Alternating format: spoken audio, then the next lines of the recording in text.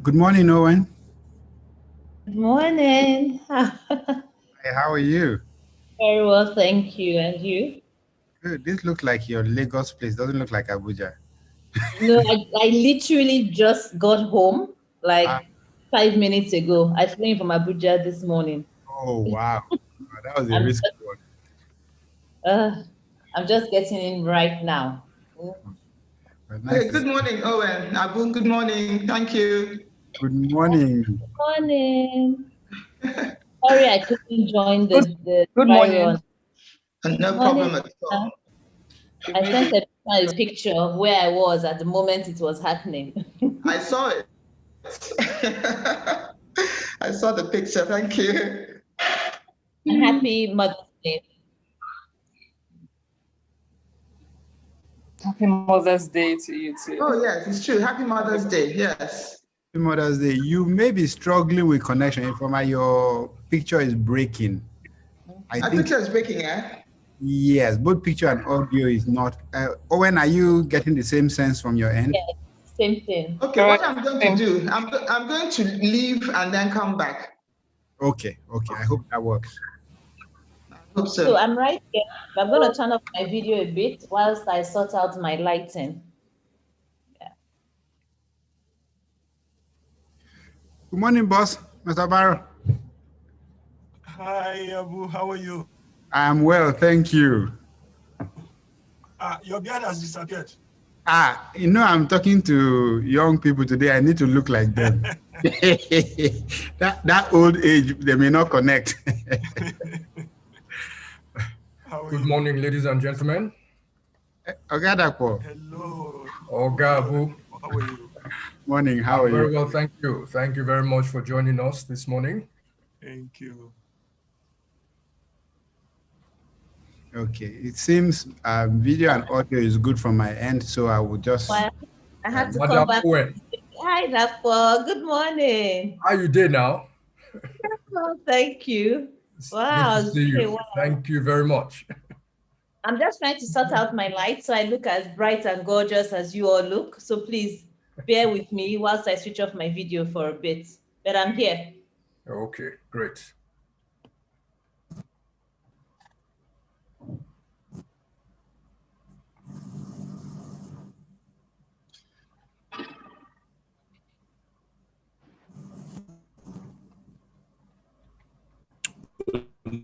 Morning, everyone. Good. Morning, Chokwe. All right.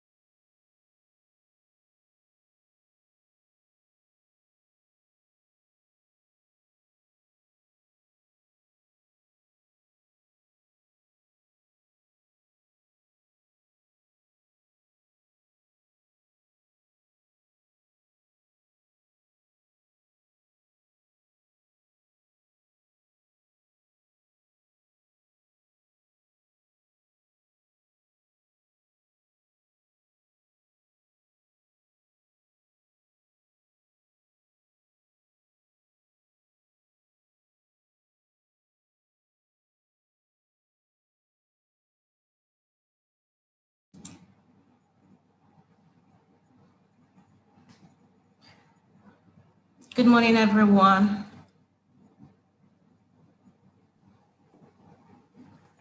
Good morning. My name is Adedoyin. Thank you for joining today's conference. Just a quick update. We'll be going live at exactly 10:52. And this is just to give the attendees some time just to settle down before we start at 11 on the dot. Mr. Topper, you have the floor by 11. Okay, receive. Thank you. So I'll keep prompting us. I'll let us know before we go live. Thank you all.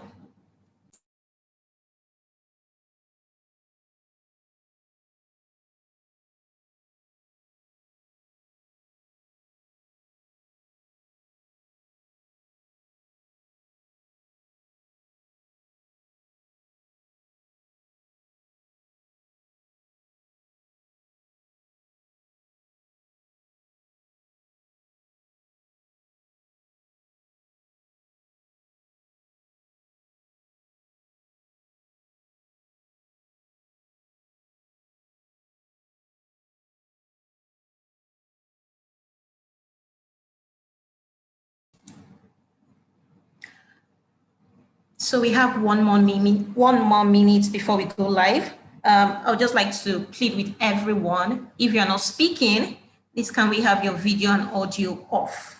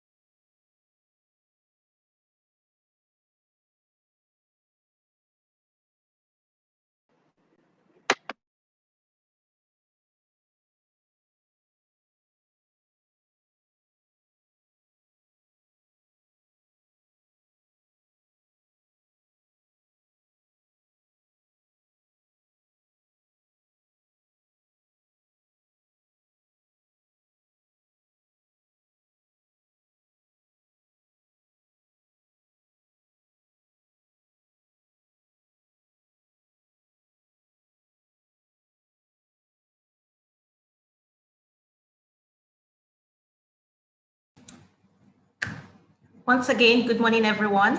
We are going live now.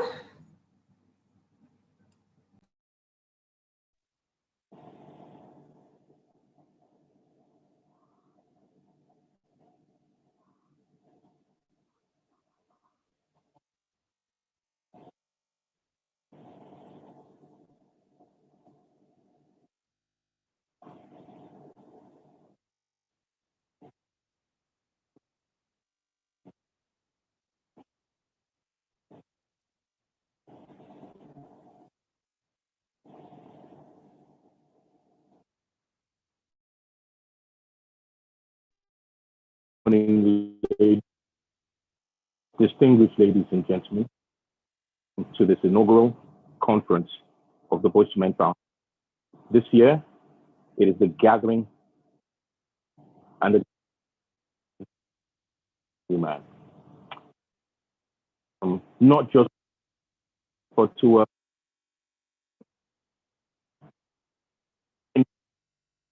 the change which we have has begun.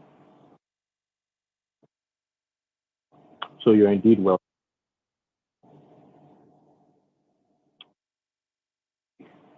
The moderator for today's event, as well as an IT consultant.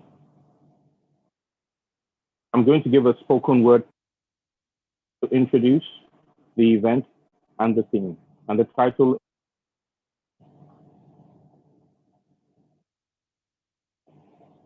Getting His Beginnings from in the beginning was He. And He that let there be, and He saw that the light was good.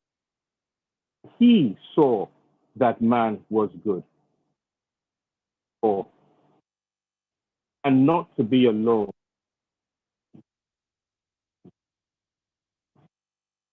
And bone.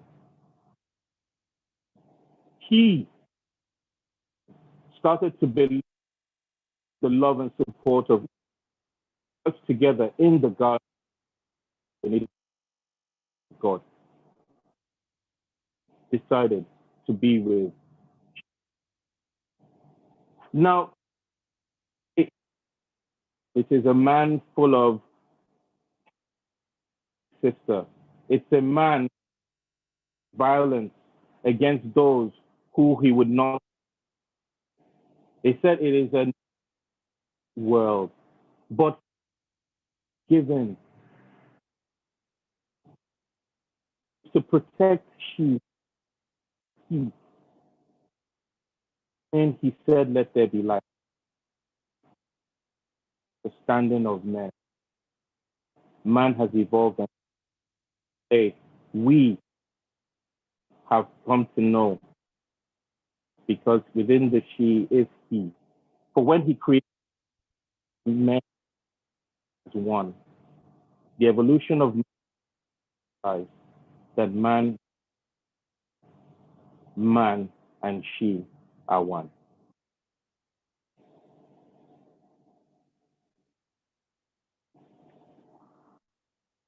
Spoken word piece has to highlight the fact that man has already been a certain role, and that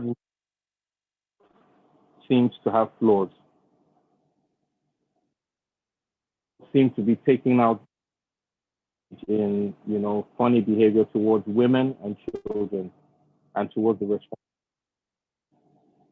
But hopefully, as we begin even this conference and this new mindset, things will begin to change. All right. The evolution of the new man is the title of conference, World Conference, and we have and the founder of MEN Foundation, Mrs. Ifoma Idigbe, to give her welcome speech. It'll be in the form of a video.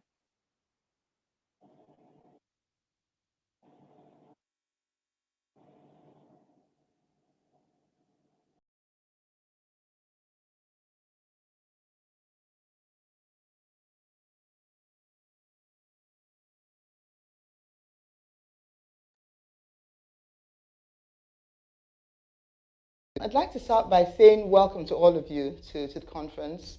We're really happy you were able to join us. It's an important step forward for us, for the foundation, to have this conference.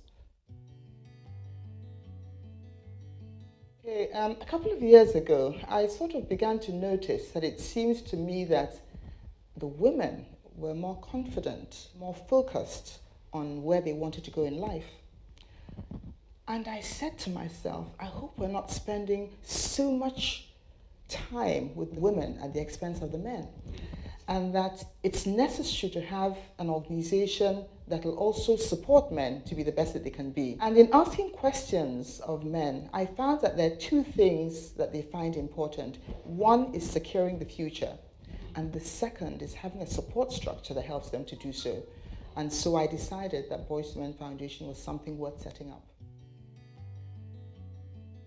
We started with monthly conversations, and we'd invite role models to come and have conversations, come and talk with young men who became part of MEN Foundation.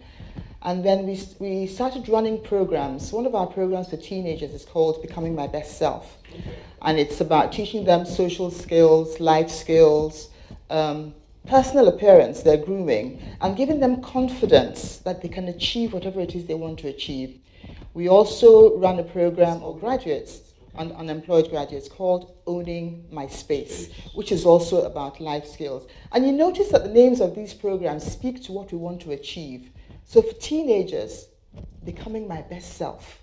And then when you're a graduate and you want to start working, you want to own your space so that you can move forward and achieve what you want to achieve. We also have podcasts. We've done podcasts on topical issues, vlogs. We started research on things like rape because we wanted to understand, why is this becoming so prevalent among the young, even in university? And so it's our hope that information or the data from that research will help understand what's going on. On the practical level, mentoring is very important. And so we have a mentoring program in collaboration with KPMG and FSTH at the moment, but we're going to expand the number of collaborations we have. We also have individual mentors. But I think that unknowingly, when we interact with people, we absorb things, the things they say, the things they don't say. And you can see pain and surprise and wonder and love and anger in people's faces. And you don't realize that all of those things just become a part of your self and your psyche.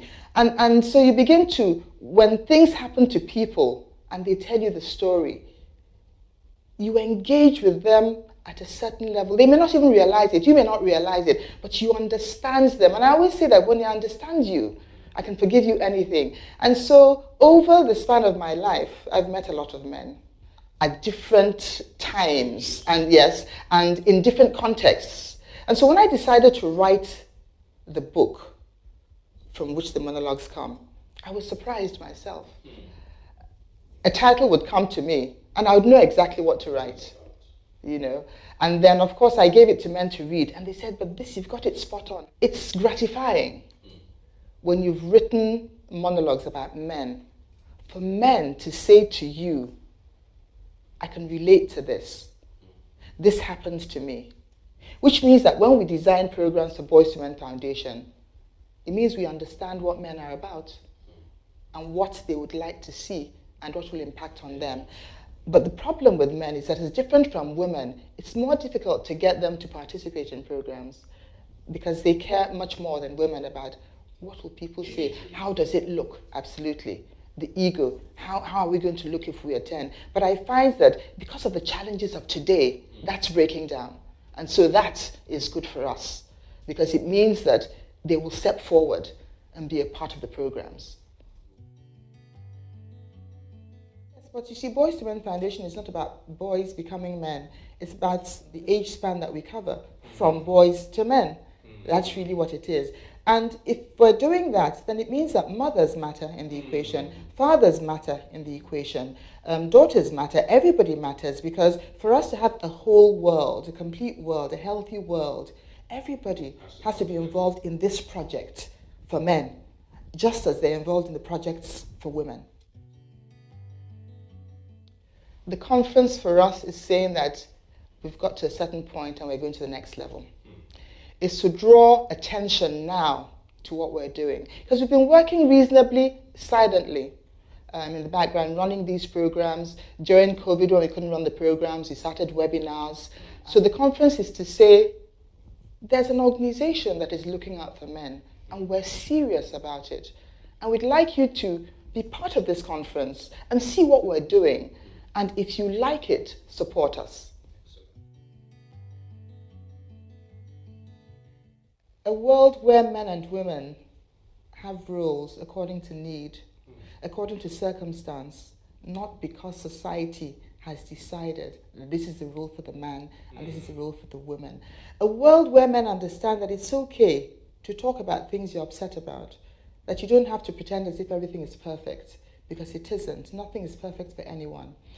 A world where men can come together to support men as well, and to say, and not to support them to, oh no, let's be oppressive. Support them in the sense of, This is our thing too. So the Million Man movement, as it were, but supported by women, because in the same way that women need men's support, men need women's support, whether we accept it or not. It's the truth. It's okay to be a man. It's okay to know that you're vulnerable. It's important to do the best that you can be, irrespective of whether you're a man or not. It doesn't matter if a woman is your boss. It doesn't matter if you cook at home. What matters is that you are confident in who you are, in your talents, in your abilities. You can be the man and look after your family. And that's the thing to do. But there are many ways to look after your family. Showing love, showing emotion, being involved in your children's lives. Those are ways of being a man, a good man. I often think of Barack Obama. He's a man. And I consider him to be the epitome of how a man should be. He's not afraid to show his emotions. And yet, he's responsible. He does what he needs to do. And he was president, after all, of the United States of America. But for now, just say, enjoy the conference and let us know what you think.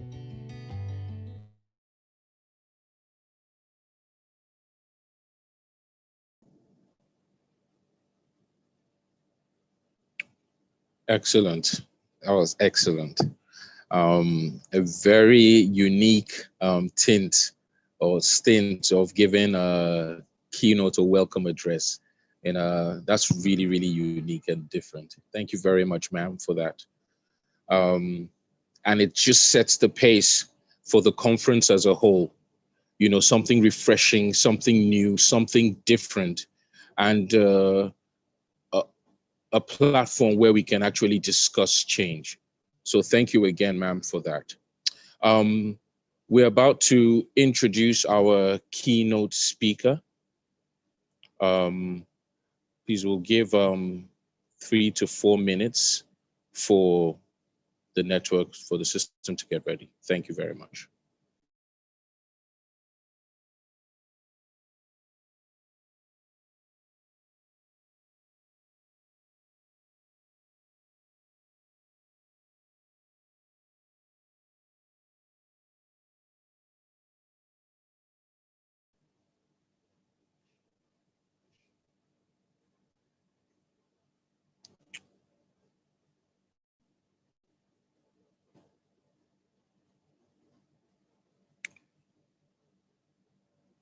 Good day, distinguished ladies and gentlemen.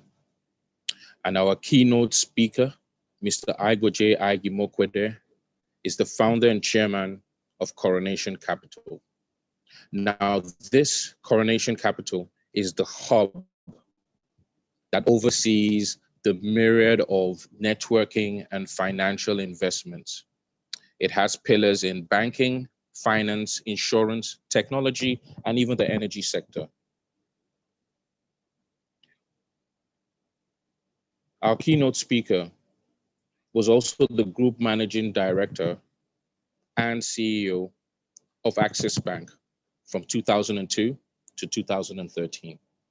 Now, this does not highlight or bring out what he did with the seed of an idea and turning that seed into one of the biggest financial service deliverers on the African continent and in the world as a whole.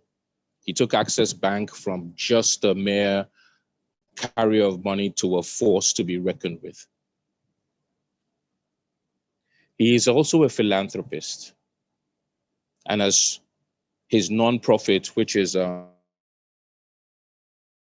governance, portends, which looks in public speaking, especially in the leadership section. He's been doing that quietly, with dignity and honor for a number of years. He is also on the board of many institutions, both international and national. He sits on Oxford University. He has the distinct honor of being a commander of the Federal Republic of Nigeria. Ladies and gentlemen, I present to you a gentleman, a philanthropist, a man who sees vision and brings that vision to pass. Mr. Aigoje Aig Imokwede. Thank you very much. I have to get you to stop because these introductions of speakers can get the speaker carried away. And so that I'm drawn back to earth from the very kind and good compliments you paid to me, I think you should stop. But thank you very much for your kind words. And I hope I hope everybody can hear me. If somebody can just indicate that everybody can hear me, please. We can hear you, sir, loud and clear. Thank you very much. Very good morning. It may be afternoon in some parts of the world. On virtual interactions, conferences, and so on, one of the great things about technology is that it kind of overcomes distance.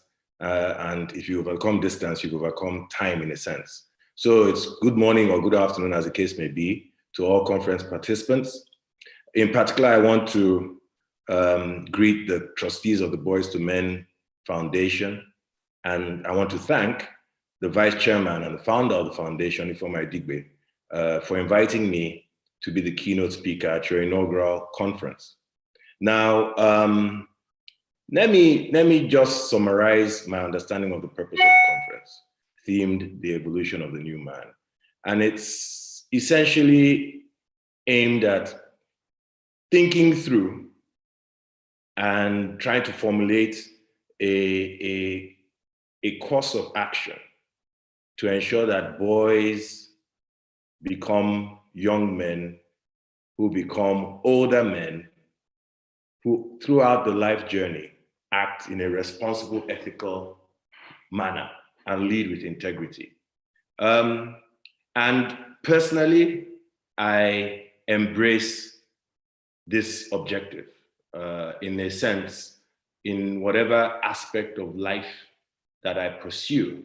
Leadership and responsibility is fundamental to the achievement of the objectives that personally I've set for myself. And the Boys to Men Foundation, who seeks simply to make the man a much, much more effective carrier of the responsibility of manhood, is one that I identify with. Now, maybe that is why I was charged to speak on this topic. Ifeoma and the trustees best know. I'm not going to speculate as to why I was considered as somebody who can bring value to this conference. But one thing is clear, obviously I'm a man. I may not look it, but certainly of a much older generation than that which the foundation is centered upon. However, of course, I have once been a boy, a young adult, and the man that I am today. Probably more importantly is that I've been blessed to have around me a number of people who you could describe as playing the role that this foundation seeks to galvanize, the role of individuals, man, woman, of whatever age, who mold, who mentor, who influence the man, the young man, to becoming the ideal man, so to speak. I don't know if I have lived up to these ideals. Certainly, I don't think I can be considered anything like Barack Obama. But if for whatever reason, the choice of me today seems to confer on me some credibility from this excellent organization and foundation, thank you very much. Now, I would be the first to accept that there is a difference between man and woman. And I'm saying male and female. I accept that.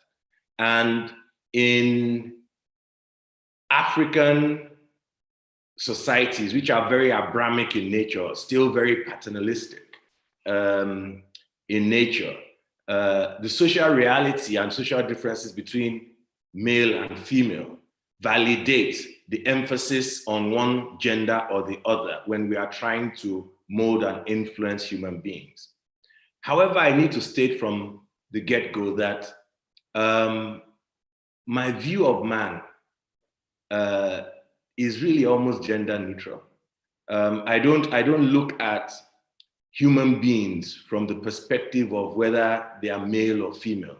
Human beings are Homo sapiens, and they're a species of being on this earth who, by God's decision, was given license to take dominion of this planet upon which we live. And you will find indeed that the etymology of the word man seems, in fact, it doesn't seem, concurs with this reality. And it's important for you to understand my worldview, because as we come to the tail end of my discourse, you will find that the understanding of male and female is blurring somewhat in the world we are today. But I just spoke about dominion. It's Sunday. I have license to be scriptural.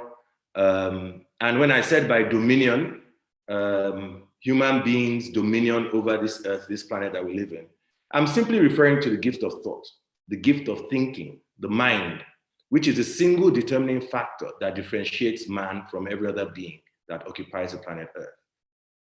That gift that God gave us in creation, to think above and beyond any other species on Earth, we don't know about the other planets, but on Earth, is what gives us dominion to lead, to have authority over all the species. And that's what defines the human race. So I hold the belief that, and it's factually and scientifically true, that man, whether male or female, as a human being, is gifted by God to think at a superior level to any other being. And spiritually and factually, and by factually I mean from an anthropological sense, a biological reality, this gift of thought above every other being comes with a responsibility of stewardship and leadership. In other words, the one being on this earth that has the greatest capacity to preserve and grow the planet or destroy the planet and all other beings that exist within it is actually the human being. Dogs cannot do it, ants cannot do it. And when you think about the capacity of viruses to do it, right, then imagine the capacity God gave us consistently through mankind to think through a solution to a virus. It may interest you to note that the etymology of the word man reveals actually that word is gender neutral. It means person. The word man means person. It wasn't until about 1,000 years ago that the word man began to refer to male as distinct from female. And actually, it wasn't until the late 20th century that it was almost exclusively used to refer to the male species of human being. Now, before man, okay, was referred to in a male gender sense, the word man meant the word male human. Let me explain. Before the word man, okay, comes from the word wer, W-E-R. Now, in describing the male human being, the word used was were-man. This word, were-man, almost completely died out around 1300. But it survives in the words that you hear, werewolf, which means man-wolf. Women at that time were referred to as wif or wif man, meaning female human. So what you find is that the consistent word for human being was man, for man, were man, for woman, wif man, okay? And wif man became woman, retaining its original woman, meaning of woman. So the word wif actually evolved into the word wife. But I want you to take one step back, and I just simply went into etymology to kind of show that it wasn't as if the word man began with man and woman. No, it was just man. And wereman to describe the male species, and wifman to describe the female species. But more importantly, what does the word man mean? The word man means thinker. Men actually is a word that describes the act of thinking. Men refer to those who have a cognitive mind, the being that has a cognitive mind. Okay? And I'm speaking now of centuries or thousands of years history of language. So even the original man, so to speak, understood that the distinction between the being described as man and other beings was the fact that we have a cognitive mind. So man originally referred to all human beings. And I stress this point because much of that which we are going to discuss is as relevant to females, such as my wife and 3 daughters, as it is to males, such as my son and I.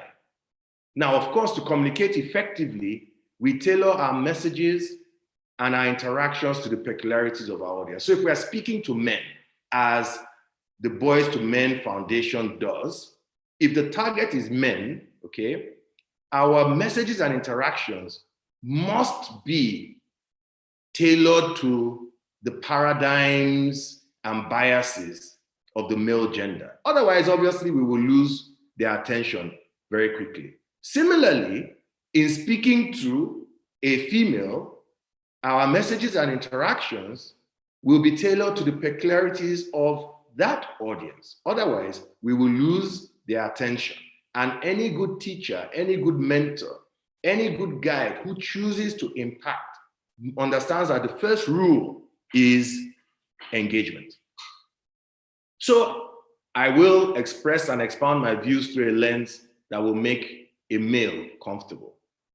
But lens aside, I just need to state upfront that what makes any human being a good, ethically minded leader is the same whether male or female. You cannot be a bad human being and yet a good man or good woman. To be a good man or to be a good woman, you must be a good human being. And it is the same defining issues that determine whether or not we are good human beings.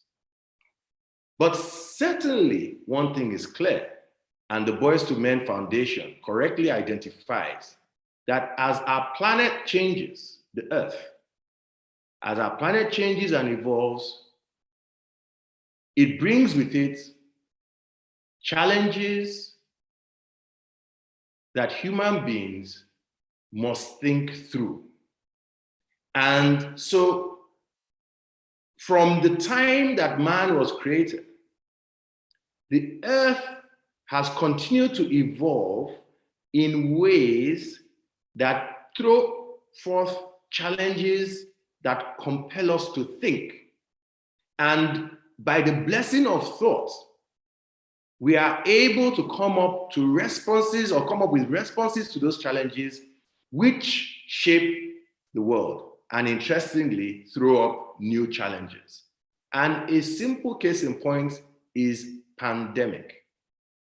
So you have a health pandemic that throws up medical, financial, social, and other challenges. And the human being, in the context of this changing and evolutionary planet, will respond through thought. And that capacity to think influences how we will deal with these evolutionary changes, for better or worse. Now, I use a pandemic simply because all of us are living the one in a lifetime reality of a pandemic. I never imagined that I would live through something like this during my lifetime. But c'est la vie. It is the way of the world. And there are so many things that have happened over the last year. So many things that have happened over the last year that speak to the capacity to think. Think about how heads of state have acted in response to the pandemic. Think about how you have acted in response to the pandemic. Think about what makes an individual go to a stadium full of people who are not wearing masks when you know it's a super spreader event. Think again about what makes us go to a party in Lagos that ordinarily is a super spreader event. But let's park that for a minute. Permit me to turn to the Bible. It's Sunday after all. In the book of Genesis, we are introduced to Adam, the first human, a creation of God, who happens to be male. Shortly thereafter, a female human, Eve, is created.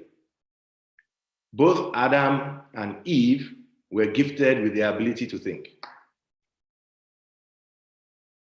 Essentially, that ability to think gave us the power of choice.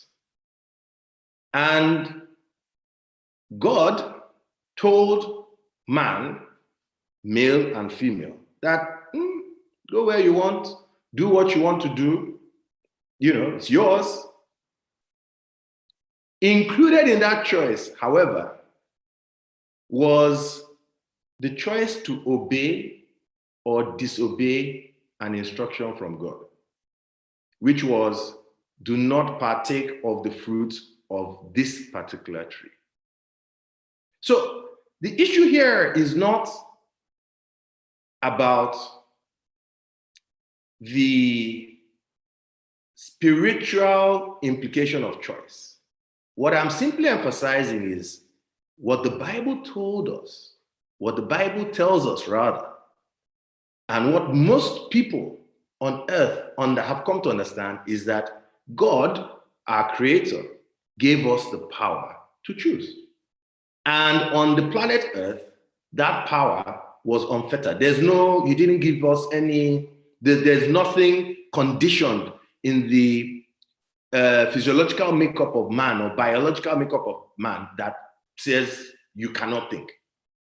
All of us have the power to think. Now, most of us know how the story ends and what the consequences of an act of disobedience meant. Essentially, by making a choice to disobey, it marked the end of the idyllic, perfect state of human existence that man enjoyed before we chose to disobey God, the higher authority. Now, whilst this indeed speaks to the almost immutable nature of mankind, which is to make laws, and these laws could be legal laws or social laws, which are just normative. So some laws are actually cast in an act, legislated formally. Some laws are not formal, but both of them can have fundamental consequences. There are laws that say if you do certain things, you are killed. And it's entrenched in even constitutional provision. There are laws of man that say if you do certain things, you'll be killed, even though there's no law that backs it. There are certain things, if you do it, I can assure you, nobody's going to go to court before they kill you. Now, the point here is not about obedience or disobedience with respect to law.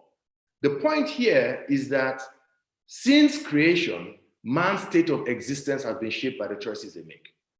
And that human beings, given this superior ability to think above all human beings, have the highest order of power of choice on earth. This is very, very, very important.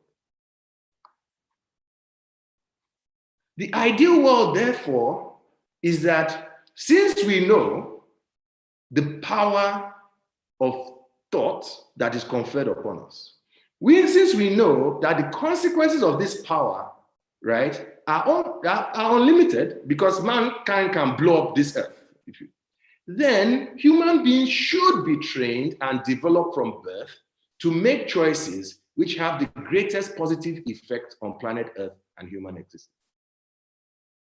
That's the ideal. And that is what the Boys to Men Foundation recognizes.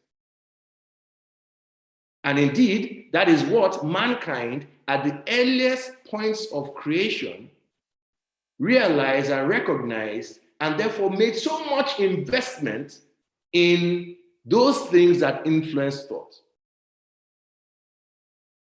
Philosophy, history, law, ethics, things like that.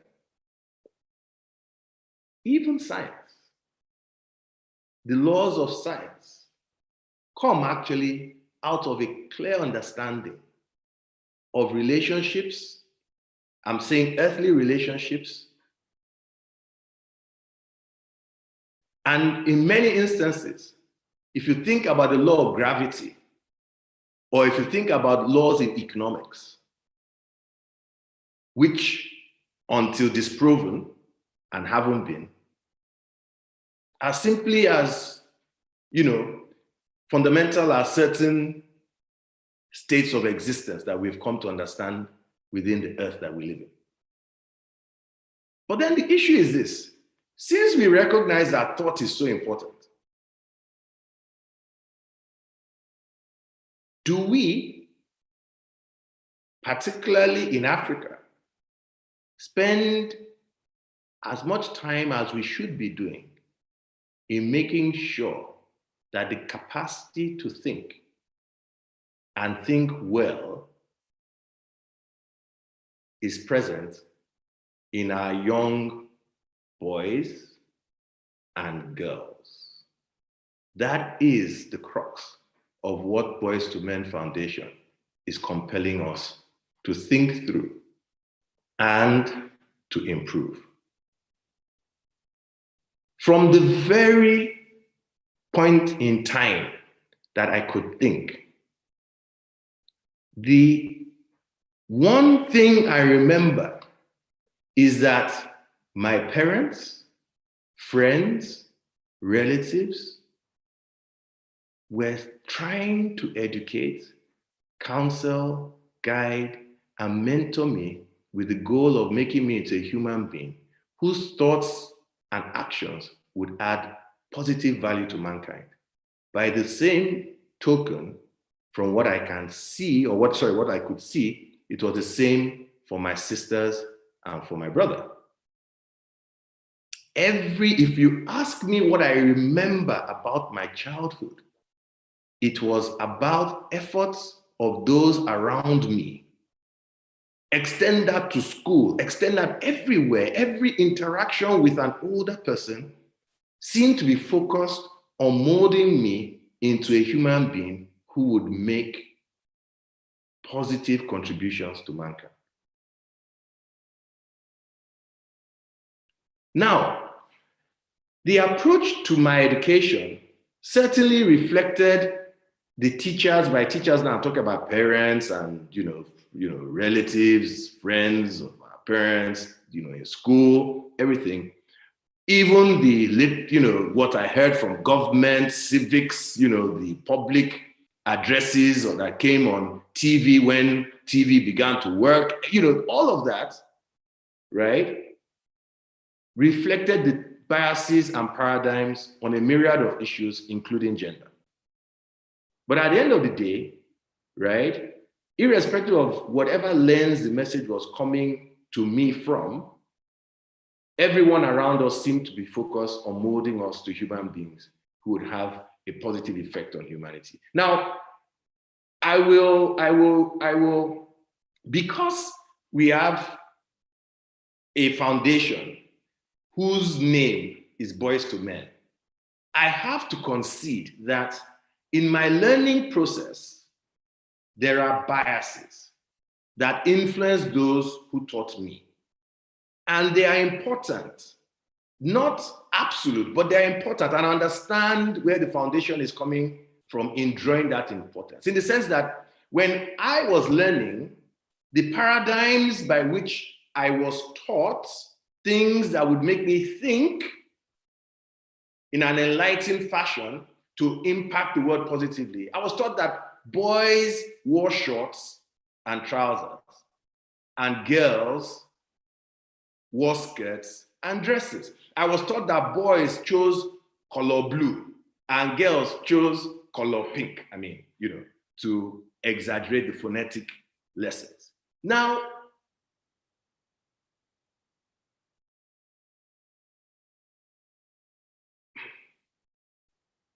it's a reality, it's our reality.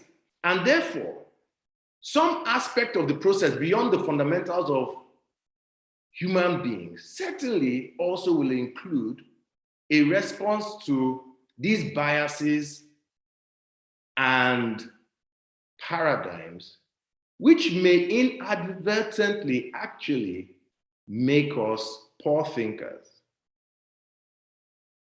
They may actually be advertent, and I will come to one, okay? So biases and paradigms actually matter a lot. Now, the founder, Ifeoma Edigbe, and other stakeholders of the foundation are concerned that the young male is not well prepared to face the complexity of the new world. Because those biases,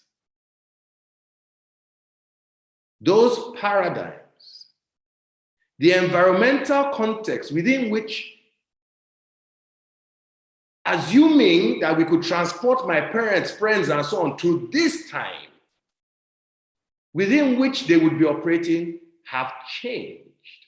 So even if they were as diligent and committed and focused as things were, and they were back then,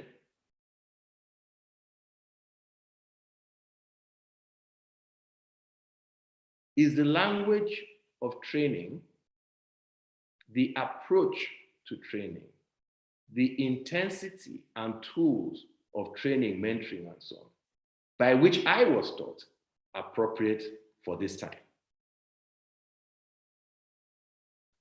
The founder and stakeholders are concerned that with the complexity of the new world, the young male today, and even though I do not see a geographical limitation to the scope of impact that this foundation pursues, from what I've read and see, it seems to be centered on Nigerians first, maybe Africans, and then others. So the Nigerian youth, the Nigerian young man, the African young man, is not ready for the forces that will shape and influence their thoughts and the context within which they will make choices. The foundation fears that because they are not well equipped, they are likely to make poor or bad choices with attendant negative consequences. Let me give you an example. I will take an example which is very real, but which today you may consider extreme, but indeed actually 100 years ago was not. Slavery was once deemed to be a normal aspect of human life, as recently as 160 years ago. In many societies across the world, including in Nigeria, the practice of slavery was very much a standard practice and a way of life. It therefore required a much higher level of enlightened thinking for any man at that time to make choices when they faced ethical and legal or moral dilemmas that slavery was wrong. Now, think for 1 minute about those who were in the vanguard of ending slavery or ending segregation, ending apartheid. in those societies where indeed such biases and paradigms were entrenched.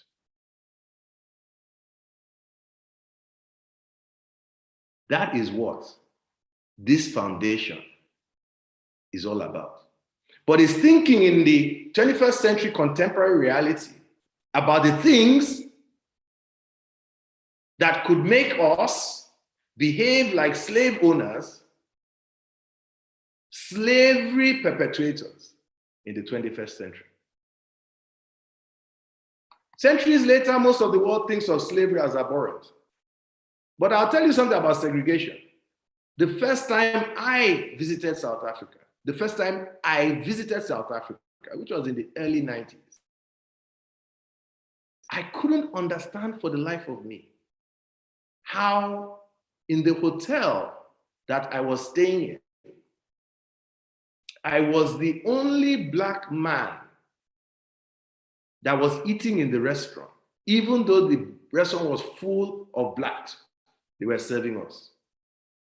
I was the only Black man who was in a hotel room, even though throughout the experience of cleaning and service, it was Blacks. It was a white man who drove me from Johannesburg to this rural hotel. So when you think about the young Black man in South Africa, or the young the young Black boy in South Africa, or the young white boy in South Africa, it is wrong to assume that that boy, Black or white, is born or made ready to think in an enlightened fashion, however smart they may be. That is simply not true. And so this conference compels us to examine the new order of the 21st century and to question emerging legal and ethical dilemmas and determine whether or not we are preparing our young men and women for enlightened thinking and enlightened choices. Given the limits of time, I'm going to restrict myself to the issues contained in the founder's brief. 4 issues that we should talk about: employment, technology, media, and gender. I've left gender to last because, as you have seen, whilst very relevant, I don't think we will be giving full service. We will be doing justice to this great initiative that Boys to Men's Foundation is driving if we are unduly focused on the gender issue. So let's start with employment. And just for us to have common understanding, I want to pick on 2 definitions. The definition of employment and work. It just helps. It will help you follow me. Now, the term employment is defined as any activity to produce goods or provide services for pay or work. The term employment is defined as any activity to produce goods or provide services for pay or profit. Work is defined as an activity performed by persons of any sex or age to produce goods or services for others or own use. Employment is a form of work. Now, clearly from these definitions, and if you have a working and simple understanding of the economics of production and the economics of growth of the world, you will see that the world grows and develops by the production of goods or services. And work is that activity by which goods and services are produced. The reward of work reflects the value ordinarily, unless there's a corruption of the process. The reward of work reflects the value that my contribution in terms of production of goods and services is deemed by the world that consumes those goods and services.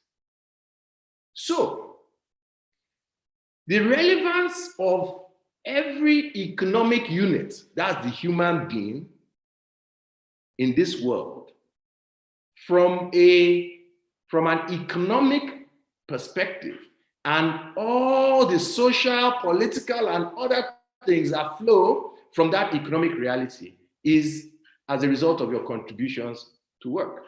Simple. Now, again, this is not about saying there is elitism or there is no elitism, that is the world fair, the distribution of roles or distribution of wealth. Let's leave that and pack that to one side. The reality, however, is simply this. Your value as a human being, given the way the world has chosen to interact socially, politically, and economically, is a function of how the world deems the value of your contributions to work. It's the reality. I can't change it, you can't change it. And therefore, particularly more so in a patriarchal society where the male species has an expectation of being first in line amongst the two species in terms of that contribution. Almost worketh, maketh the man.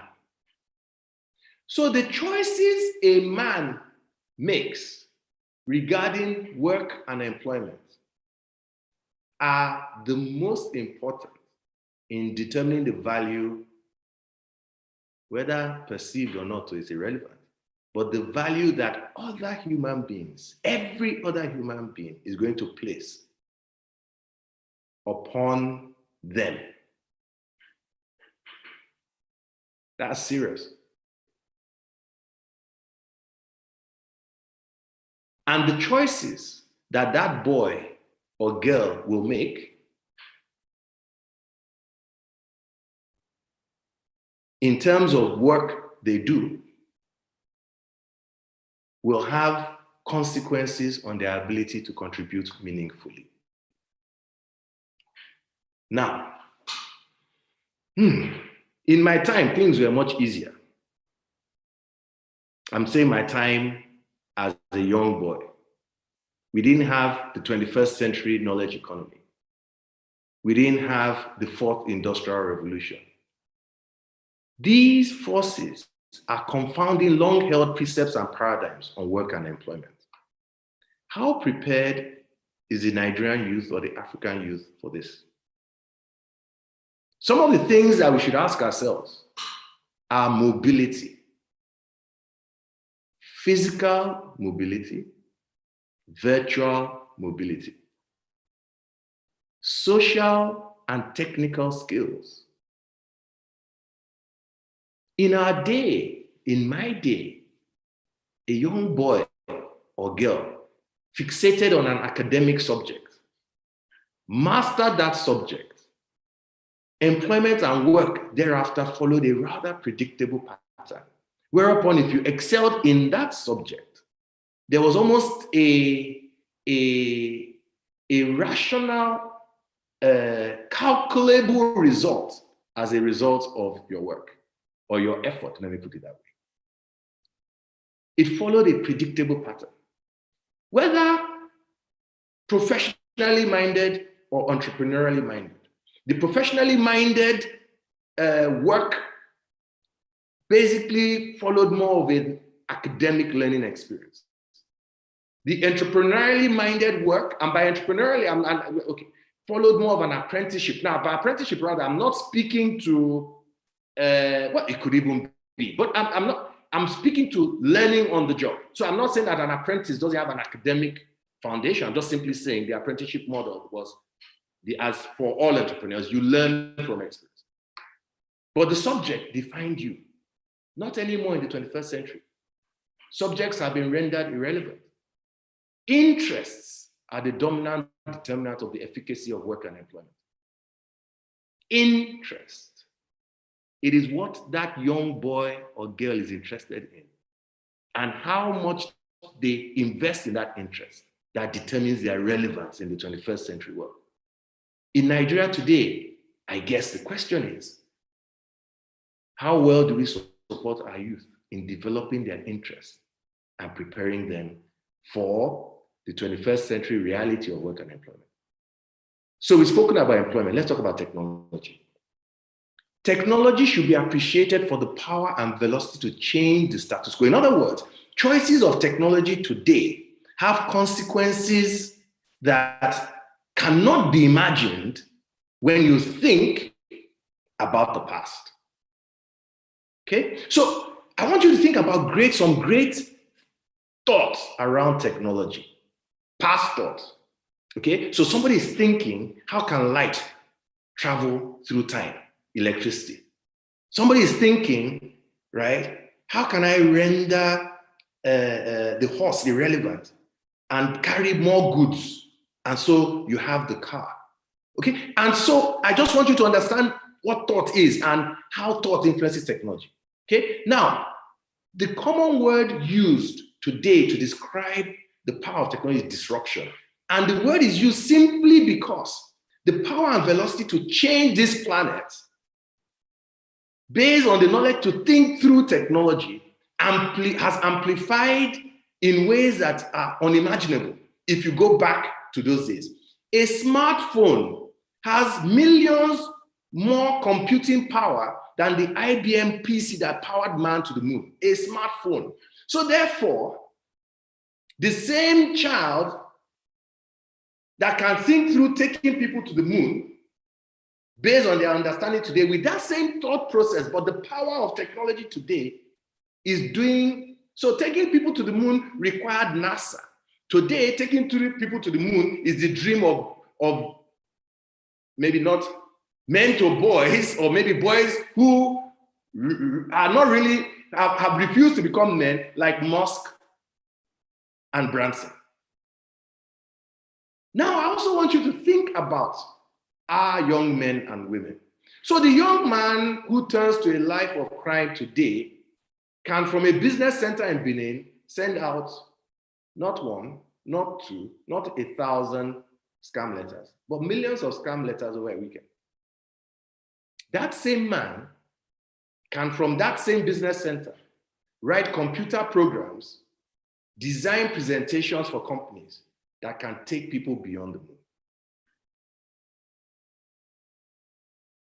What type of thinking are we putting or conditioning our young men in Nigeria to think? What type of thinking are we preparing them for? So we've gone through technology. I want us to speak about media. We started with employment, went to technology, media. The last is gender. The media I learn most things about is no longer putting on the news or the newspapers. In fact, I'm not in Nigeria at this point in time. But however, I'll tell you something. Whether I'm in Nigeria or outside Nigeria, most things I learn about what happens in Nigeria comes from people who are not physically in Nigeria. People who are living tens of thousands of miles away from Lagos or Benin or Kaduna, up to 12 time zone hours difference. But they have an interest in Nigeria. And so they follow the media. And through social media and through technology, they hear news before I do. Maybe also it's a reflection of the fact that I'm not really that keen on following social media. The point, however, is that social media has simply changed the dynamics of established media organizations.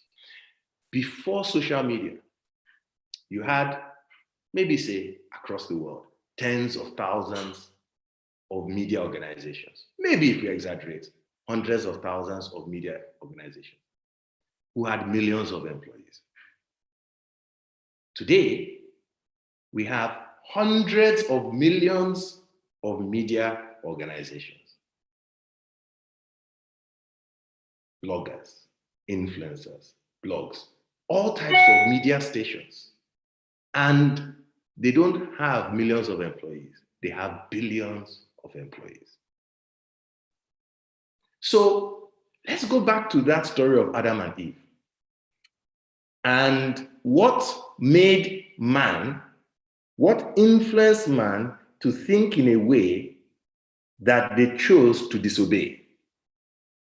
And we are told the story of the snake whispering into Eve's ear repeatedly. Today, you have billions, 7.9 billion people whispering into each other's ears, influencing their choices. And then finally, gender. So I was born in 1966. At that time, it didn't take me long to know that there was a difference between me as a boy and my elder sister, who was a girl, between my father, who was a man, my mother, who was a woman. So I knew that there were boys and girls, and I knew that there were men and women. And based on my understanding, I, a boy, would become a man like my father.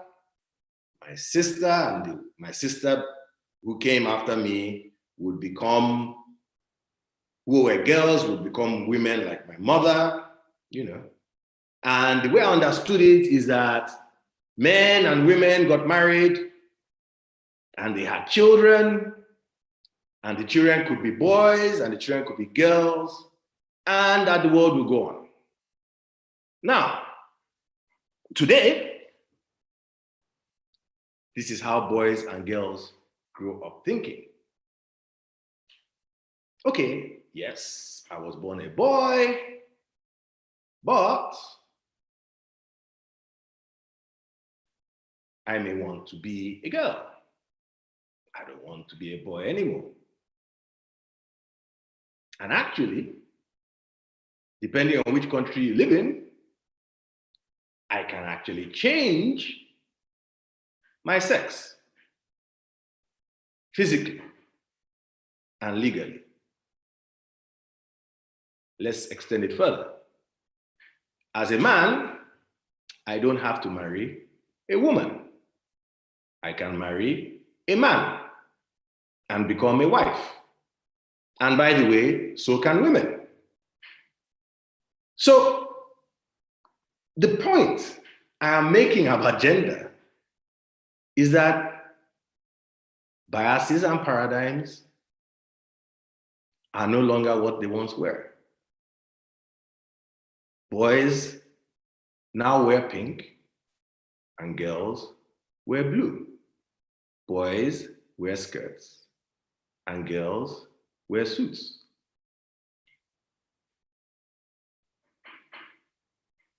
It's not about whether I like it or whether I don't like it.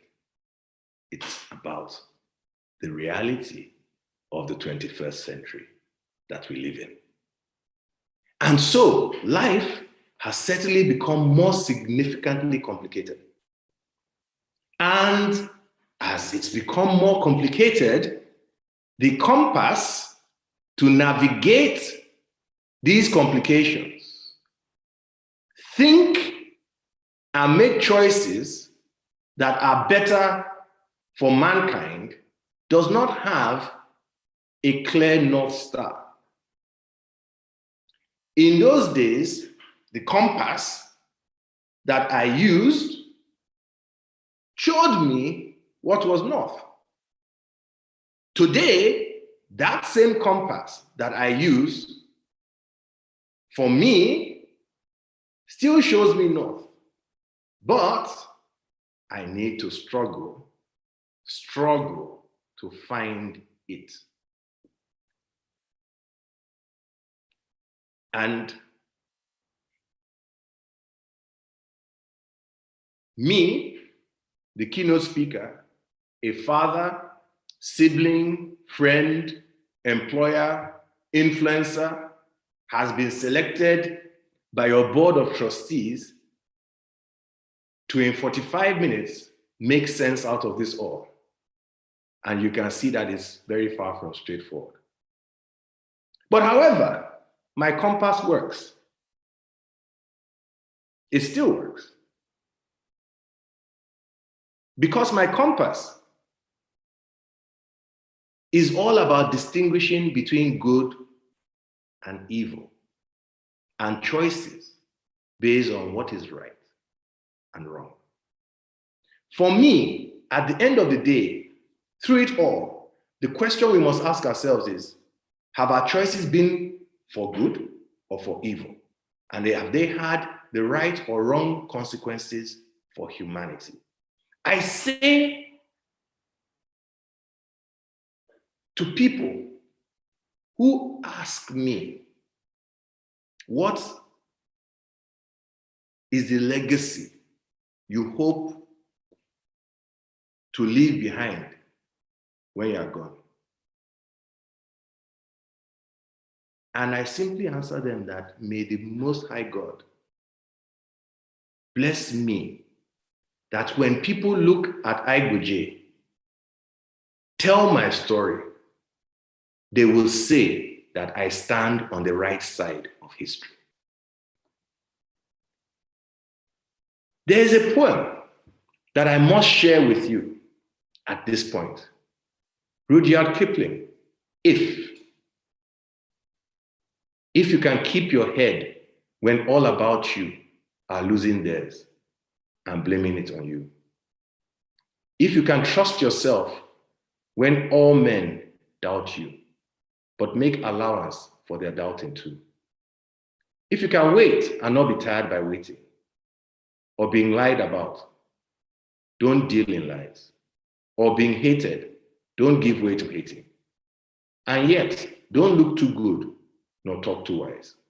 If you can dream and not make dreams your master, if you can think and not make thoughts your aim, if you can meet with triumph and disaster and treat those two impostors just the same, if you can bear to hear the truth you've spoken, twisted by knaves to make a trap for fools, or what the things you gave your life to broken, and stoop and build them up with worn-out tools.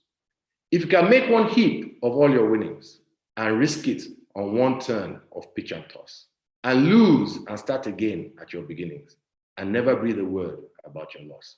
If you can force your heart and nerve and sinew to serve your tongue long after they are gone, and so hold on when there's nothing in you except the will which says to them, hold on.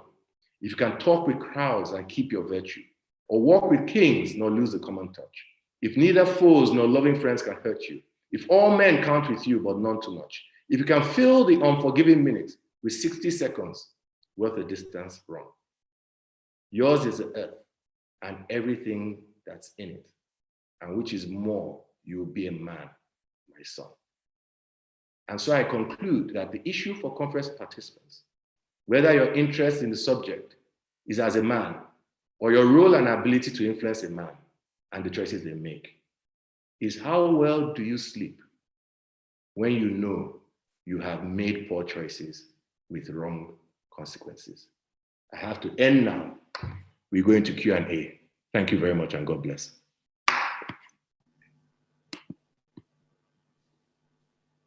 Thank you so much. Thank you very much. At the beginning of this, sir, you said you were not really sure why the Board of Trustees chose you to give this keynote. I have a feeling that now at the end of it, we all know, and even you are more sure why. For wisdom speaks true wherever it is. And thank you so much for sharing this wisdom with us, for highlighting the. Anyway, I don't want to talk too much because we've said a lot of that. But thank you very much, sir. That was indeed revealing, enlightening, and something that we can hold on to for a very long time to come. So I'm going to throw the floor open for questions, and I will just read from some of the questions that have already been sent in for you based on the chat. I must say, sir, that first off, First off, you taking the issues away from saying that it is not gender, this is not a gender issue at all, was fundamental to the whole speech. And I think the forward thing of the conference is not a gender issue, it's a human and a person issue. Okay, so the first question, sir. All right. How well do we support our youth in the pursuit of their interests? Yes, the question, I can't really see who wrote it, but it says, sir, you mentioned that in your dissertation. So how can we support our youth in the pursuit of their interests and their callings, especially in the situation we find ourselves in here and now? Yes, that's a question, sir. Okay.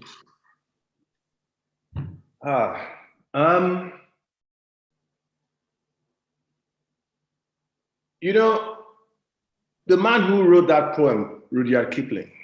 Rudyard Kipling, If. He wrote it for his son.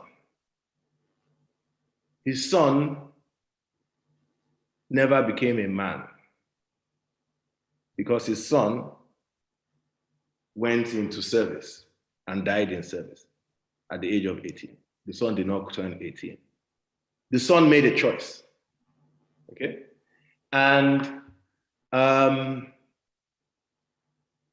I have a child who is an activist. And I didn't know that my child was an activist until, was such an activist, let's put it that way, until I read in all the papers, well, not in some newspapers in a country, front page, do you know who this girl is? With her picture on it. And the reason why they were asking the question was that he had mobilized thousands of people to protest against brutality to the Black man. And, you know, at the time she was under 18. Well, yeah, about 18. So, as this unfolding process went on, and the protests now turned from thousands to tens of thousands and hundreds of thousands, and she's leading this protest, or this process, or one of them leading this process. How do you deal with that? How do you support that interest? And I guess there are people on this call who ask themselves, when Nigerian youth took a position against police brutality, how do you support their interest in speaking power to truth and pursuing a cause that is real? Now, I know that in every process there will be mistakes made. And when I say mistakes, I'm not saying mistakes that are, mistakes. We all make mistakes. Even as I speak today, I will make a mistake. As you listen to me, you will make a mistake in listening.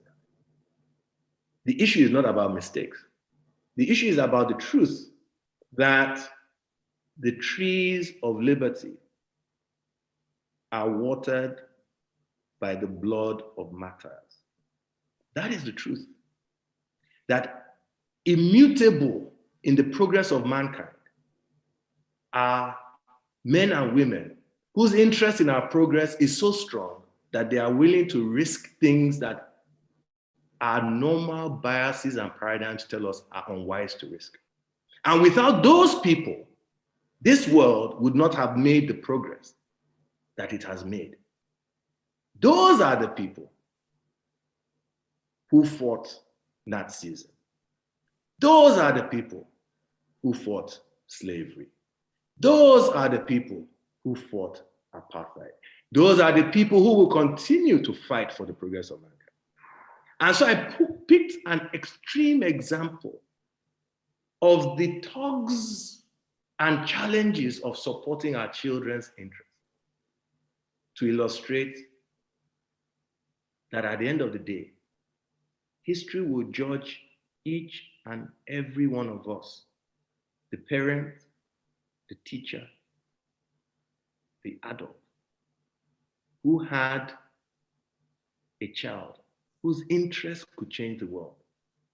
And for want of our own fears, our own limitations, instead of giving them or allowing their wings to unfurl and allowing them to soar like eagles who could change the world, we clipped their wings. That's my answer. Thank you very much, sir. Thank you very much again. It seems like your answer seems to cover even more than the questions. Anyway, let me go to the next one, because there were two other questions, but your answer has covered this. This question is from Ejiro Onokpare, and he asks, is informal training and apprenticeship not taking the place of formal academic processes? Is informal training and apprenticeship not taking the place of formal academic processes? Okay, Ejiro. It's a great question. Maybe I should flip your question and in so doing answer it. What is formal training and academics today? Perhaps the issue is informal training taking more of a prominent role than formal, if you like, academic schooling? No. I think the issue is more, how do we make the formal academic curriculum more supportive of those practical apprenticeship type aspects of learning that are. So why must the brilliant scientists drop out of school? Because they feel that the learning experience is no longer of value to them. Why must the brilliant musician drop out of school? Or the brilliant athlete drop out of school? Okay, now, not all drop out of school. Some do indeed. So they don't drop out because they are not. I can tell you Michael Jordan could have completed school, Tiger Woods could have completed school, I can go on and on and on. But the formal training paradigm seems to suggest that you clip the wings of the student, you clip the wings of the apprentice, and that is what they run from. So the issue for me is, and there are schools, and schools are changing the definition of school all over the world. There are brilliant new concepts of what a university can and should be and teach. And indeed, if you go to Israel, okay, I went to Israel and I learned something. You know, still the Israeli army has the first choice of the best students out. The best talent that comes out of Israel. And so they did some analysis and they realized that the most productive time that you have scientific thinking that leads to breakthrough outcomes is actually between the ages of 16 and 25. Okay, across, that's just given. Now, I'm not saying that scientists after 25 are no longer productive. But if you go and check any of them, the thinking that we give them Nobel Prizes for started at the age of 16. And so they realized that compulsory military service in Israel starts, I think, about 23 or something like that, or between. And they realized that during that compulsory military service, they were basically missing out on the best thinking, the best thought that can help Israel defend itself, which is the most important constitutional requirement for the people of Israel.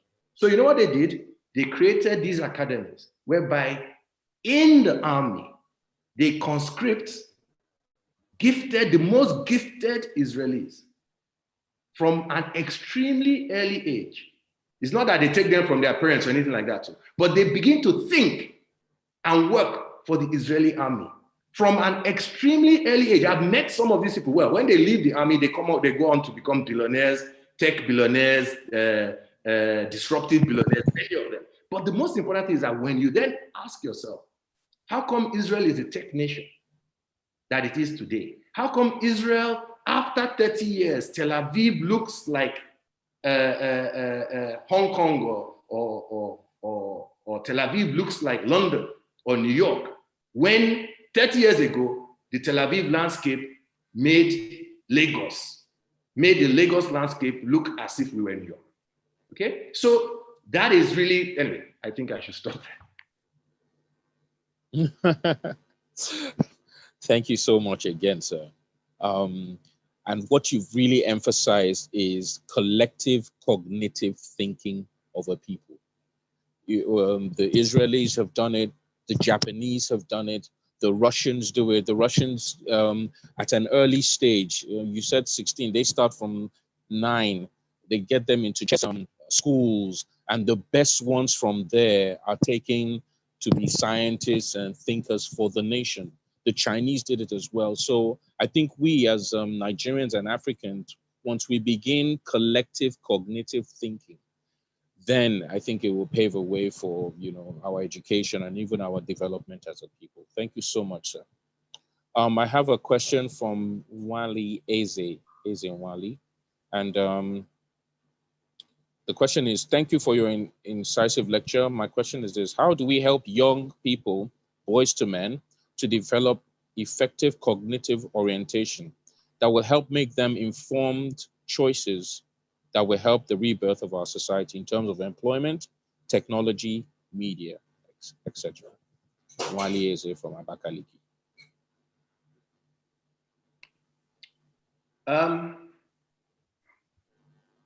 Our curriculum in Nigeria, our learning curriculum needs a lot of work.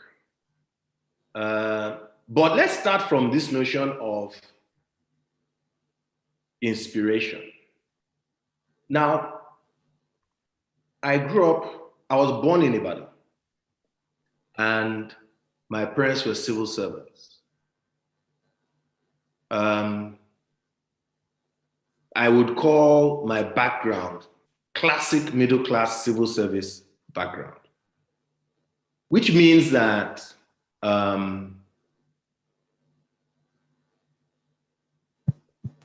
ordinary,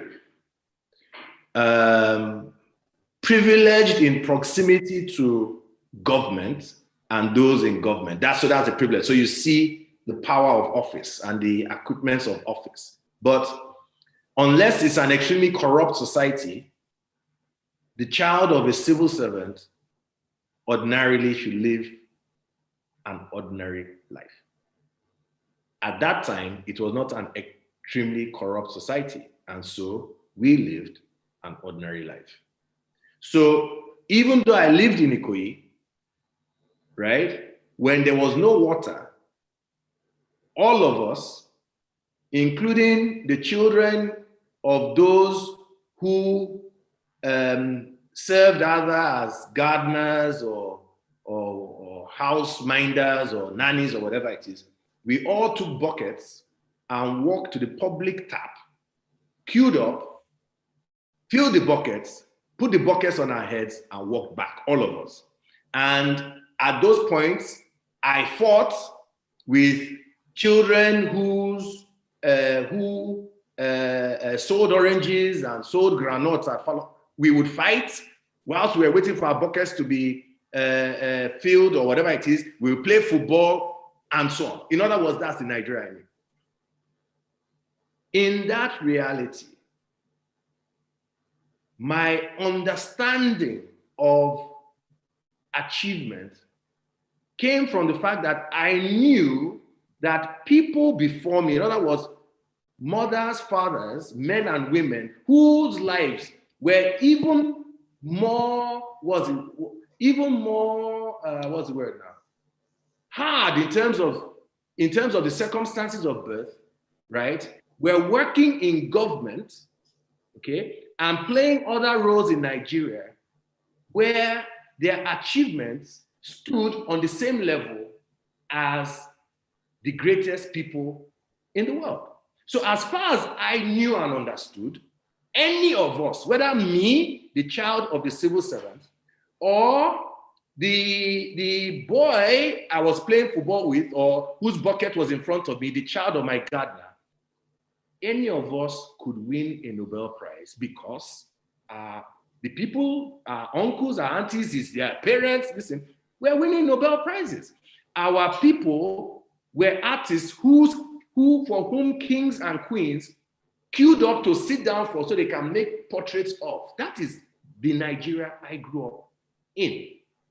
So to begin with, all right, fundamentally, my life as a young child in Nigeria was a life that conditioned me to believe that the Nigerian soldier was the greatest soldier on earth, the Nigerian athlete was the greatest athlete on earth, the Nigerian civil servant was the greatest civil servant on earth, the Nigerian pilot was the greatest pilot on earth, and I too, I wanted to be one of the greatest. Simple.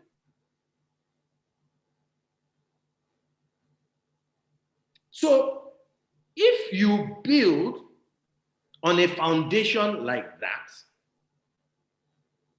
it is very difficult to hold that child down, irrespective of how weak the educational experience is.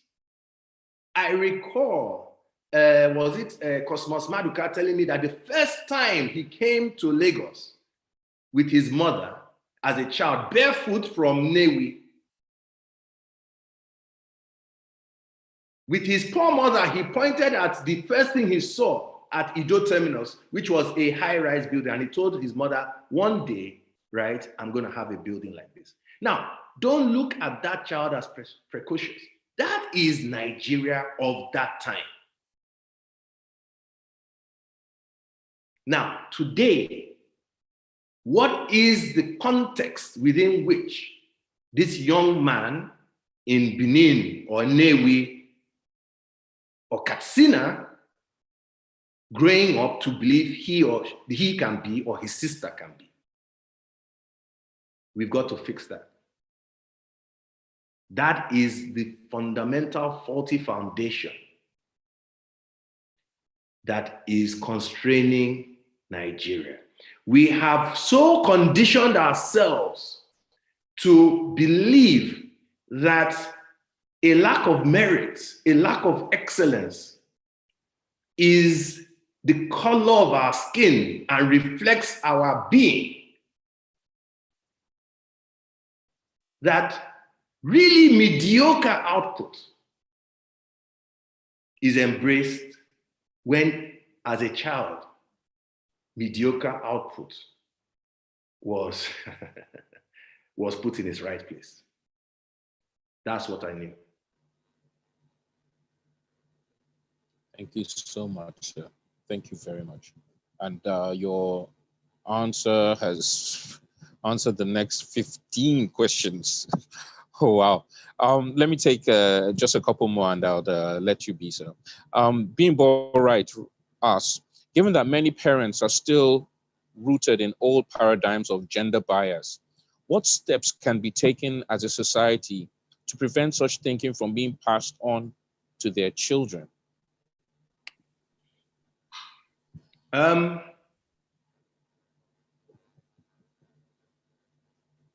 Well, the first step, of course, is for the parent to strive, and I pray that unfortunately, we many times can hold and embrace the reality that we are victims of circumstance. But even if that's a reality, we can change that. But there's a film about this white Ku Klux Klan member who chooses to actually leave the Ku Klux Klan, which is which was, let's just call it an organization for the for the entrenchment of apartheid, of white supremacy, and things like that.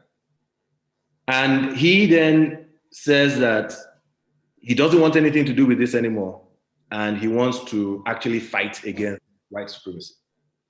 And it's a great film because it speaks to the distrust of the Black man who knows the circumstances of this, the reality of this person. It speaks to what happened amongst his own family and the people he knew when he broke away from them and so on. Now, I use that example to speak to, let's assume that everything you grew up with, for whatever reason, in the context of today, is inappropriate to make you and those who you influence an enlightened right thinker. How do you deal with that personally? And let's pray that those are not your circumstances and you don't have that added burden. For those who are blessed by God to know the difference and to know what is right, then you have that responsibility of taking that child, man or woman, from the time that you are gifted with that child by God. You have that responsibility and accountability to teach, to counsel that child in the way of good and right, to let that child be able to distinguish between wrong and evil, and to support that child every time the child is in pursuit of good, whatever it takes, and not to support that child when the child is in pursuit of evil, and to sustain it throughout your lifetime. If all parents were to do that, this world would be a very different place. Excellent. Thank you so much, sir. Because of time, I will just take one final question, and it's from Sadiq Mukhtar, and I think he's not in the country. And he asks, thank you very much for a well thought out presentation. I wanted to ask if you can elaborate further on how we can support our boys to men who choose to behave or act more like the opposite gender. It's becoming a trend. So I think you mentioned that in your dissertation earlier on, where boys are wearing pink and the ladies are in suits. So and it seems to be a trend now. How can we deal with that? Okay, so the question was, how can we deal with men who choose to be more like the opposite sex? Okay. And vice versa. Oh, so you added and vice versa. I hope. Yeah. Right. No, I just added the vice versa. I guess that's okay. And the reason why I simply did that was that, I mean, it's not a binary issue. It's just like I said, it's a human issue. So the first thing is that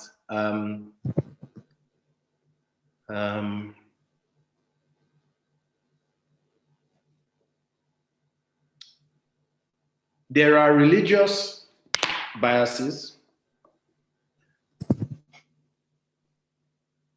Okay. There are legal biases. There are physical biases and other biases that define our understanding of the opposite sex, wherever you stand. Okay, all right. And what I want, it was Sadiq who asked the question, right? Yes. What I want you to understand is that the child born today does not see it anything like the way you, who were born several decades ago, see it.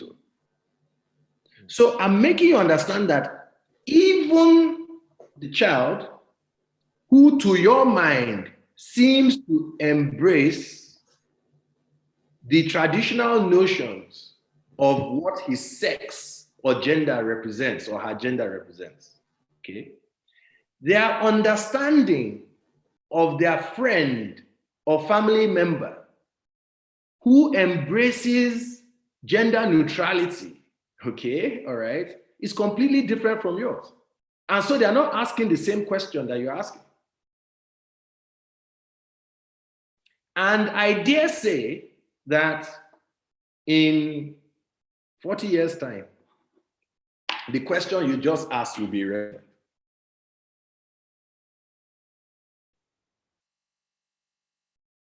You can't stop it. The issue is not trying to stop it.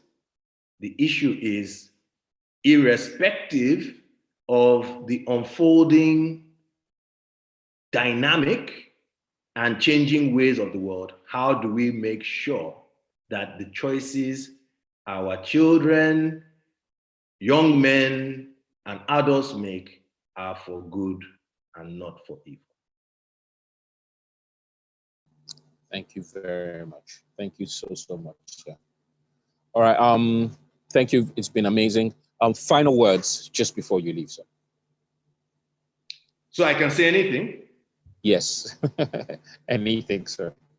Well, I mean, obviously, I am very much interested in the subjects that we're talking about. And so I am a vested participant as much as anybody else in this forum. Truth be told, in Nigeria, the opportunity to converse, interact in the way and manner and on the subject of interaction is not common. It's not normal. And we know that it is only with frequent interaction and exchange of ideas and views that the mind develops and the human being develops. So I must not just applaud Boys to Men Foundation for this platform. I must encourage everybody on it to embrace it, because only by speaking this way do we discover the truth. And it is in that truth that we discover that we are set free to do great things. I can assure you that, me included, if you give your all to this conference, it is clear to me that none of us will be the same again. Thank you. Thank you very, very much, sir. Thank you indeed. And that poem, Rudyard Kipling, If, I have a sneaky feeling that when you are discussed in the future, those same aspects will be talked about again. Thank you again, sir. Thank you. So, I saw somebody sent me a message that they would like the poem. Could you just send it to all the participants? I will do just that, sir. Thank you very much. I'll do that. Thank you, sir. All right. We oh, I can't take any more questions. I apologize. You can keep sending the questions to the link. The conference link is up, so they will be addressed maybe at a later date. But for now, we cannot take any more questions. I apologize. We are going straight into the panel discussions, and I would like to introduce the panelists for this segment. Thank you. Thank you. All right, just because of time, we'll introduce Mrs. Owen Omojiafo. She's the president and CEO of Transnational Corporation of Nigeria, better known as Transcorp. Thank you very much for being here, ma'am. Thank you very much. We also have Mr. Abubakar Suleiman, fondly called Abu, who's the CEO of Sterling Bank. Thank you very much for being here. Thank you. Thank you for having me.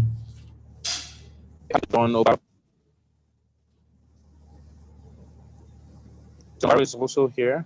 He's the managing director of System Specs. Thank you. Thank you for being here. Thanks, Tope. And then we have the moderator, Mr. Oseloke Idigbe. He's a strategy consultant and coach. Oseloke, are you here? Thank you very much as well. Thank you. All right, so hand over to you. And please take this away. Thank you. Awesome. So good morning, everyone. I mean, I think maybe it's just broken into the afternoon for you all, but it's still morning for me. It's 7:30 a.m. here for me. So really glad to be here to really facilitate this dialogue around gender roles, right? Different gender roles. And as we sort of think about this today, we're going to go, for about an hour, hour and a half. So maybe an hour, we're going to have some conversation amongst the panelists. And for about half an hour, we're going to have some questions, right? Similar format to the format you just saw a minute ago. And so, I really want to make sure that we are giving you a good sense of the journey that we're going to go on. I think it's important we are going to focus on gender as part of this conversation. We're going to really talk about, the historical role or the expectations of men, talk a little bit about the impact that has had. And as we sort of move into that, we also want to really think about the new or emerging gender realities, gender roles, and really thinking also about how women have factored into that as well, right? And then we're going to close off and really talk a little bit about what our projections are for the future, what our hopes are for the future. So again, really just buckle down. It's going to be a great conversation. And, I'm really, really honored to be joined here by the panelists on here as well. So with that, I think might as well dive straight into the conversation. So panelists, as I mentioned, as we sort of had discussions in the last few days, just want to make sure that you're feeling that you can jump in when you need to jump in, right? If you feel like you want to answer a question, feel free to do that. If you feel like there's something you don't want to share something about a particular question, don't feel pressed to answer it as well, right? So again, just really want to make sure that you're feeling like you can share as much as you would like to, or as little as you'd like to as well. All right, so I'm going to just open us up, just taking that foundational view here. And the first question I really want to ask us is, so as you think about historical context, what would you say have been the expectations of the role of a man in society? And I just want to welcome anyone who wants to kick us off, can feel free to volunteer and step into the space. So hi, Osaloka. Hello. Hi. Hello, Owen speaking. I think, to put it very clearly, it historically was a me, Tarzan, you, Jane type of thing. To summarize it very simply, and I'll let Abu and John expand on that. But it was basically me, Tarzan, you, Jane, simply being me, Tarzan. I go out, I fight the lions, I play with the elephants, I kill goats, bring it in. Hi, Jane, in your beautiful dress, your hair up. Kindly skin and prepare that muscle for us to eat. Take care of the home. So that was the historical view of the gender roles within society. So I think John's mic is unmuted, so let me let him pick from here. Oh, okay. Thanks very much, Owen. Incidentally, what comes to mind is a recent advert by Telco that said, "Mama na boy." Okay. Right from that moment, there are expectations, there are celebrations that a boy has come, a champion has come. Tarzan, like you said, a fighter, somebody who must be strong, courageous, he must be independent, he must grow up to be rich, intelligent, violent fighter, insensitive, less expressive. So that expectation is there from birth. And of course, he's expected to grow up to protect the family lineage. He's supposed to have a wife, give birth to another child, another male child. And he is the provider for the family. He is the one to provide comfort and succor for everybody, the defender of the universe. Those pressures are on the boy child from the beginning. And he's expected, to grow with facial hair. I can see Osaloka, I can see Tokwe, manly hair. Those are the things that sort of defines him as a big guy. And all these kind of physical activities. Now, for people who don't have that, the downside is that it begins to create quite some pressure on the boys. So these expectations are high from a historical point of view. The standards have been set. Now, for boys who can't immediately meet that, in fact, just about every boy now comes under the pressure that, I'm falling short. I can't meet these high expectations. And then we begin to see the negative sides. Let me stop there for a while. Yeah, thank you so much, John. Thank you so much, Owen. And you talked about the beard part of it. I'll tell you now that it's taken me the whole last year to nurture this beard, right? So even me, I'm still searching for that. So I'm going to... Sorry to come in. Incidentally, earlier in the program, when I saw Abu, I was teasing him that he is clean-shaven. And just as I am clean-shaven. So it's an irony that as you now grow older, you now begin to ask yourself if you really want to even keep all these things. So it's a cycle of some sort. Absolutely, absolutely. So I want to welcome you in, Abu. So just share a couple of your perspectives as well. Thank you, Seloka. Owen, this is Tarzan speaking. Very quickly, I think that the perspective, if we want to go back into history and look at the roles of men and women, there are multiple sources of these expectations. And the one that we've talked about is the one that is biological. Biological in the sense that men are built for more physical activities. And because women bear children, they're actually built to be more at home because you can't raise a child in an unsafe space. So there is a biological reason for that, and very practical reason, for instance, and that hasn't changed. There's a sense that whether you like it or not, no matter how good a father you are, you're not going to carry a child for 9 months and do about that, right? That's one aspect of it. The other aspect is over the years, over centuries, we now have cultural expectation that has been created, usually starting from what was biological and natural and evolving into what has then become a male-dominated society. And the reason is that women wanted to be protected, and therefore they sort of naturally came under the protection of the man with the big spear. But that unfortunately had then evolved from what was cultural to what became religious, which at that point was no longer debatable because apparently if God said, so be it.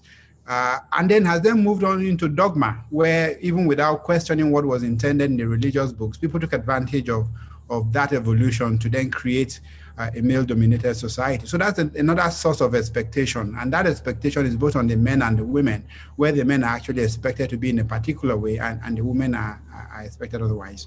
And then we've gone on to, obviously, when you've dominated a society for a while, wealth start to aggregate. And wealth has then tended to aggregate with those who control the society. And so expectations are created based on those who control wealth. Some of the control of wealth came from cultural background where wealth is transferred to the male child.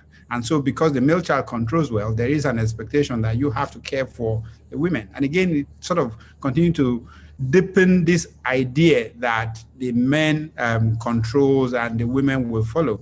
There are also other softer aspects of this expectation that has come from what I would consider the mental and emotional gifts that people have. I think both men and women are gifted differently, and expectations have been created based on that. So for instance, if men are expected to be stoic, and some of it, they have the capacity for it. So you can't just be stoic because you're expected to be. If you are not gifted with that, tendency is that you will be otherwise. And women are expected to be able to express their emotion. So all of this is what has driven this expectation. And that is why it is so complex to undo all of these expectations where we think they should be undone. Fantastic. Thank you, bro. Thank you all so much for really just opening with that. You know, I think as you shared those opening remarks, I think we see the biggest challenge, the biggest pressure, right? So the ways you've described the expectations of men, we've talked about, wow, the boy has come, a champion, right? We talked about Tarzan, right? We really and all these things are really signifying this idea of real masculinity, right? You talked about being stoic, right? And contradicted that with the ability to express or think about emotions. Talk about the real cultural aspect of this as well, right? If you have a male child, that male child is expected to bring the bacon home, all those different types of things. I even see in the chat already, I see things like defender of the universe. The pressure is real. The pressure is really real. And so when we think about this idea of defender of the universe, the man, the champion, all these different types of pieces. What do you feel has been the impact on this, on men first? And of course, want to open it up to think about the impact of this on women and broader society as well. So maybe let's just start with what's the impact of this on men? With all these different pressures, how have men been impacted by this? So maybe I'll start with you, Owen. Okay. It's interesting so I've got a son and 2 daughters, by the way, and a younger brother who's like a son to me. The societal pressures indeed are real. And that's why conferences like this, Boys to Men, is very important as we are creating an enabling society for women, because it's going to be an integrated workforce. If we continue to drive that narrative of what we've described before, a woman coming into the workplace is just going to meet with gender biases and no attempt to be malleable or to understand that it takes different elements to tangle. You find some men, and please, I want to underline some men. It's not just men, not all men. Some men are so scarred by that societal pressure, by that orientation, that socialization that they've been given, that till now they are unable to recognize that you don't have to be stoic all the time, right? You don't have to not be able to express your emotion. It's okay to cry. It's okay to feel like you don't have it all together, because there's so much expectation. We're hearing more and more of self-harm from the male gender, self-harm. Some are beginning to express themselves in other ways because they think that the female gender has it easier. I don't know where that came from, because I can tell you, as somebody who's been a woman for nearly 41 years, AKA since birth, it's very difficult to be a woman. But for some reason, there's that whole myth that it's easier being a woman, because I guess you just smile and everything, you just crack on with it. You'll find that some men still, even when sometimes I see men and men engaging and I just smile, I look at each alpha male trying to be right. Yeah. This one is coming from here. This one is coming from here. I'm sure Abu and John have seen this play out in the workplace. Instead of just stopping to realize that, gentlemen, as my mentor would say, genius of and, tyranny of all, can you find an and position? Sometimes they're even talking about the same thing, but they are so hyped up on that, their testosterone, saying, hey, this is my way or the highway. Men should have a safety net. You can't always be the brave one. I believe there's somebody that has said that there is strength in weakness. I can't remember who said so now, but it's a common saying. There's strength in weakness. Well, we all say we live to fight another day. This societal pressure has created so many, it's just wrong. A man cries and they say you're weak. Or I'm sure we've heard when you say, why are you talking like a woman? I wonder what that means, actually. I'm a woman. If you're talking like me, wow, you're doing very well for yourself, because I believe I'm extremely intelligent, well put together, and I know what I'm doing. But you hear that thing of you're talking like a woman, you're crying like a woman, things that are put in a derogatory fashion, the way you hear black devil, those kind of things.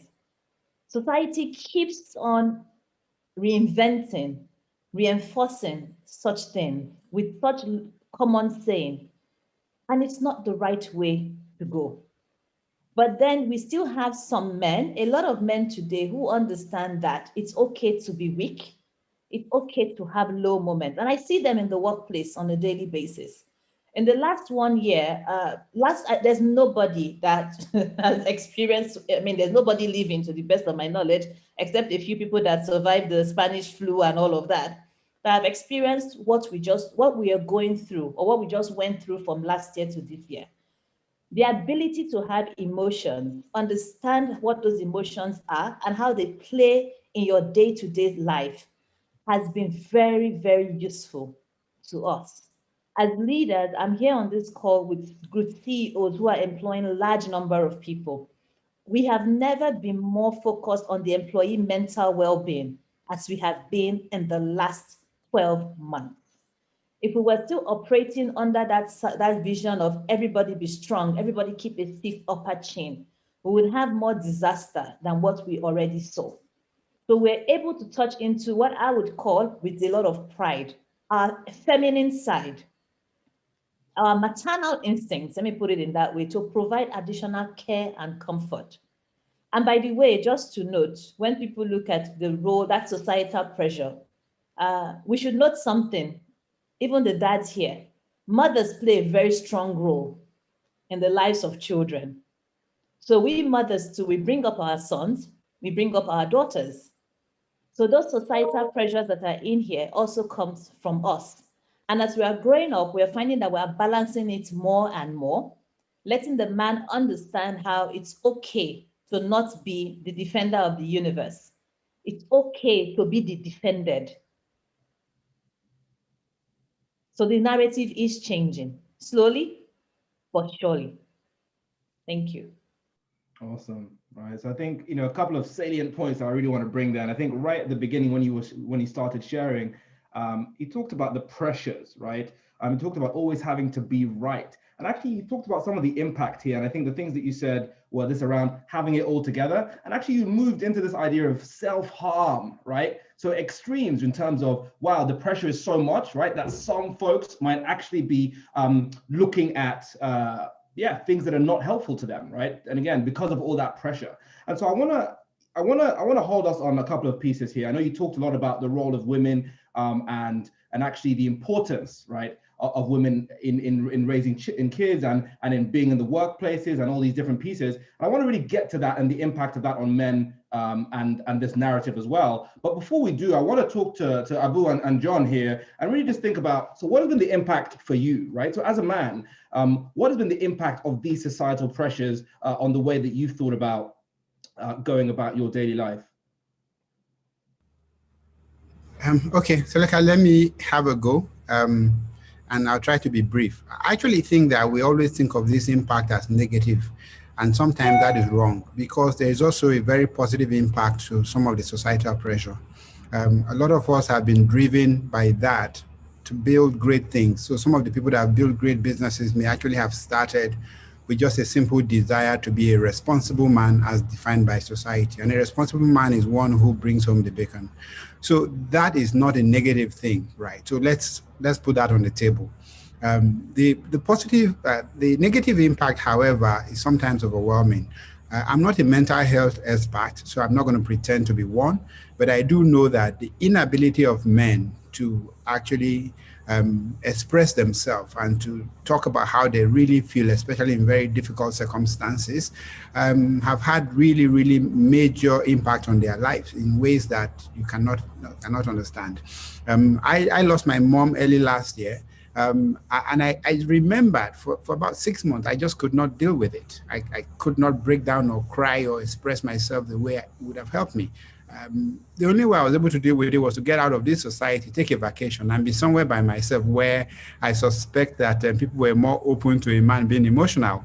And for the record, if you want to run away as a man and be yourself, try Spain. They have a society where they have come to understand that men are actually not sculptures, but human beings. So I do say that there is a need for men to have avenues, first and foremost, to express themselves. But the other impact that I think is even more negative, it's how men react when they are not able to meet this expectation, when they struggle to become the men that we have demanded of them. And in some of those reactions, they turn against the same women they are supposed to protect. And it's not that they set out to be that. It is that every single time they are reminded of their own failure, as we have come to term it in society, they project that onto the people they are failing, and eventually it becomes a lose-lose situation. So we need to recognize that this is significant, is an issue that we need to deal with today. And it's not an issue for men to deal with. It's an issue first and foremost for both parents to deal with, especially starting with mothers and then of course fathers, because I think mothers actually have the first opportunity to set this expectation right long before the fathers have a chance to contribute to it. Thanks. Let me just add one or two comments on that.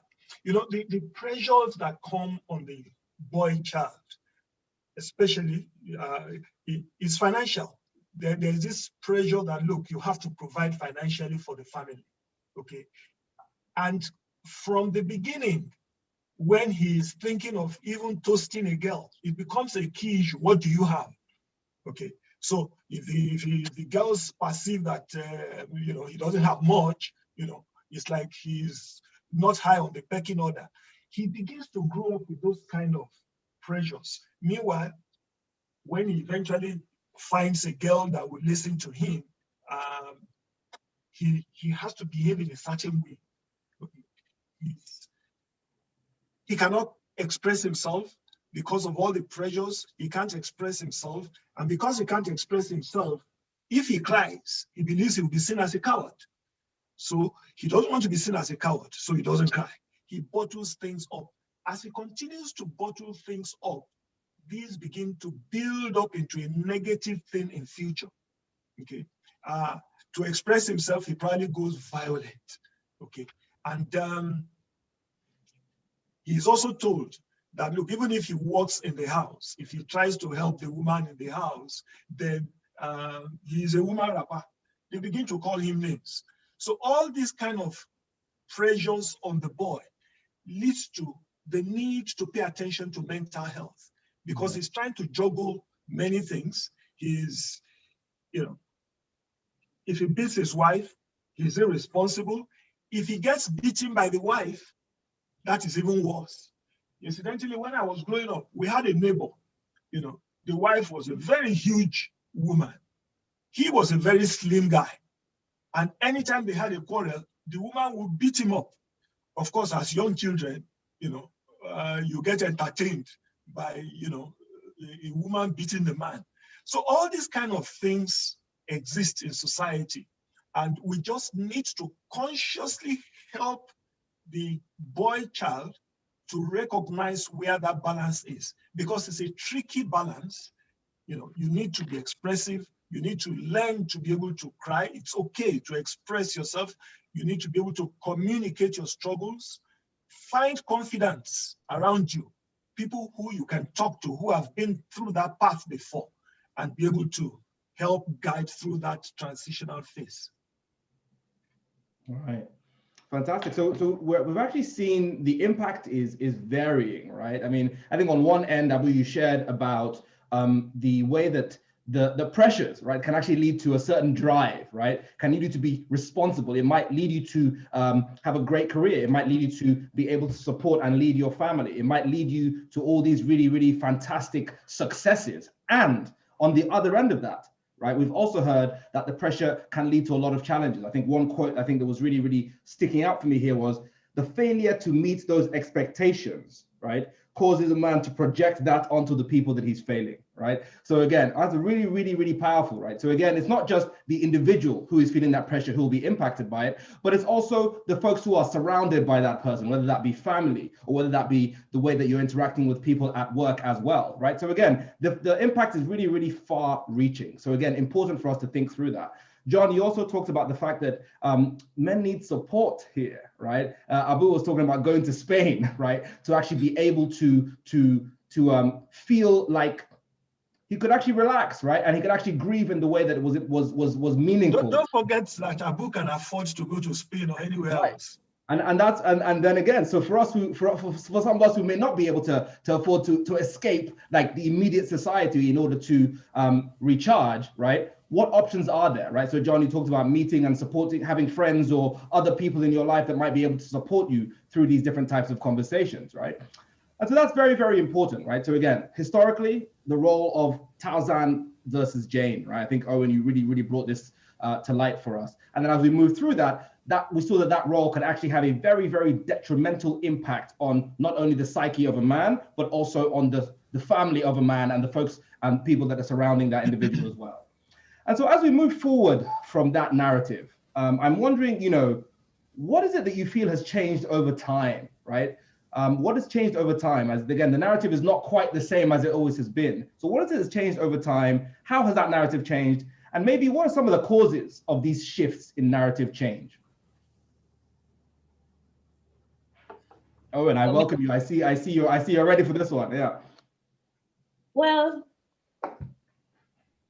technology and access to technology, democratization of information.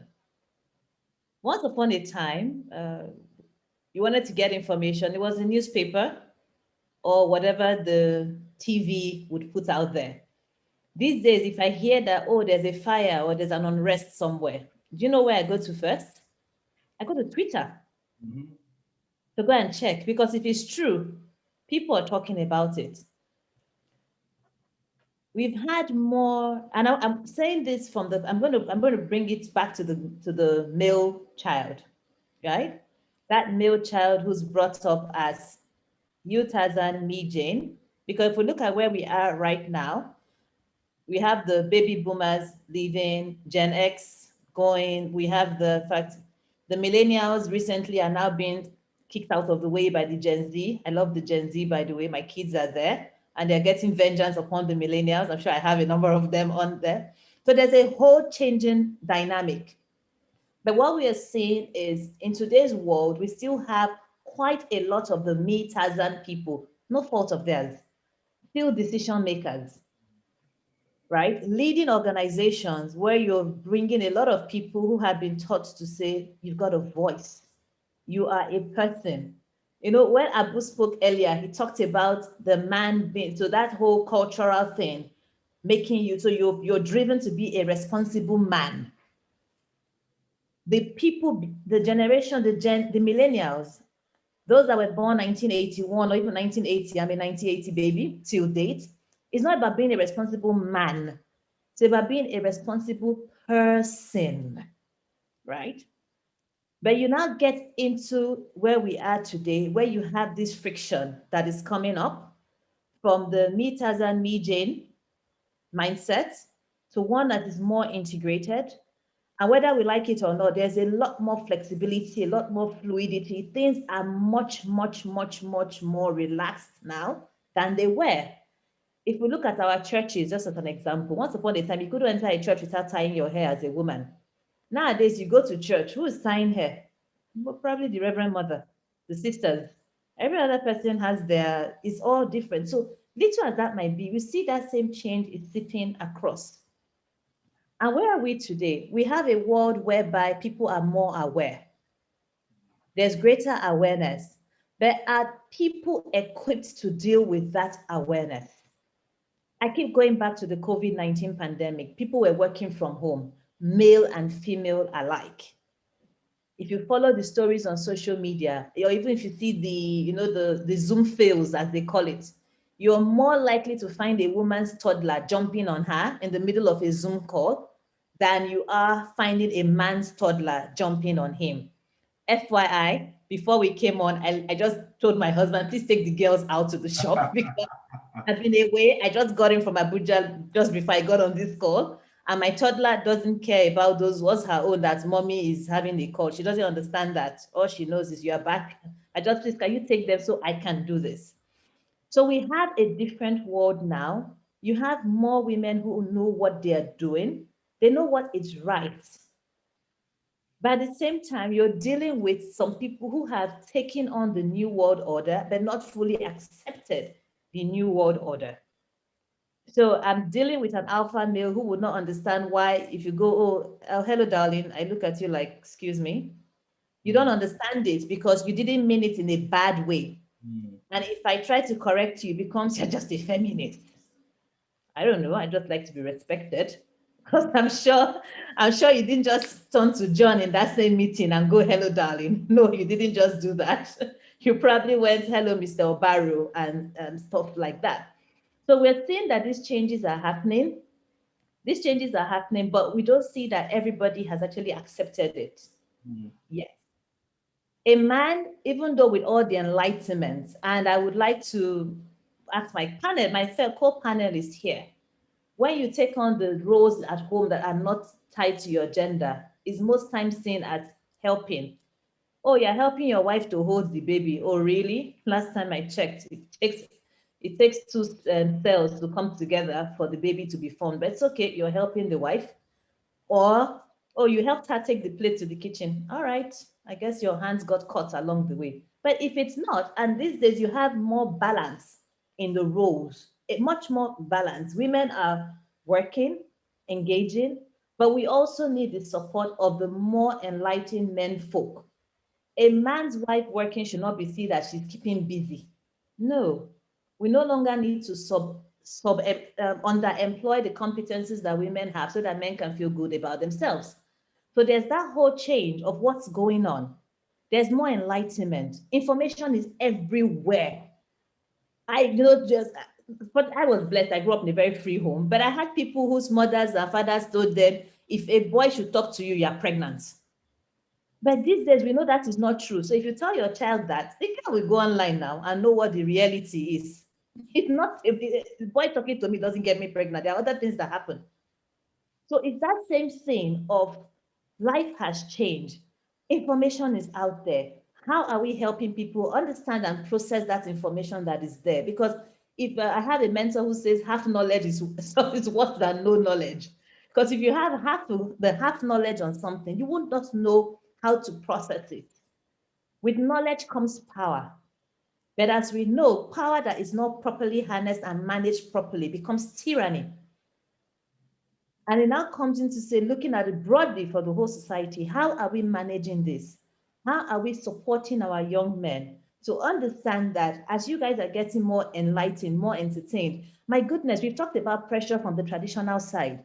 Let's also talk about pressure from the poor young guy who's doing well. You know, you've graduated or you've learned a trade, you're making an honest buck, but then you meet one guy who stays behind his laptop or some other horrible thing that he's doing and keeping people like Abu and John up to awake all through the night because they're trying to hit their technology with fraud. And do you understand where I'm coming from? And we see this whole thing on social media. Somebody is showing off, we hear the songs that are popular. The songs that are popular amongst the young people are the ones that are showcasing wealth. Nobody cares how the wealth was obtained. So there's just that additional pressure as well, which this change in society has brought on. And honestly, when you tie back into that traditional construct of how a man is meant to be seen as you have arrived, John talked about having money in your pocket.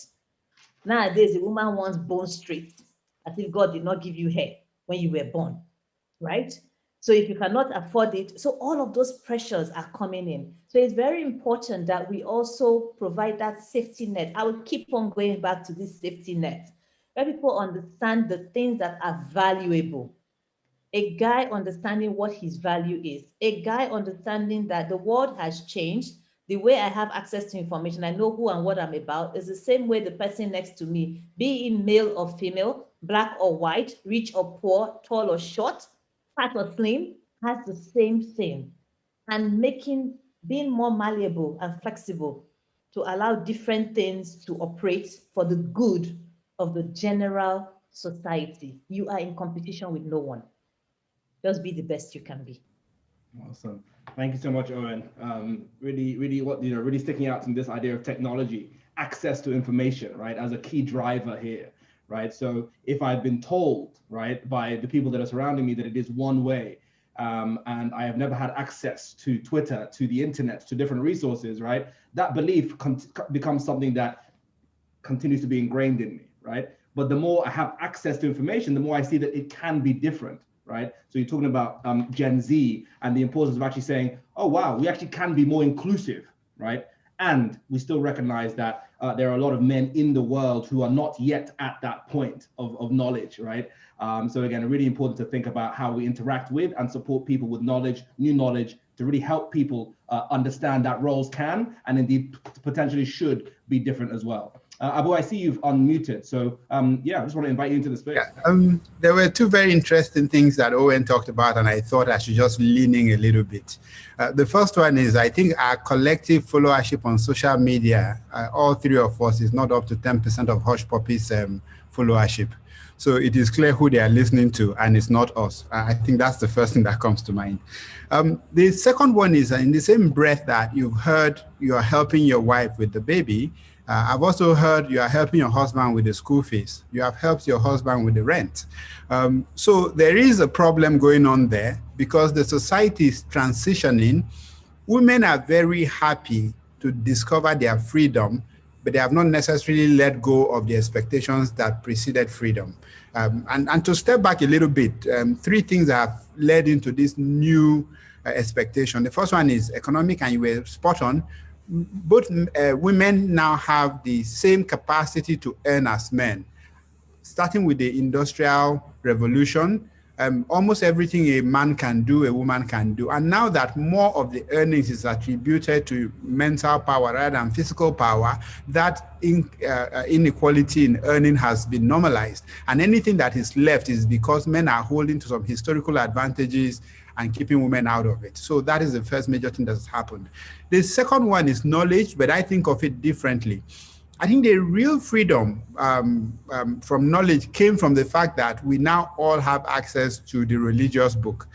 Because the bulk of us, over 5 billion people in the world, are guided by religious scripts. And for as long as they were interpreted by men and imams and priests, and women were not able to access the original script themselves, we could easily tell them to do as they are told, and that we would always dominate them. And suddenly, those things became available, and we all started studying these religions and even understanding our culture better. And we realized that, in fact, our religions and our culture does not promote the inequalities that we had emphatically insisted was God's sent. And finally, there is the idea of freedom itself. The freedom that starts with freedom of societies, freedom of races, freedom of countries. When that level of freedom starts to devolve, it leads to democracy, it leads to freedom, and women start to vote. And then suddenly women realize that they are in fact entitled to a different life and a different relationship. All of these things have then forced men to reassess their position. So if you're no longer that dominant guy who is responsible for everything, then you need to figure out where your position is in the new society.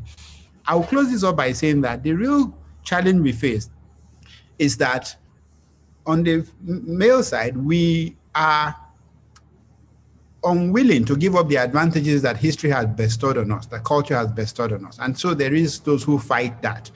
But on the female side, haven't found their freedom and the sense of equality that comes with that. Many are unwilling to also give up the advantages that was bestowed on them by our culture and our history. And so for that conversation to happen, both parties need to let go of what was and accept what is. And for a successful engagement, I think there has to be an understanding that we don't have the answer, and that nobody should now force any expectation on men and women, but rather engagement should happen in every relationship on what do we want out of this relationship? How do we want to run our relationships? Whether it is between the mother and the son, between the son and the father, between the man and his wife, there has to be a conversation, because there is no longer a set rule that guide us. Those rules are no longer applicable because they were unfair. They were fundamentally defective as a result of our history. We have to be open to renewing our relationship, and this has to be done at the individual level.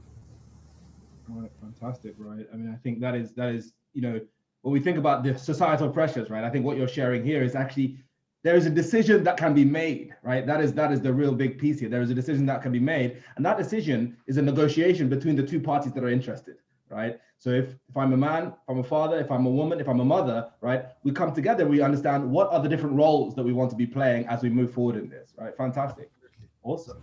John, I see you've unmuted. I want to invite you in as well.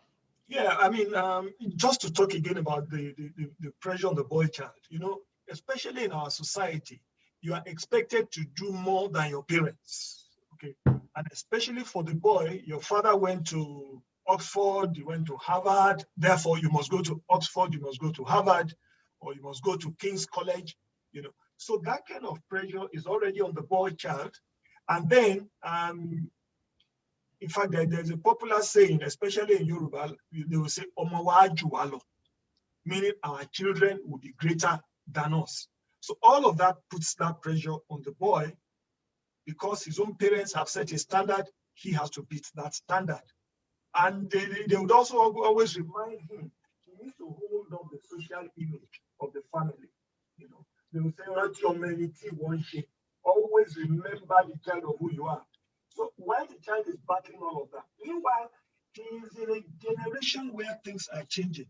Like Omen said, we now have social media playing a lot of positive and negative. One of the negatives, during our own generation, for instance, we didn't have this much distraction. Okay, for you to go into pornography, you needed to deliberately go into pornography. You go into one of these roadside vendors to go and buy Playboy magazine or something like that. But today, all of this is online.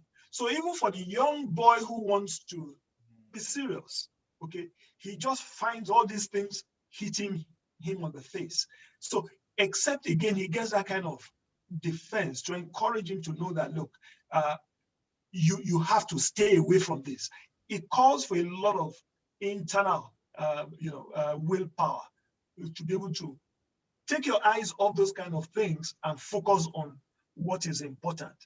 And okay, let me stop.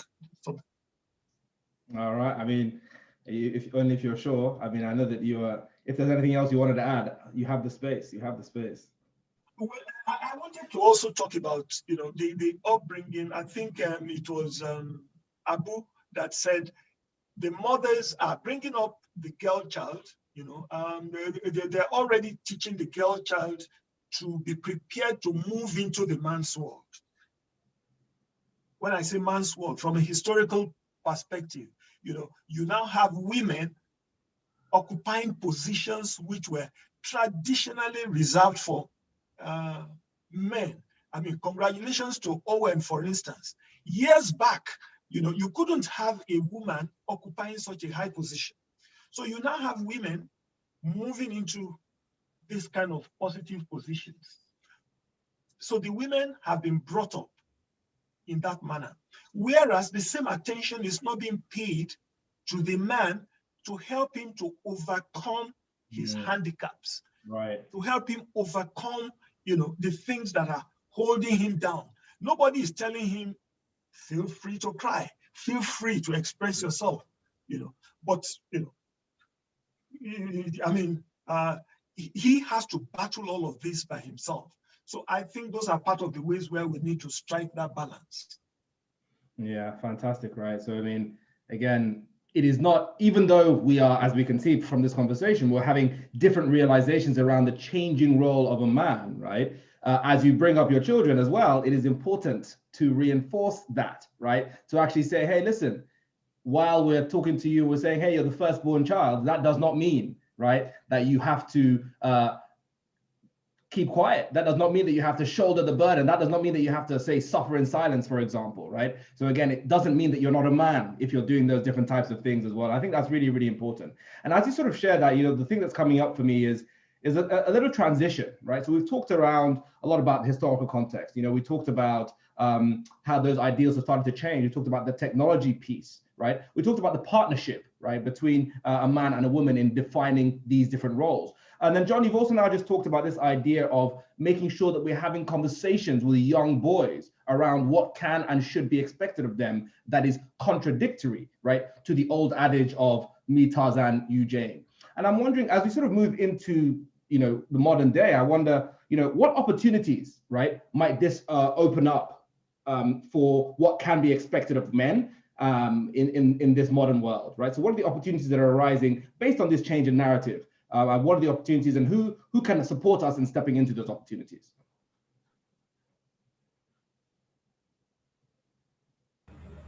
Seleka, you want me to have a go, or? Please do, jump on in. Okay. I think for us as a country, and I'm being very specific about Nigeria here, we are in the age of redefinition. We are at the crossroad in many ways. We are at the crossroad between obviously being an economically dependent country on commodities and goods to one that is transiting into services. We are at the crossroad between a country that has traditionally been governed by the elderly, if I may, to one that must, as a necessity, be governed by the youth. We are at the crossroad between a country that is incredibly dependent on government to one that is becoming self-dependent on individuals creating wealth. So there is a lot of opportunity for redefinition in Nigeria. And there is a huge chance for women to play a critical role in that. A very, very huge opportunity for women to play a critical role in that. Where do I see the most opportunity? I think the first one is that if human resources will define the future of this country, the prosperity of this country. We can effectively double our capacity to succeed by simply admitting women wholeheartedly into the economy. For instance, I did some work when I was in school about gendered leadership. And one of the things that I realized, for instance, was that the feminine gender as a social construct was actually a far more effective skill at managing complex programs.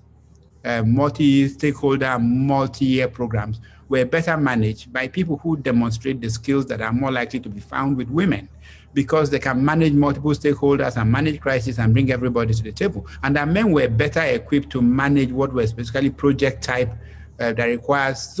So by keeping women out, we are effectively making it harder for us to govern this country for long-term value, right? So that's in the political space. It's also applicable for major programs. I think my point is that the real opportunity is for us to expand our possibility of succeeding as a country by simply enhancing the human capital. That's the starting point. The second one is for us to reconstitute our community, because I think our communities are broken by the what I would call wasteful competition for success that has not taken into consideration the consequences of our competing. And I think women can bring us home to this idea that without the community, without the family, without rebuilding the things that unite us, it doesn't matter how successful we are as individuals, we will fail collectively as a society. Thank you, John. Sorry, thank you, Abu. Sorry. Yeah, John, Owen, I want to invite you into the space as well. What's coming up for you in terms of these opportunities? Owen, I see you've unmuted, so I'll move to you. I would leverage what Abu has said to lead in. More often now, I hear, I'm sure you had heard this, albeit in jest, but they say in every joke there's an element of truth in it. As we're pushing women forward, and I'm very glad we are, because we are moving away from the underemployment of women. It's not just about employing women, underemploying them, letting them be in top positions. Men, or some men, are beginning to feel threatened. It's almost beginning to be a women versus men, men versus women type of thing. Yeah. And we need to ensure that there is a balance and there's an integration that we're looking to achieve. If we go along the line of the woman, within a couple of generations, what we'll now find is, so right now we're doing boys to men, it's boys to men, we will now have a foundation that will become girls to women type of thing, because what you will find then is that there's now been a switch in the roles, where the woman now becomes just the dominant and the man becomes subservient or something like that. As the opportunities are evolving, let's achieve a balance. It's not a war front. It's not. It's a partnership. It's a situation whereby for everyone, we need to redefine our expectations. It's so, so, so important. Redefine our expectations as parents. Today we're talking gender, but let's even bring it back. When I grew up, those days, either you were a medical doctor, or were the other things then? Medical doctor, engineering. Oh, yeah. Professional course, as it was. You have to be a professional. You're not studying a professional course. What's that? All these pressures that are coming across. So if you are the person, whether you're the supervisor, whether you're the parent, whether you're the friend, who is that person applying that pressure? Just take a pause. Let's redefine the expectations around. It's very, very important, that redefinition of expectation. Allow people be. Yeah? Let people be. Let them find themselves. They tell you that everybody has different starting points. Okay? Everybody has different starting points. If a man wants to be a chef, why should we all look surprised that a man is a chef? A woman is driving a Mack truck. That's on my bucket list, by the way. I want to drive a very big Mack truck across the street in the United States, please, with their massive roads in Texas. It shouldn't raise eyebrows. I heard Abu when he talked about, because really he's right, that the world is changing, where a lot of the high earning is now about mental capacity rather than physical strength. What we should be saying is, how are we delivering and improving on this mental capacity? What support are we providing? Each person, be you male, be you female, is about delivering the best that you can be. Getting into the society, because if we focus on only women, we will not get the development that we want. If we focus on only men, we will not get the development that we want. We just have to arrive at a balance. Abu talked about human resources. Let me bring it from the perspective of human resources as a function that each of us play. Everyone has strengths, everyone has weaknesses. That's the reality. There are some strengths that come by virtue of birth. Okay? Your achieved identity versus your ascribed identity. There are some strengths that come by how you've been socialized in your gender. We know that strengths can become your weakness. So as we are putting into place these the constructs, the enabling environment, the architectural, if you have a role that typically, let's say just typically, I had a conversation with somebody yesterday who said she was talking to her HR and there was a role in facilities management and she wanted to go into. And the person counseled her why she should not go into facilities management because it's a man's job. I had to stop her and say, can you tell me what about facilities management? It's a man's job. Are you the one climbing the tank to go and wash the water tank or anything like that? Are you the one fixing the generator? Are you following? So the same way, if a man is told that's home economics, you want to take home economics, it's women that do home economics. No, tell them, hello, have you seen Jamie Oliver? You know, those 5-star chefs, who is that guy, Salt Bay, that throws salt all over the place? Salting steak. People that are cleaning out. Oh, by the way, have you met the husband of the vice president of the United States of America? So it's going to come across from both sides. And those in positions of authority, and when I say authority, I'm not talking about Abu as the MD CEO, group MD of his company. I'm not talking about John as the group CEO of System Spec. I'm even talking about being a friend. Because sometimes even as friends, we have authority that we are not aware of. Being a parent, you can crush your child. You can crush that person you're supposed to be mentoring just by saying, why do you want to be a facility manager? You should go into HR. That's what women are expected to do. Why do you want to be a chef? You shouldn't be a chef. You should go on to be an engineer. So these are the things I want to bring up as we are looking at the opportunities that are coming up in society. Nobody should feel scared to take on a role, to volunteer, to put up their hand and say, hey, consider me for this, just because either you're male or you are female. Don't. Just follow your heart and we'll all be okay. Thank you so much, Owen. So John, I want to push to you, and I think to the folks who are watching in attendance now. So we will have maybe 1 or 2 more questions here, and I do want to then transition us to your own questions, right? We want to hear from you. We want to make sure that we're also offering you a chance to participate in this discussion. So start to think of your questions. If you want to start dropping your questions in the chat in anticipation of us going into that freestyle mode. So John, over to you. Yeah, thanks.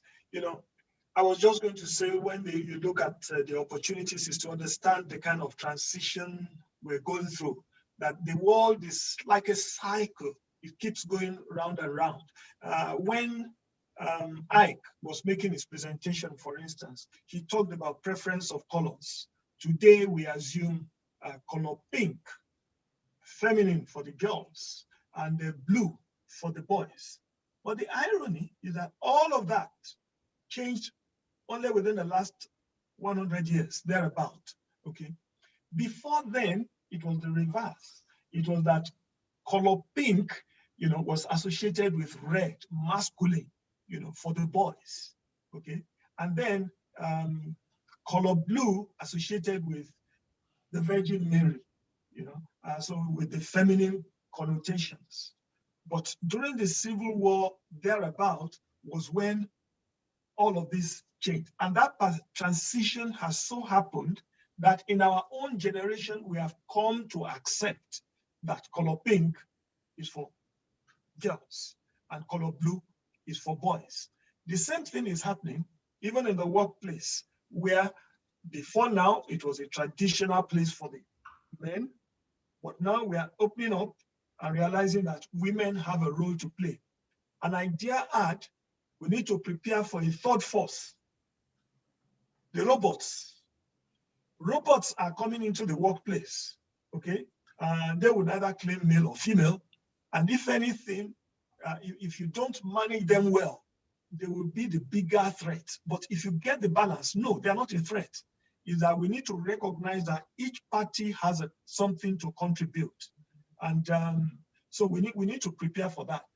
And of course, again, part of the changes that are coming, while we're thinking of all these positives, we must recognize that other forces are also thinking in a negative manner.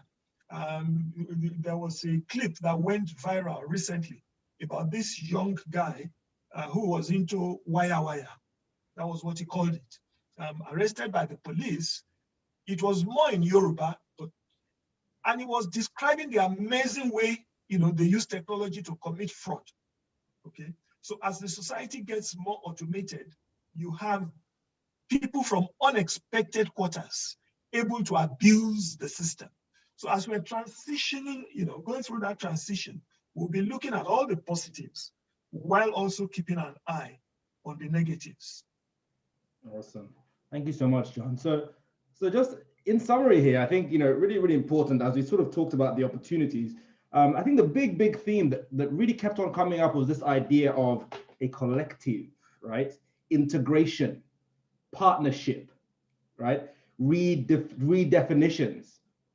So I think, again, this idea of actually working together, right? And I think Abu said this earlier as well, working together to define the roles that we want to see, that we want to have, right? Owen talked about not being afraid to put your hand up and say, hey, this is something I want to do.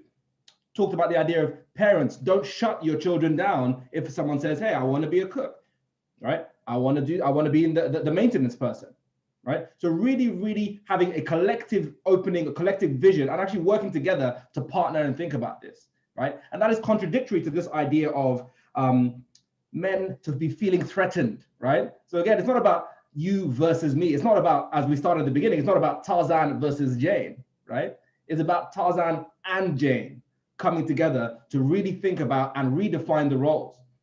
Abu talked about this as well when he talked about the economy, right?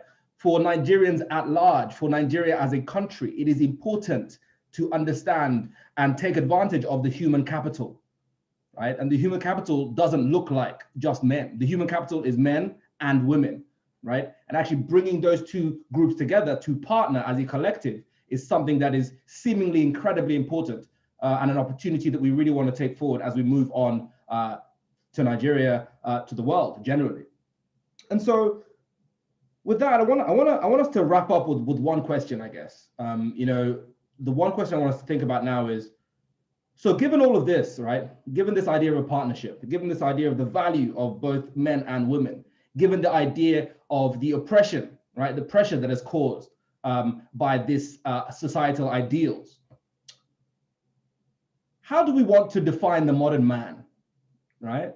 So how are we actually defining the modern man? So critically, who is the modern man and who is not the modern man, right? What are those key things that we want to just highlight for ourselves as we close off today here? And the floor is open to anyone who wants to step forward first. Okay, I guess I will start here. I think we should all remember that when you really dig in, we are all 99% the same. When you look at the DNA of men, women, and even some of the the much closer primates, we are the same. And I think that if you want to figure out how to relate, at least 80% of how you relate with human beings should be defined by your humanity. So if you understand that at the minimum, 80% of what you do when you meet someone should be defined by your humanity, not their class, not their ethnicity, not their religion, certainly not their gender. If you start with that, if you figure out that every human being I meet, I'm going to treat the person 80% of the time because it's a human being, that additional 20% might be defined by their complexion, their height, their social class, becomes not that relevant. So you have to first and foremost be someone who puts your humanity above all else. And that eliminates the need for you to be so conscious of gender, because a human being is first and foremost a human being. So the modern man has to be one who is at peace first and foremost with himself and at peace with his environment. If you don't have that, if you are defined by expectations only, then at that point you are just an agent of other people. So you need to first define where you find your peace. You need to look inward. Recognize that the society is no longer in a place where it can confidently tell you how to be a man or how to even be a human being, because a lot of what we think was human before were found out to be completely inhuman. Slavery we thought was okay has turned out to be inhuman. So first and foremost, you need to look inward and define what makes you a human being and stand by that. It is a journey. It is one that you pull from your parents, you pull from religion, you pull from society, you pull from mentors. But at the end of the day, the modern man is the one who defines his relationship with society, not one that is solely defined by societal expectations. And who is not a modern man? Anyone who feels that their relevance, that their value, that their existence, their contribution is defined by being a man. If you think being a man is what makes you a modern man, then you are not a modern man. Being a human being is what makes you a modern man, and being a man is just incidental. Thank you so much, Abu. Owen, John, who would like to? Thank you. Owen, I see you unmuted first. Let me invite you in. Yeah. No, maybe I should go before Owen so that she will use the lady power to wrap it all up. I'm gonna push the Owen unmuted first, so I'm gonna have to relegate you, my friend, and invite Owen into this space. So Owen, please. Okay. I was wondering, did Abu leave anything left? Was anything left? I think that the modern man is somebody who understands that being a person, it's about being a person, a decent person, and not just being a man. That being a man is not conferred upon you by biology. Let me not get too explicit. It's not by biology. It's what you do, right? How you do it, being decent towards others. Like Abu put it very eloquently, humanity. And I would like to add as well that the impact that you have on the earth, and impact is not defined by Naira and Kobo, dollars and cents, please. How do you make the other person feel when you come in contact with that person? Does the person leave you feeling energized, feeling good about themselves, or the person leave you thinking, oh my God, who am I on this earth? A modern man is one who is very in touch with his emotions and is compassionate, noting that in your emotions, you are allowed to feel anger, pride, shame, joy, sadness. It's all encompassing. There's not just that one thing. Who is not a modern man? Is that person who thinks, when I get home, there should be somebody waiting on me hand and foot, whoever that person is, whether it's your child, your wife, your brother, anybody. It's understanding that who is not a modern man is someone who thinks, oh, because I have money or the wherewithal, I can be an absolutely evil person or dismissive of people's feelings. That person who will say, why are you crying? Why are you talking when a man is talking? Don't you know your place? That's not a modern man. The modern man is somebody who understands the concept of respect, respect for self, respect for others, and respect for the society. Thank you. Thank you so much, Owen. And John, sir, I want to invite you back into the space. I think you'll have the final word for us on this. So this is a small honor for you. Well, let me say, a modern man is a man with understanding. He understands his past. He understands the traditions, the history, and the cultural changes that are happening. He's a man who has an understanding of the future.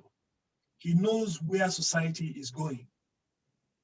But at the same time, he is somebody who knows that he is living in the world of today, and he has to manage that transition consciously. He is a man who certainly will not be intimidated by the success of women. Okay, he should welcome the liberation of women. He should understand and see the positive sides of liberated women. You know, women can now drive. Okay, I was saying Owen should talk last because I know she said she now wants to drive a big Mac and all of that, big truck. Okay, women can now drive. You know, can you imagine being married to somebody in this day and age who cannot drive? It means you have to carry her everywhere. You have to do a lot more. But now she takes quite some burden off you by being able to do things in parallel with you. Okay, financial success. The woman can work and help to alleviate the financial challenges of the home. So an empowered woman actually helps, the home. And like my wife would always say, a happy woman is easier to live and relate with. So a modern man recognizes all of that. And he also understands that even though the scripture says a man who does not provide for his family is worse than an infidel, that many times we don't understand that scripture because people say because he's a man, he's the one who should provide financially and all of that for the family. Not necessarily so. It says a man who does not provide for his family. There are different ways to provide for the family beyond financial. One of the ways to provide for the family is showing love, creating an atmosphere of peace, loyalty, respect, wisdom, leadership, selfless service, providing a stable place, a calming force in the home, creating that center that, everybody in the home can look forward to the man as indeed the leader of the home. That's more important than even the pure financial. Finance important, but a lot more important things. And of course, a modern man is a man who is able to admit his weakness and his failures. He is able to admit when he has lost, unlike a recent man we know in Washington, who could not let go. So a modern man has to recognize where to pull the stops. Of course, it's good to look good, okay? But he should feel comfortable with himself. Whether you are short or tall, he should feel comfortable with himself. That self-confidence is indeed very important. Whether he has 6-pack or it's only 1-pack that he is able to get together. And he does not have to follow the Joneses. For instance, most men today go for football. It's almost, once it's about 4 or 5 p.m., everybody's watching either Chelsea or Manchester or whatever. Not necessarily. Okay, that's not what defines manhood. Okay, you don't have to be football crazy. You don't have to fall to the social pressures.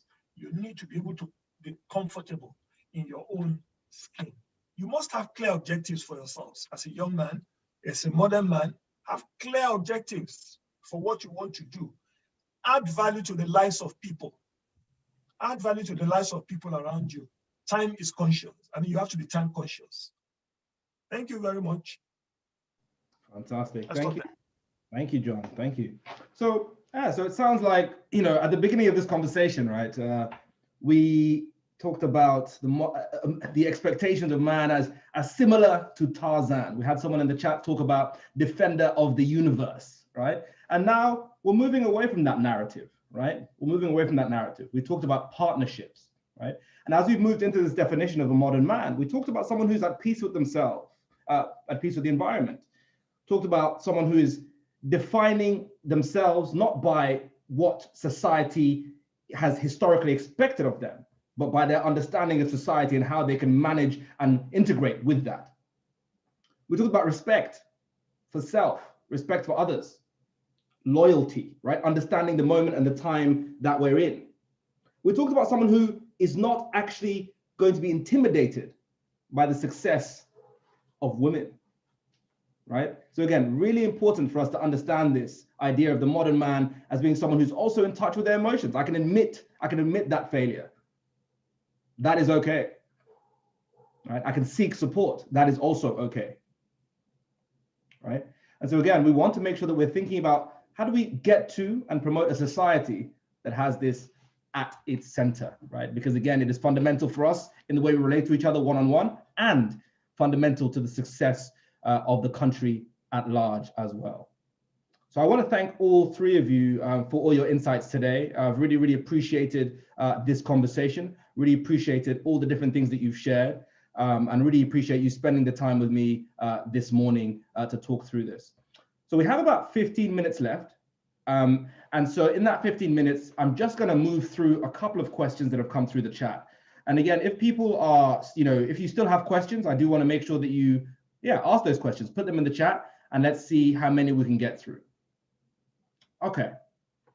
So question coming up here is, how do you reconcile societal influence with religious influence?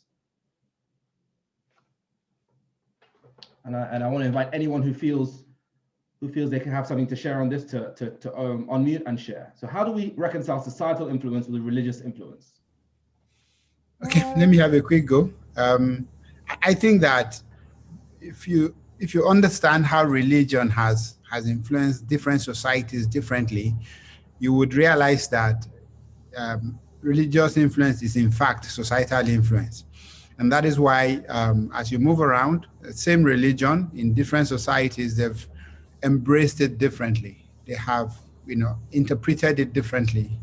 And so we cannot remove the fact that even though we believe generally that religion is God-given and that this is God's guidance to man, it is man's interpretation of religion that actually influences society.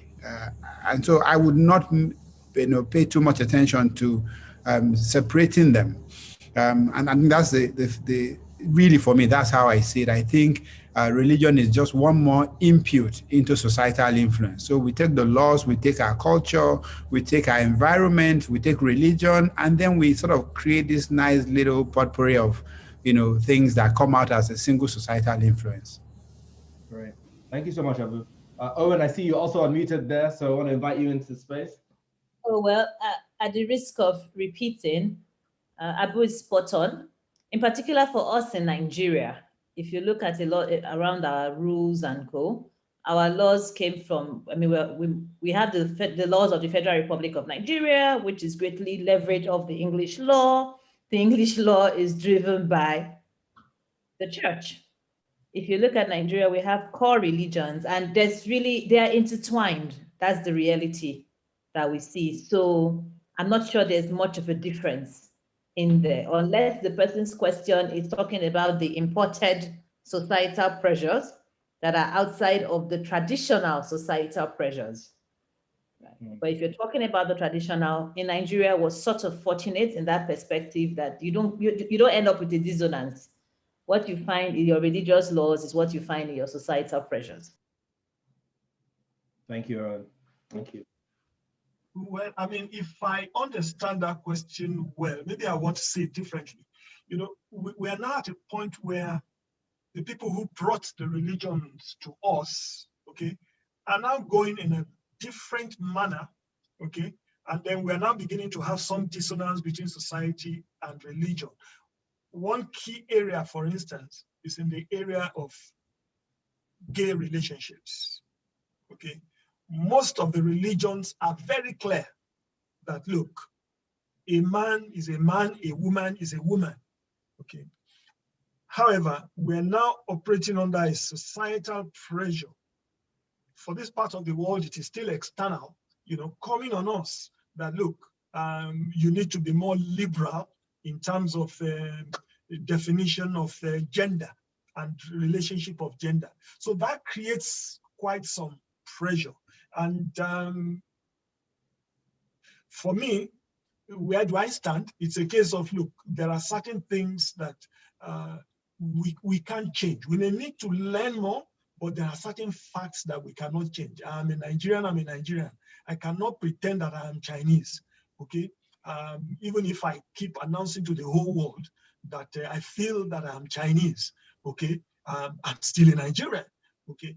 So I know it's a very controversial and sensitive topic, but for this part of the world, at least I think we're still relatively safe. The pressure is not as strong as people in the West. All right. So want us to bring this to the workplace now. Actually, there's someone in the chat has shared a question with us. And the question is, what can be done to achieve gender and diversity balance on a sustainable basis in the workplace, right? I know that part of the conversation that we've had today, we talked about men feeling threatened by women in the workplace. We talked about different things like that as we touched on this conversation. So I wonder, in answer to this question, what people think here. So what can be done to achieve gender and diversity balance on a sustainable basis in the workplace? Let me go with this. Yeah, there are two sides to this coin. There are opportunities created, and there's also the availability of people to take on the opportunity. And I'm going to speak from a female perspective here because I can't claim to be a man. Okay. From the perspective of the company, we've talked about there are policies that you need to put in place so that the female gender can thrive. Here, when we're not talking about diversity, because of the skewer that favors more men to women, I'm just going to focus this conversation on bringing on board more women into certain positions. Creating an enabling environment that recognizes that there are still certain traditional roles that women play, at least in Nigeria. So we'll focus on Nigerian discussion. And what are these policies that you can put in place? Is it by having a creche? Is it by having flexi? What are these things? Is it by being understanding if when a lady has to take time out of work so that you can be able to grow in your career?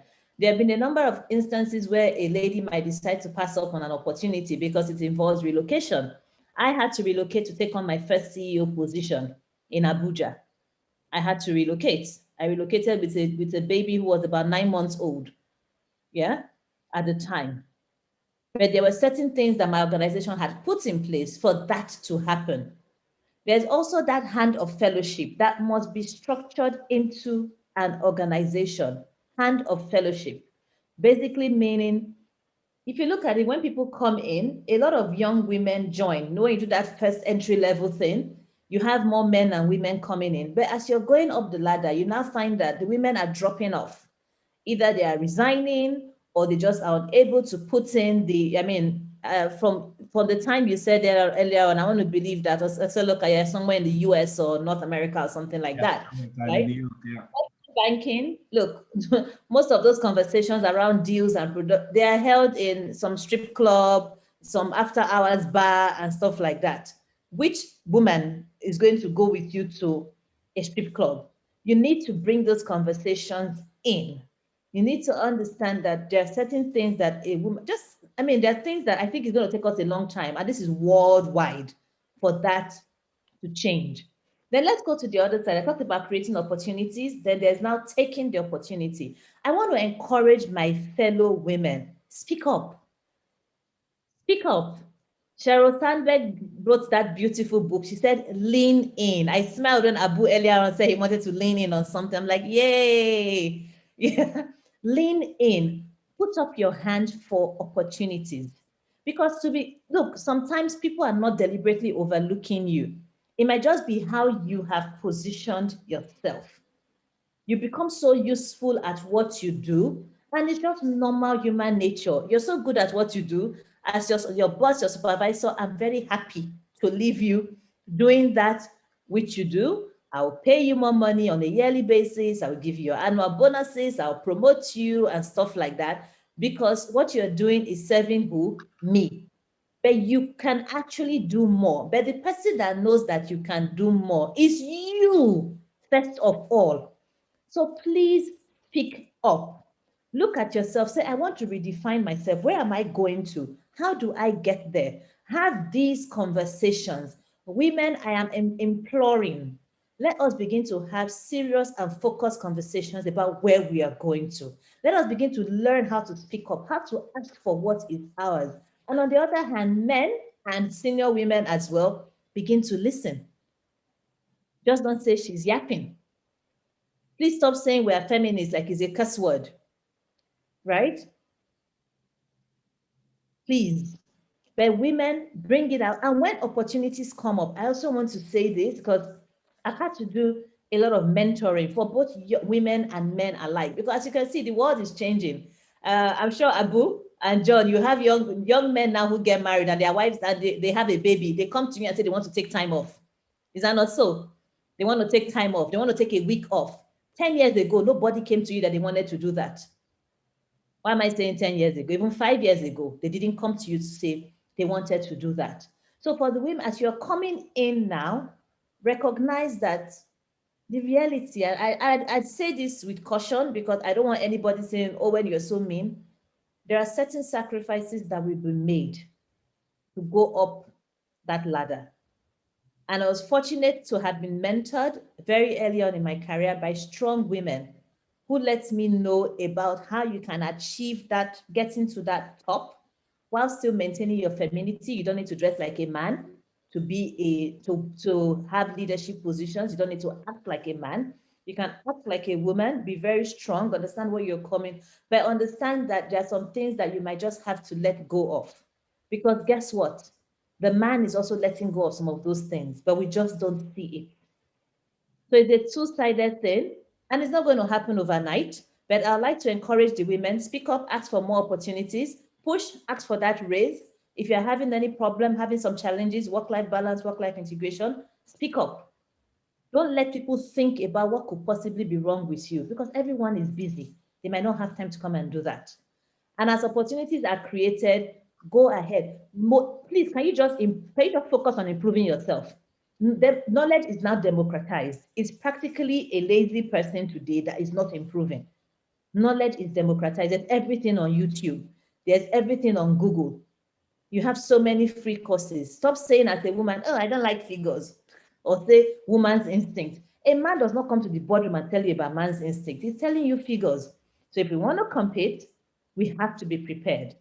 So likewise, we are looking forward to women getting equal pay. We play football. We don't understand why you all are paying us less to play football. We are also faced with the same injuries, and we have to kick and run around the field like every other person. So those are the things that we're looking forward to. Thank you.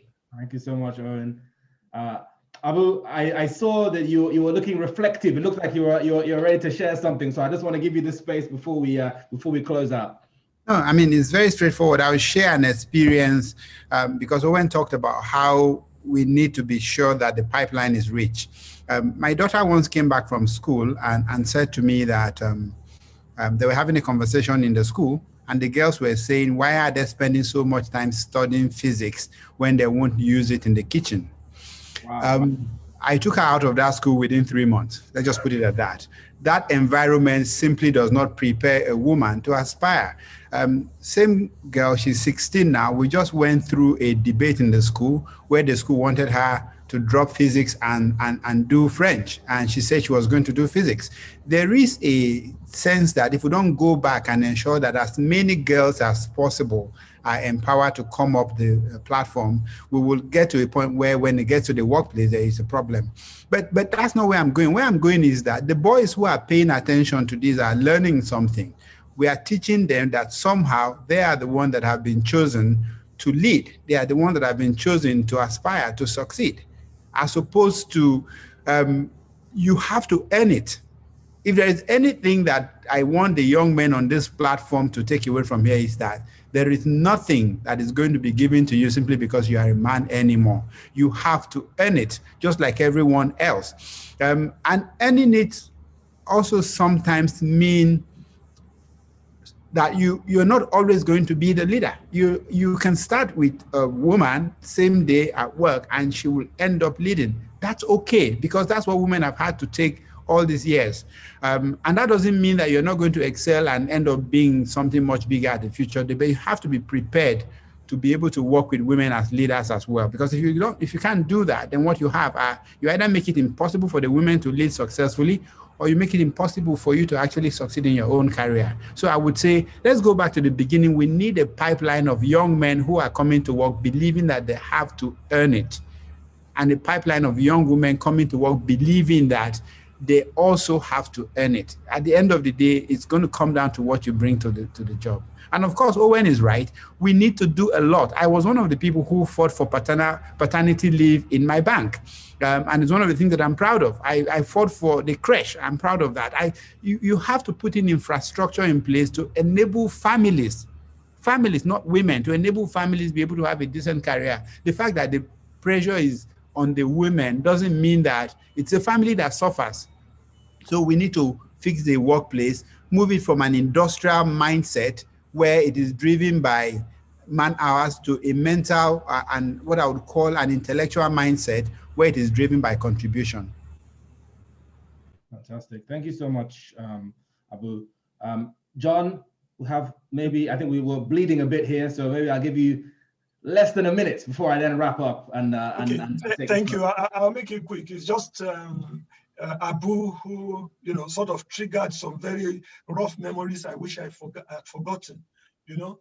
When he talked about his daughter in school, it reminds me of my primary school. When I was in primary school, by God's grace, I was doing well, coming first. And then by the time I got to primary 5, I came second. And that earned me the beating of my life, if you know what I mean. Now, it got worse because my uncle who I was living with was like, how did anybody beat you to second position? And then who is this person that beat you? It turned out to be a girl. A girl, you allowed a girl to overtake you. I mean, the beating, I would always, it's difficult to forget. But, the more painful part though, was that when I now approached the girl to even be my girlfriend, she gave me F9. Forget the fact that we were in primary school. Thank you very much. Let me just quickly read something I came across, earlier this morning, talking about women. It says, "Dear gentlemen, if you choose a working woman, you must accept that she cannot manage house full-time. If you choose a housewife who can take care and manage the household completely, you need to accept that she does not make money. If you choose a submissive woman, you should accept that she depends on you. If you choose to be with a strong, brave woman, you need to accept that she is stubborn and has her own thoughts and ways. If you choose a beautiful woman, you need to accept all the expenses and possible competition. If you choose to be with a great career woman, you must also accept that she is hard and firm. If you choose a daddy's girl, get ready to pamper her and treat her like a baby. No woman is perfect. A woman has her own good thing that defines who she is and makes her unique. Go for what you can live with." All right. Thank you so much, John. So I want to wrap up. I don't want to bleed into our next time here. So I think a big takeaway here is intentionality, right? We cannot just live with the context that has been given to us, right? We want to be intentional. We want to make sure that we're making choices, choices that support that inclusion that we're talking about, choices that support our children, choices that support our men, our women, our parents. So it's not about just going with the flow. If sometimes we have to put a policy in place to manifest that intention, then absolutely let's do it, right? If sometimes it's about a conversation, then absolutely let's do it. If it's sometimes it's about standing up for what you believe in, so Abu pulling a child out of school, right? It is about intention, right? So we want to be intentional as we think about the different roles, the gender roles moving forward in this modern world. And we also want to be intentional when we think about this idea of partnership and joint decision-making, right? We have the ability to come together to decide roles, and roles that will support us as individuals and us as a country as well. So with that, I just want to just leave that there. I know I've bled over my time, so I am sorry for that. But thank you again for this fantastic discussion. I know we have a bunch more questions in the chat. We can't get to them, but again, I think that speaks to the brilliance with which all the panelists have spoken this morning. So again, thank you very much, and I will hand over to our MC to take us on from here.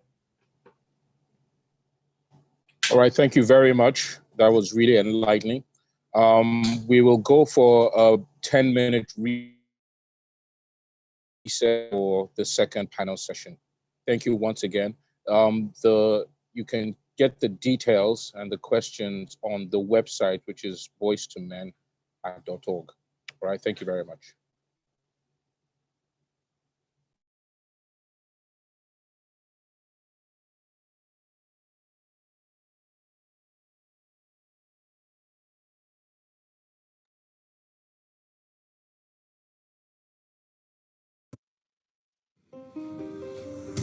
At the Bank of Industry, we provide long-term financial support at very low interest rates to small, medium, and large enterprises in Nigeria's real sectors. For further inquiries, go to the BOI office nearest to you or visit www.boi.ng.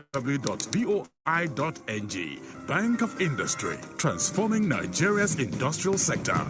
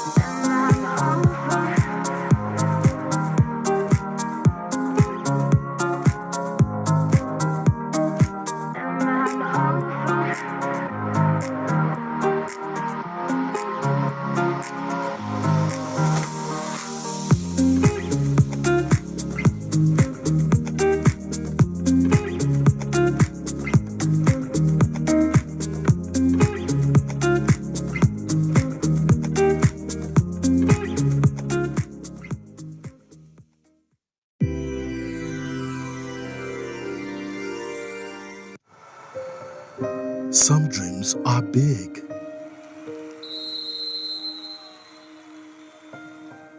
Some dreams are small.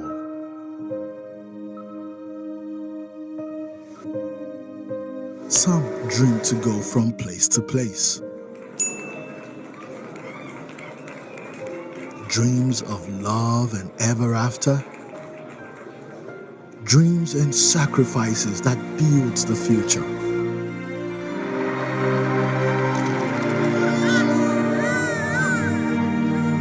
Whatever the dream or step or journey,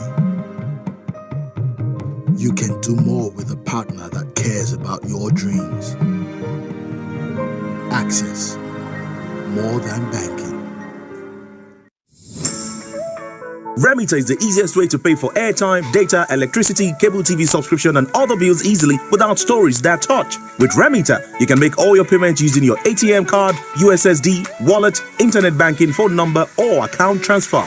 Indeed, Remita is all you need to pay your next bill. Download the Remita app from Google Play Store or Apple Store, or visit www.remita.net to start making payments now. Remita, because payments should be easy.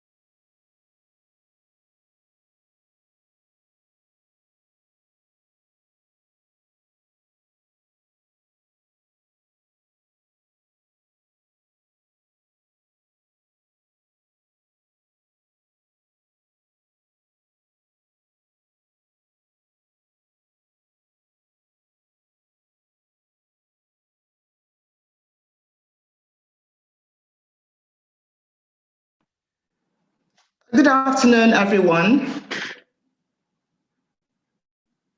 It's time for us to start our next session. Tokwe.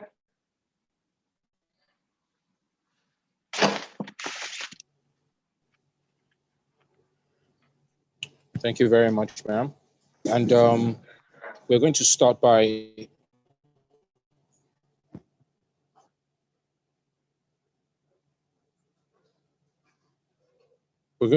introducing the panelists for the second session. And going straight into it, the first is Mrs. Bridget Isweli, who is the founder and chairperson of Relate Africa. Thank you and welcome to the panel. Thank you very much. Thank you. We also have Mr. Ibidakwa Martins, who is the Chief Marketing Officer, Sterling Bank, fondly called Dante, Dante's Peak. Welcome. Welcome. Thank you very much. Thank you very much. All right. We also have Mr. Ikena Odike, who is the founder and Chief Executive Officer for Outset Solutions Nigeria Limited. Thank you. Thank you. Thank you very much. Thank you. All right, and then we have Mrs. Ronke Onadejo, serial entrepreneur and multi-sectional professional, and my former colleague. She'll be moderating the session. Ronke, welcome. Thank you very much.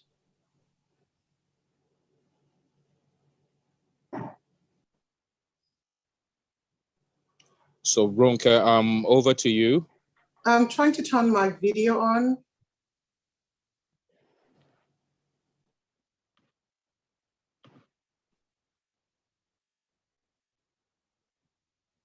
Excellent. Good afternoon, ladies and gentlemen. And I welcome my panelists this afternoon, sorry. And first and foremost, I want to wish all the mothers in the house a happy Mother's Day. And of course, to all the women, happy International Women's Month. Great, my panelists have been identified, and just for the sake of good order, I will just let you know how I will address each and every one of them. So Mrs. Bridget Isweli will be Mrs. BI, and then we'll have DM and we'll have IK, just so that everybody understands what my acronyms are going forward. So I'm just going to put out there a little statement just to get us thinking and in the mood to understand our topic, which is successfully raising a male child in the modern world. So if you were having a boy child, and I mean you as in dad and mom, and something whispered in your ears, whatever it is, intuition, a prophet, you saw in a dream that your child, your male child, was going to become a president, and not necessarily a president in the Nigeria that we know it today, a global person, a global personality, somebody who would be atop an organization such as, whatever the third world, the first world country of that day would be, or the United Nations or the World Bank. What would you do differently in how you raise the boy, in how you culture him, in how you express what he should grow up to be and what you expose him to? What would you do? That's what I wish we would be able to have clear in our minds at the end of our 1.5 hours this afternoon. So I'm going to throw the floor open to my panelists to give an opening statement of what their feelings are about the issue of successfully raising a male child in the modern day. So I'll go first to the lady in the house, Mrs. B.I. If you could please take the floor. Thank you.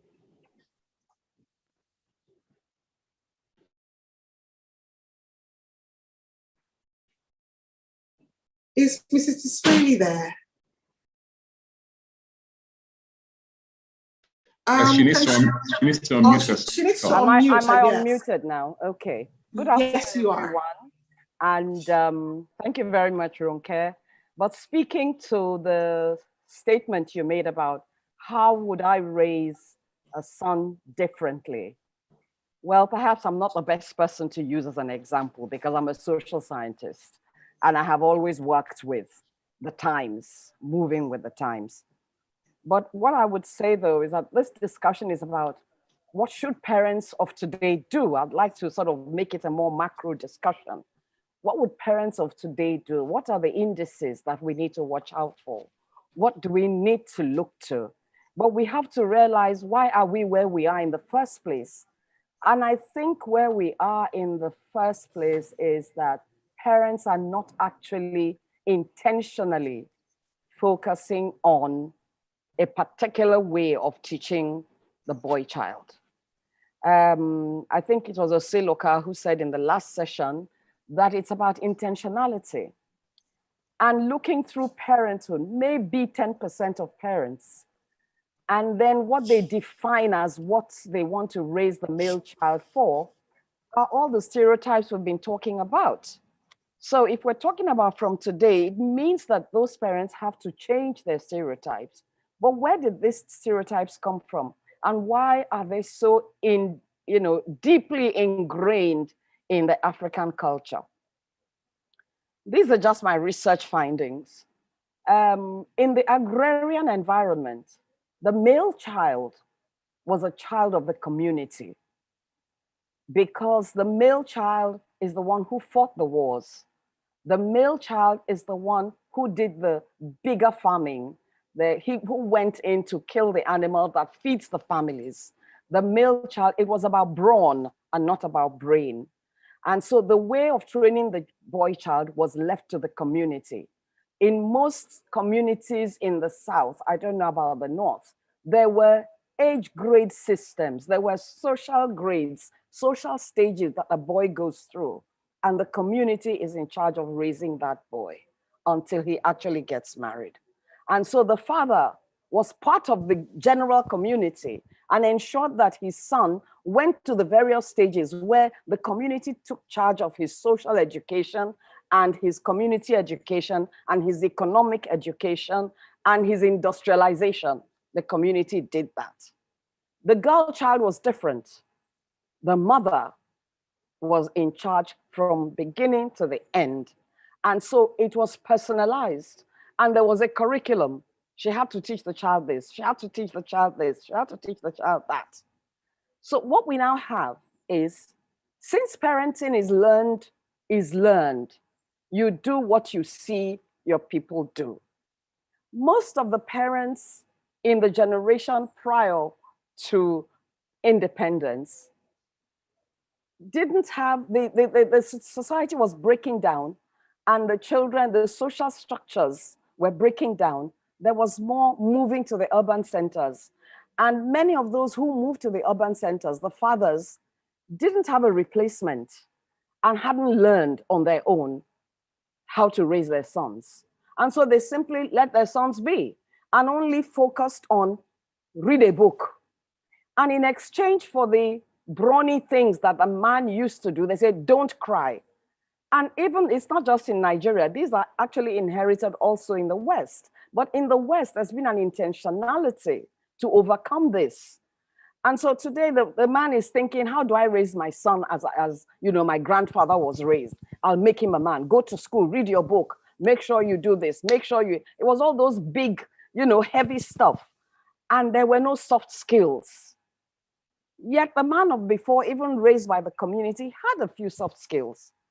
But because the fathers who took over from the grandfathers of the current generation had lost that, there's no connect between how the male child is raised and his father. And so there has to be education and it has to be intentional. Fathers have to know that you have to go to school to learn how to raise your son, that you need to do courses, that you need to design a curriculum.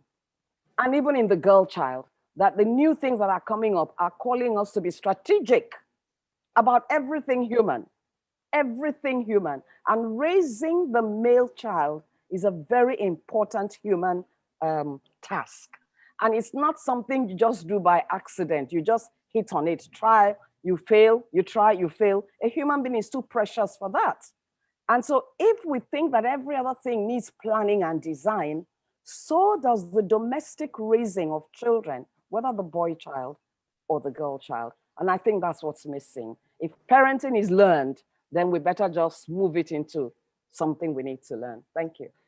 Thank you very much, Mrs. B.I. So I'm going to, just to recap from what she said, which is part of my next set of notes, which somehow she spied on, somehow.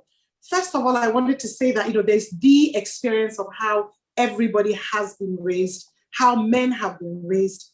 And because it's not fit for purpose anymore, as is so obvious to everybody these days, there has to be a mind change, a deliberate, intentional, strategic changing of the mindset of the people who are raising the boys, the moms especially, the dads as they come into that role, and the society as a whole. And this is supposed to be fit for purpose for the future, which is so uncertain. So it has to be very holistic, very robust, and very futuristic. Because quite frankly, none of us could envisage the last year we had.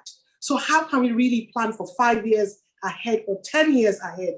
But the fantastic thing is that the values of good from 50 years ago from now will still be the same values that we want in children and in men in whatever year, 20, 30, 20, honest, disciplined, hardworking, and all of those things. They're not going to change. So how do we as people start to raise our young men with those core values so that whatever society throws at them or the future throws at them, they're ready to imbibe it? So I'm going to move on to DM to give us his opening remarks. Hello, good morning. Afternoon, actually. So it's a strange topic for most men. And we have the issue of wondering how men see boys and how women see boys. And I believe very strongly that we've got totally different views of how we see boys. I also was privileged to listen to the keynote speaker and how the lines between boys and girls, that line is thinning out over the years. And while we would love not to talk about it, the issue of gender neutrality has become a critical issue that people would have to face. So I had people messaging me while the initial session was on, asking that, look, if you say people should be fluid and roles shouldn't be assigned to boys or girls, that how comfortable would you be if your child decided that, you know what, I've decided I don't want to be this sex anymore. I believe that I represent or align with this gender. How would you take it? Which now brings the question of how far do you go before you say gender fluidity should stop here or should start there? It's one thing to preach it. It's another thing to have the mind to be able to practice it.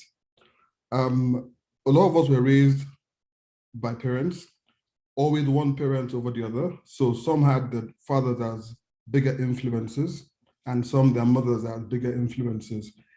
And I realized that, as we all do, that who raised you and who had more input in how you were raised goes a long way in determining your outlook to being a man and what kind of man you become in the future. And also, our parents often, almost always, project their inadequacies, their expectations onto us as boys, and obviously as girls. And this plays a big role into who we become. And also, I'd like to add that raising a boy 30 years ago, the requirements are different from raising boys 20 years ago, 15 years ago. And what we will need to raise a man for the next 30 years, totally different sets of outlook, totally different sets of approach, and totally different sets of open-mindedness and understanding will be required to raise man of the future. That's basically my position at the moment. Thank you so much. Thanks. I was just thinking as you were speaking about a house, the foundation, the building of the house, the roofing, living in it. And then you begin to find out, you'd rather have a bigger bathroom, a smaller kitchen, a bigger storeroom. How easy is it to rebuild a house? Is it good to tweak? Is it better or faster and more efficient to bring it down completely, rebuild it?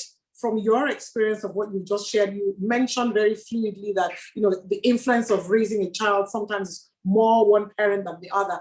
You didn't go into the specifics, so I'm a little bit nosy, and I'm sure the people who are listening really want to know the you and what your personal experience is, just so that they can really tie into the whole. So if you could just give us a little bits on that aspect. More about you. So for me, my mother had a bigger influence in my outlook than my dad did. My dad was one of those easy-go-lucky people, don't stress anyone and I won't stress you. But my mother was more of the man of the house. She more or less, as people would say, wore the pants in the house. So you had a more aggressive female influence. And it shows in who my elder sister was, also aggressive. Aggressive, not in the way we deem it now, but very clear-cut. And I came to realize very early in life that the idea of a woman can't do this, or you should be the one to do this as a man, wasn't critical. So I became very fluid. And I very quickly embraced that fluidity in what my role should be as a man.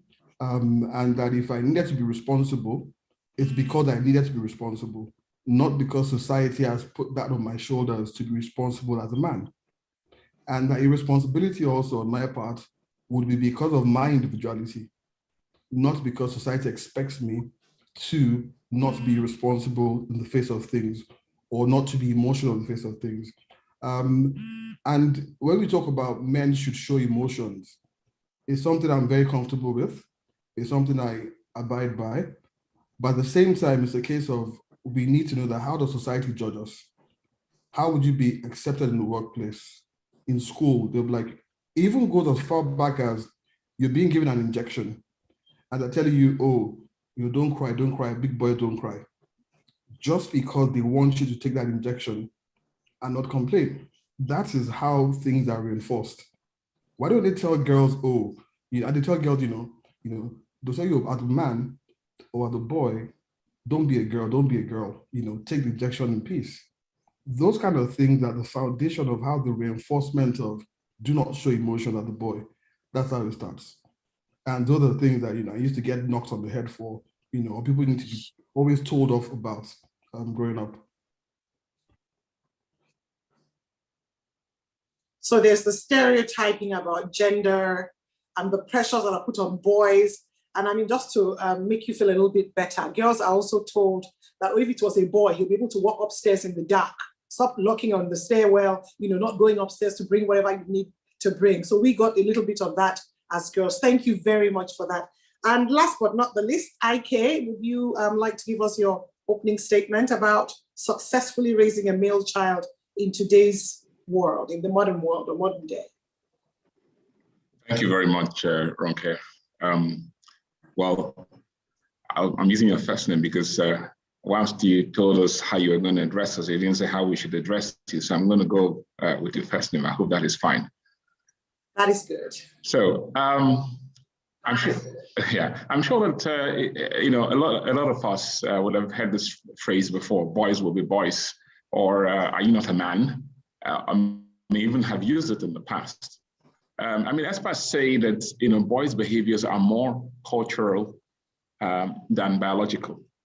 So essentially, the parents, the teachers, relatives, peers, and the media really put pressure on boys, to be tough, to be decisive, to be strong, unemotional, competitive, powerful. So it speaks to what I think my two fellow panelists have spoken to already, which is around stereotypes. How do you avoid stereotypes with your children, not just your male children, but also your female children as well? how do you divide chores in the house, for example? Because for me, the way that I would approach this is to look at the different stages in the life of a boy. Okay, so when they're a toddler, what do you teach them as toddlers, right? And then when they leave that state and then go into the elementary school state, what do you teach them at that stage? And then what do you teach them when they go to secondary school? And then how do you relate with them when they are in high school or at university? So you have to be deliberate about what you say to them, how you teach them. And I think also the environment that you raise your child in is very important. What the child sees really is more important than what you tell the child. So you can tell the child that, hey, go and help out in the kitchen, for example. If you tell your son, go help out in the kitchen, cut onions, and cut okra when your mom is cooking. And you yourself, for example, if you're called upon to do something like that, you frown upon it and you make a statement that goes, hey, I'm a man, why should I do that? So it's important to strike that balance between what you say to the child and what you do as a man in the household. I mean, if I use myself as an example, growing up, and the thing about it is, so I have 5 siblings. There are three guys and three women that my parents gave birth to. And uniquely, I'm the 3rd child, and my experiences are completely different to those of my brothers growing up. For example, my mom used to send me to the market because, I was open to it. I didn't see it as a big deal, even though I had an older sister and I had a younger sister, and our ages were really close. She would send me to the market and I'll take the basket. In those days, we used to go to the market with baskets. And then I'll go get into a bus and take a bus to the market, buy the things that needed to be bought, take them to my mom's office at the bank and put them in her boot, and then take a bus and go back home. But my older brothers never did that. So I think the perspective here is that in doing this, you have to also look at making sure that you have a way to transfer or to train your male children the same way. So you have to be consistent. So it's not one doing, it's not focusing on one and leaving the others, for example. So how I turned out and how I manage my household is completely different to how they turn out and how they manage their household. And you can see the difference really, because for me, cleaning the house was a very easy thing to do. I mean, I would spend and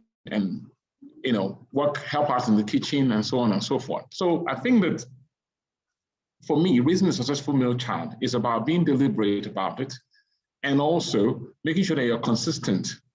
And just to speak to what Mrs. B.I. said about going to school really to learn how to parent, a male child, or even how to parent your children, period. Thank you. Thank you so much. Okay, I'm going to be a little bit more specific in this next open discussion, and please feel free to jump in. I'm not going to go one person. If you feel you have salient points to add to the discussion, please just jump in and let's have from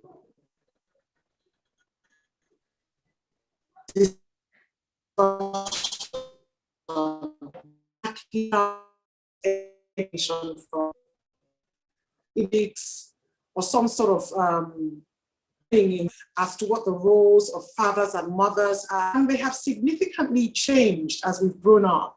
And now that we're adults, and where it's from.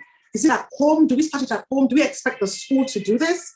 Do we expect it to be done at church? Is it a combination?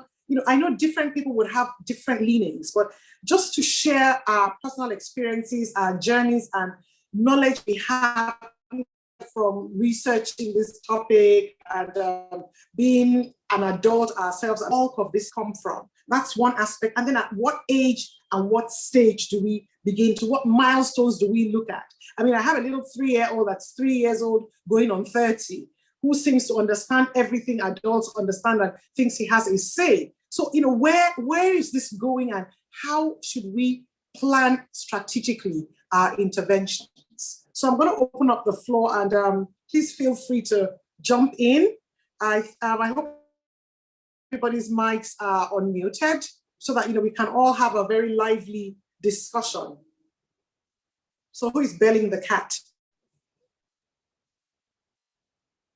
Ike, you're still muted. Yes, I'm muted because I missed the beginning part of your question. So I just needed to hear someone else speak first. Okay, no, I just really wanted to know that, there are a lot of external influences. There are a lot of external influences that are affecting the way we're grooming and educating ourselves and the children and the boys, for the future. So where exactly should we start? Home, school, church, at what age, at what stage? What are the milestones we should look at and what are the inputs we need to put at the different stages? Okay, so if I may, Okay. So if I may, I did mention that if you look at the stages of the life of a child, so you start from when they're toddlers, for example, okay? And I think the first thing that we need to do at that stage is to teach them how to avoid stereotypes. And that starts with little things in the house around who does what, okay, and why they do what they do that in the household. And then you start also, then the next step will be around teaching them boundaries. Okay, so for example, studies show that men who have fewer gender stereotypes actually have happier marriages and have more positive romantic relationships, right? So studies actually show that. So it's important that we also understand that, and then we can focus our energy on doing that with our children. And the next thing really is around boundaries. So teaching boundaries as they get older. So, from toddler to when they're going to elementary school, touch, okay? Don't let anyone touch you in this manner, kissing and hugging and all of that. Who should do that? And who shouldn't do that? You yourself also, as a child, you teach the child, you don't touch someone, in an inappropriate manner, gradually. And then when they get into elementary school, you have to teach them also not to have feelings of superiority because they are boys. You have to deliberate about that. I mean, there's a research that shows that 40% of fourth graders in the US, for example, believe that boys are smarter than girls. That's what they believe. It's not what they were taught. So where does that come from? That's a question we should ask. Does it come from the home? Does it come from the school? So we need to be deliberate about what sort of experiences are they having?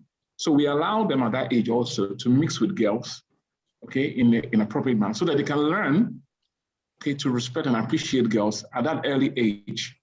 Because if they are playmates, okay, and there's positive reinforcement of the right type of behavior, they are taught already that there are no stereotypes, no gender stereotypes, and they should not really play to that or speak to that.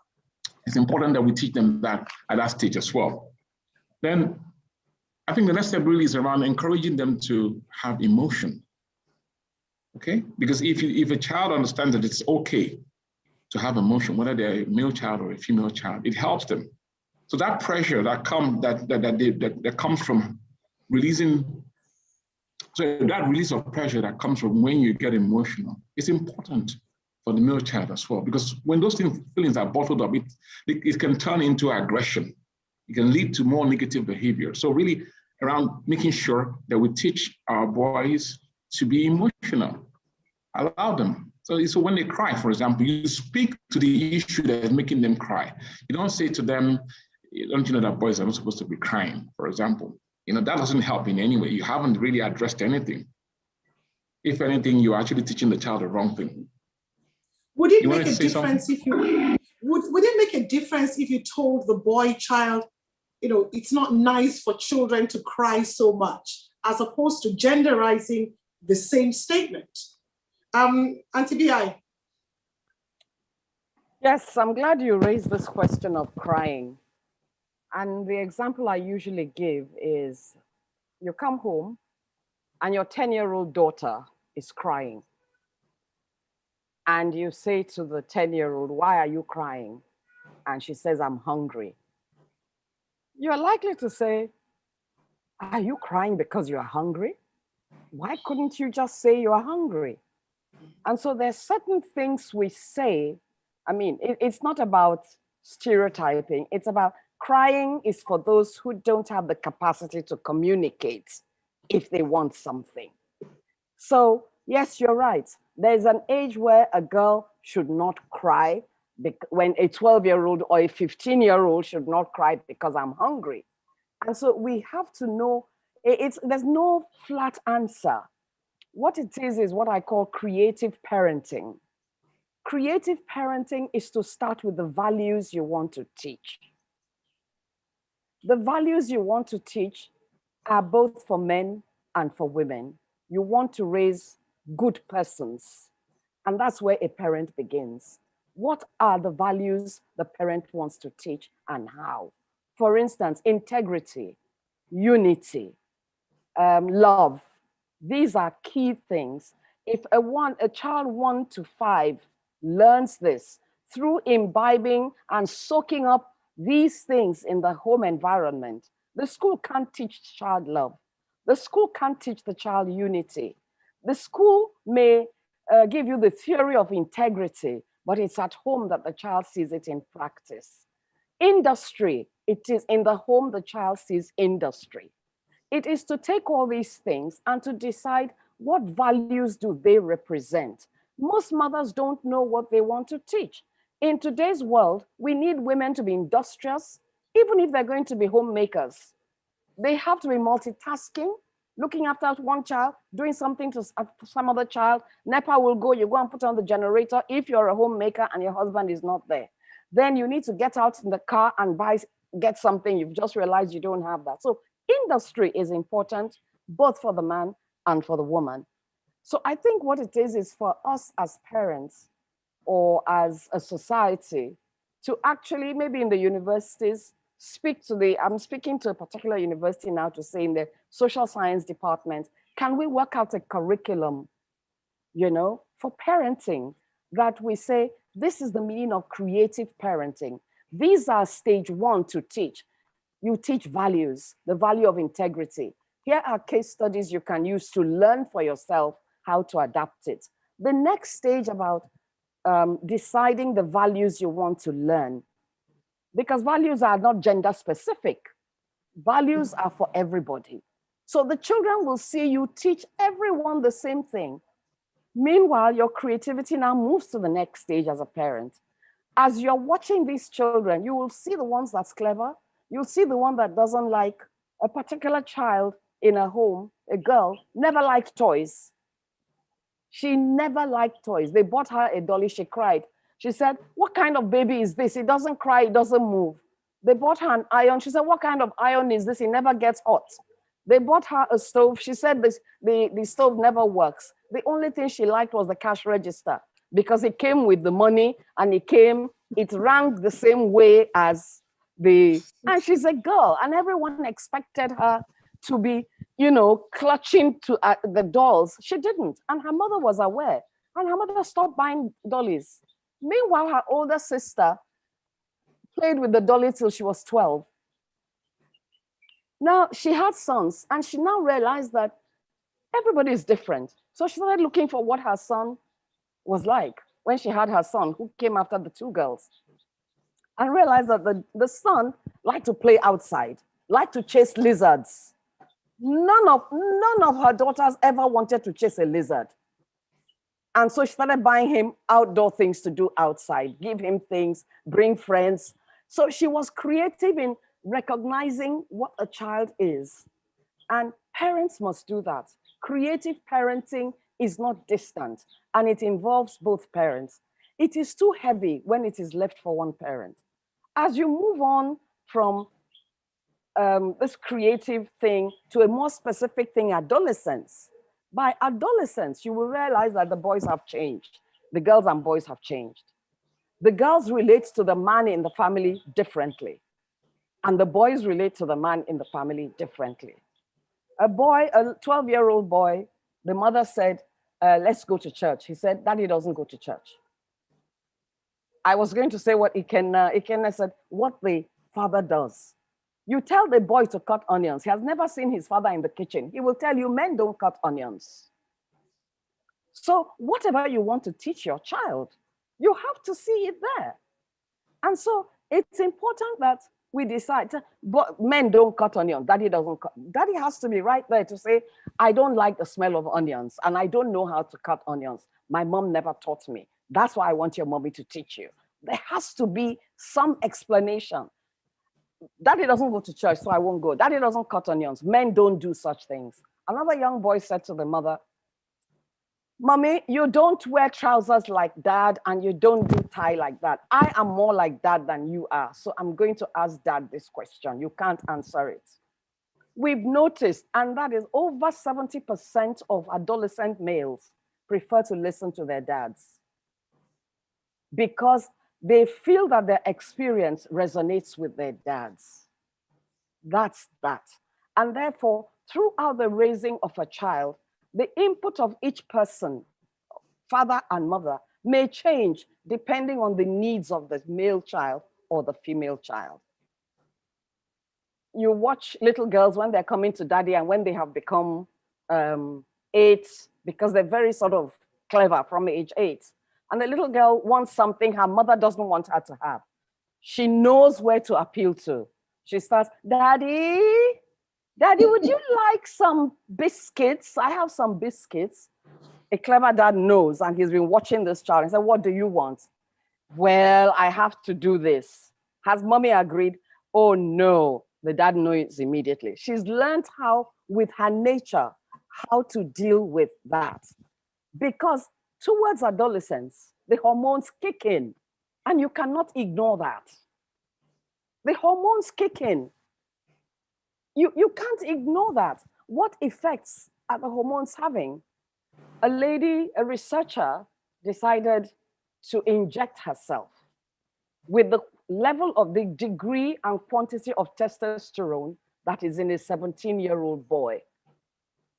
She said it was amazing. She never thought that it made such a difference. She said she couldn't sit down. She was restless. She just described exactly what you would say a 17-year-old boy who wants to play football, wants to visit friends, wants to do this, wants to do that. And she realized and wrote, boys are different. The hormones in puberty spell different things. An Ofsted report, I think is an English report on education, has found that a lot of boys are not doing well in their GCSEs. And they realized that it coincided with the time of puberty. They are doing their exams at the time of puberty, key and major A-level and GCSE exams. It's just coming to them. They're getting used to it. And then we dump them with many subjects to learn. Meanwhile, the puberty of the girls happen between 12 and 14. So they are more settled. And then the question is, how do we help the boy child? Secondly, question of these hormones and looking at the natural cycle of the male child. There is a natural cycle of a male child. Intellectually, we're the same, but hormonally, and it is the hormones that control the emotions, we are different. We are educated parents now. We have heard about the biology of the female child and the biology of the male child. And forcing a male child into this, into something is not okay. Now, the point about the hormones is, just as libido in different people is different, so the emotionality is different in different boys. The fact that one 17-year-old boy is acting like this does not mean that even his brother at 17 will act the same way. There are also mental influences that affect this. So parenting, to be creative, you have to be attentive to each child that you have. You have to start at adolescence to engage with them and for them to have a share in their own upbringing. This is the time now. I think earlier on, someone was saying work is in the office and women. I have a problem with today now. Work is now in the house. Work life has invaded the domestic space. The woman now is in the kitchen on her desktop. Children are having school in one room. This is the sign of the times, scattering what we have received. So challenging us to think. And I liked how the keynote speaker began this morning. Descartes says, I think, therefore I am. And so the challenge of this time is for us to sit and think. How are we going to do this? Particularly in Africa, where our economies are in tatters, our political whatever is in tatters. Those of us to whom proper education has been given, and Boys to Men Foundation is doing a lot of work here. We need to be more intentional. I think that's just the goal. This way we are, anything goes. Is a child, parenting is normal. Parenting is learned. You cannot parent unless you've learned. And for me, I learned from my parents. This if that Mr. keynote speaker spoke about, we had to recite this poem in my house when we were small. Each child, until you memorized it off by heart. If you can keep your head when all around you is losing theirs and blaming it on you. I haven't forgotten it. So our parents had that. So I learned from that, but that's not sufficient because these times are different. So I have to be open, I have to be creative, I have to be ready to learn from the people themselves that I'm teaching. The adolescent of now is not the same thing as the adolescent of before. So I would suggest very rigidly that even if there's no dad or no mom, there should be a surrogate. In the event of the death of one, there should be a surrogate. It's not fair that a child does not have a model that is of his gender and one that allows him be. That's very, very important. And that's what I think about it. So creative parenting, focused parenting with an intentionality that has a general guideline as to the values I want to teach. And supreme among them, for me, is unity, industry, love, and integrity. Teach any child this. Thank you very much. And you can move on. Thank you very much. So, DM, over to you. The last part, but before DM comes on, is going to be, I'm going to throw out some words. Words like vulnerability, and I'm going to expect one of my panelists to tell us a quick line about what their impressions about raising a young man in this modern days will be. So DM, the floor is yours.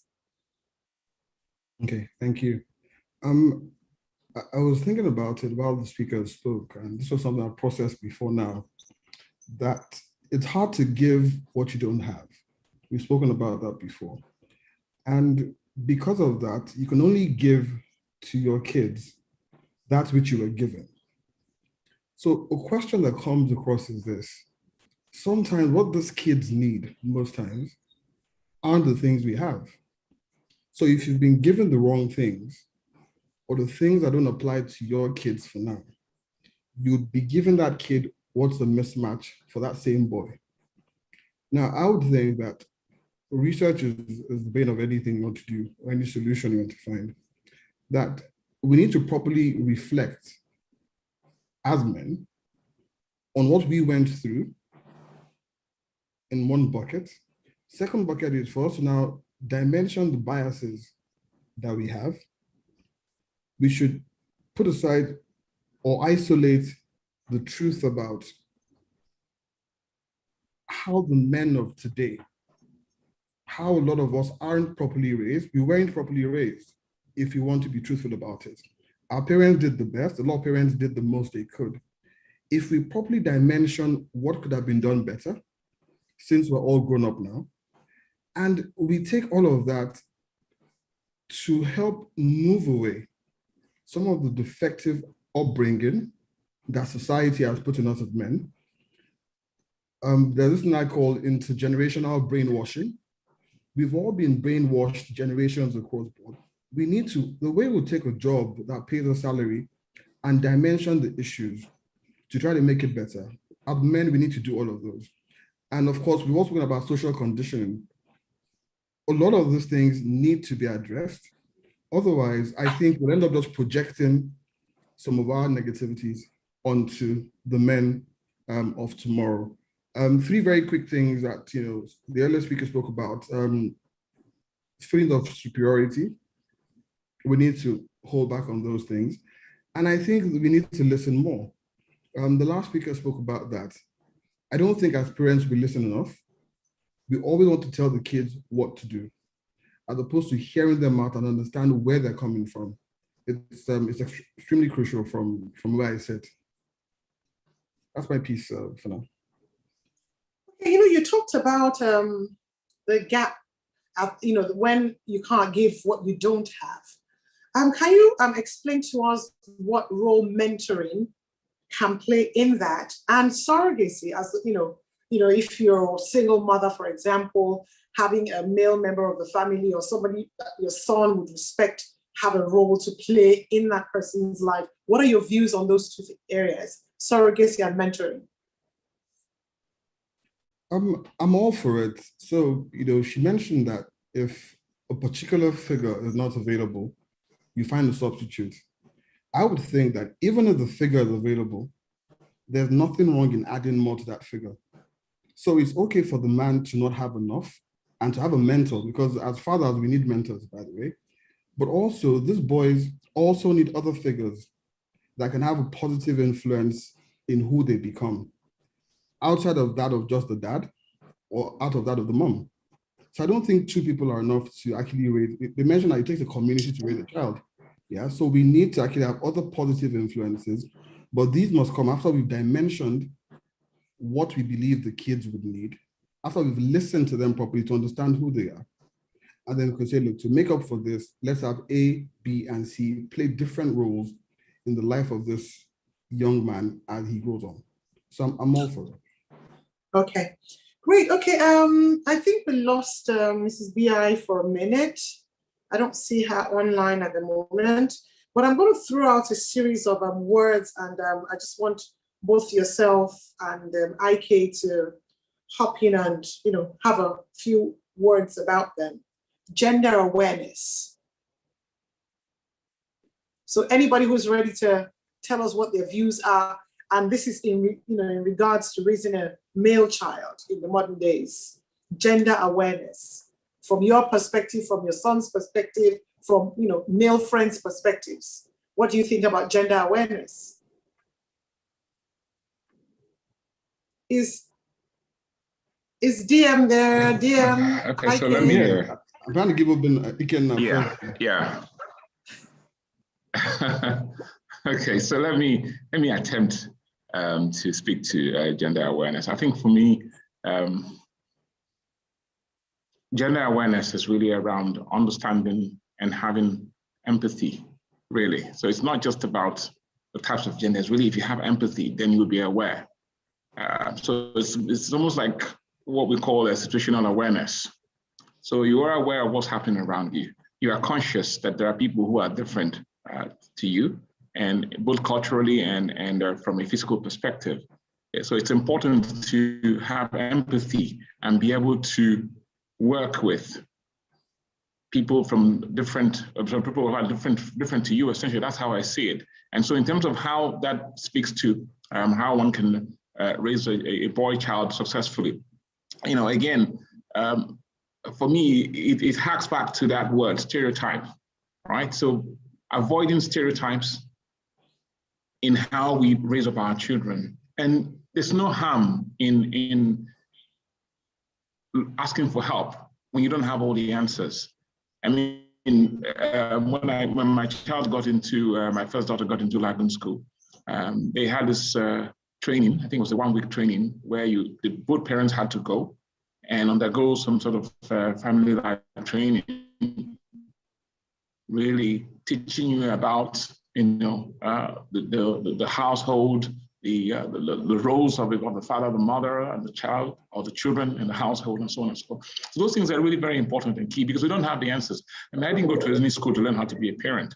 So what I do is I read books, or I try to read books, okay, and to get information from those books. And there are books, in some schools where you go and you can buy those books and you can read to help yourself, be more aware, really, of what's happening around you. So I think for me, gender awareness really speaks to having situational awareness, having empathy, and understanding, How about vulnerability?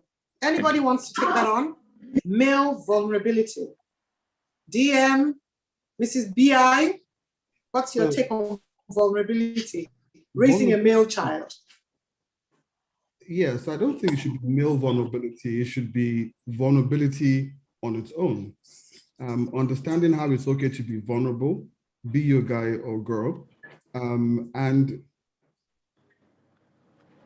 letting people understand when you need to not be so vulnerable. So we heard another speaker earlier on speak about how a child crying because he or she is hungry at 12, you expect some of those to be offloaded before you get to age 9 or age 6 or age 7. So vulnerability is something that it's a problem for the male child right now. It's a problem for most men right now. In the typical workspace, a man is expected not to be vulnerable, even in 2021. And you see at certain settings, men and women, saying, "Oh, he's so vulnerable, he's so emotional." We've come to attach being too emotional to a particular gender, and it's almost unacceptable or unaccepted for the male gender to show emotions. So you're meant to be in check of your emotions, to be very together, and that in itself is an issue. Vulnerability is something that we need to imbibe in kids at a very young age. And I think even us as adults, grown men, we need to take vulnerability classes for us to understand when it's okay. Ken and I need to take classes on vulnerability. We're trying, but we're not there yet. Okay, can I just put out these toxic habits that boys have? Gender jokes, rape, physical violence, aggression. Does anybody want to speak to that? Amatibi, you need to unmute.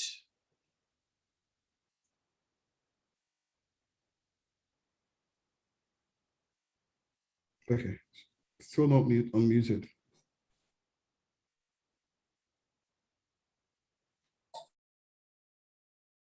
Okay, while we're waiting for that,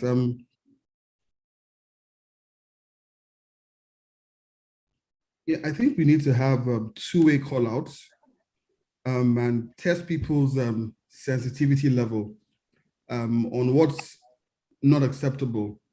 And the rules keep changing over time on what's acceptable and what's not acceptable.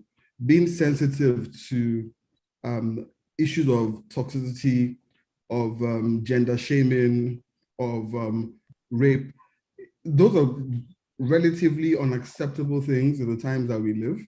And I'm glad that the level for which those tolerance for those things, oh, she's back now. Tolerance. I'm on two different lines, so. Okay. Mrs. B.I. is back on as well. Okay, great. Oh, you're done. You go ahead. Okay, so I'm glad that the awareness levels are on the rise.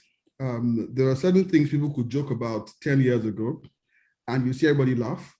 You try it, if you tried it 2 years ago, you'd have a social media nightmare.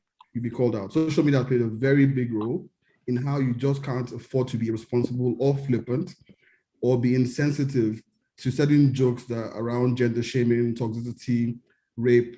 And I think it's going to grow as the year goes. Before the end of 2021, a lot of other people will be called out for being insensitive to. As men and as women, we need to support these causes until it becomes generally unacceptable across both genders. Great, Mrs. B.I.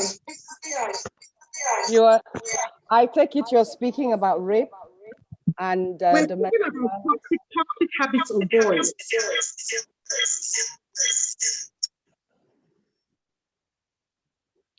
Yes, I'm listening.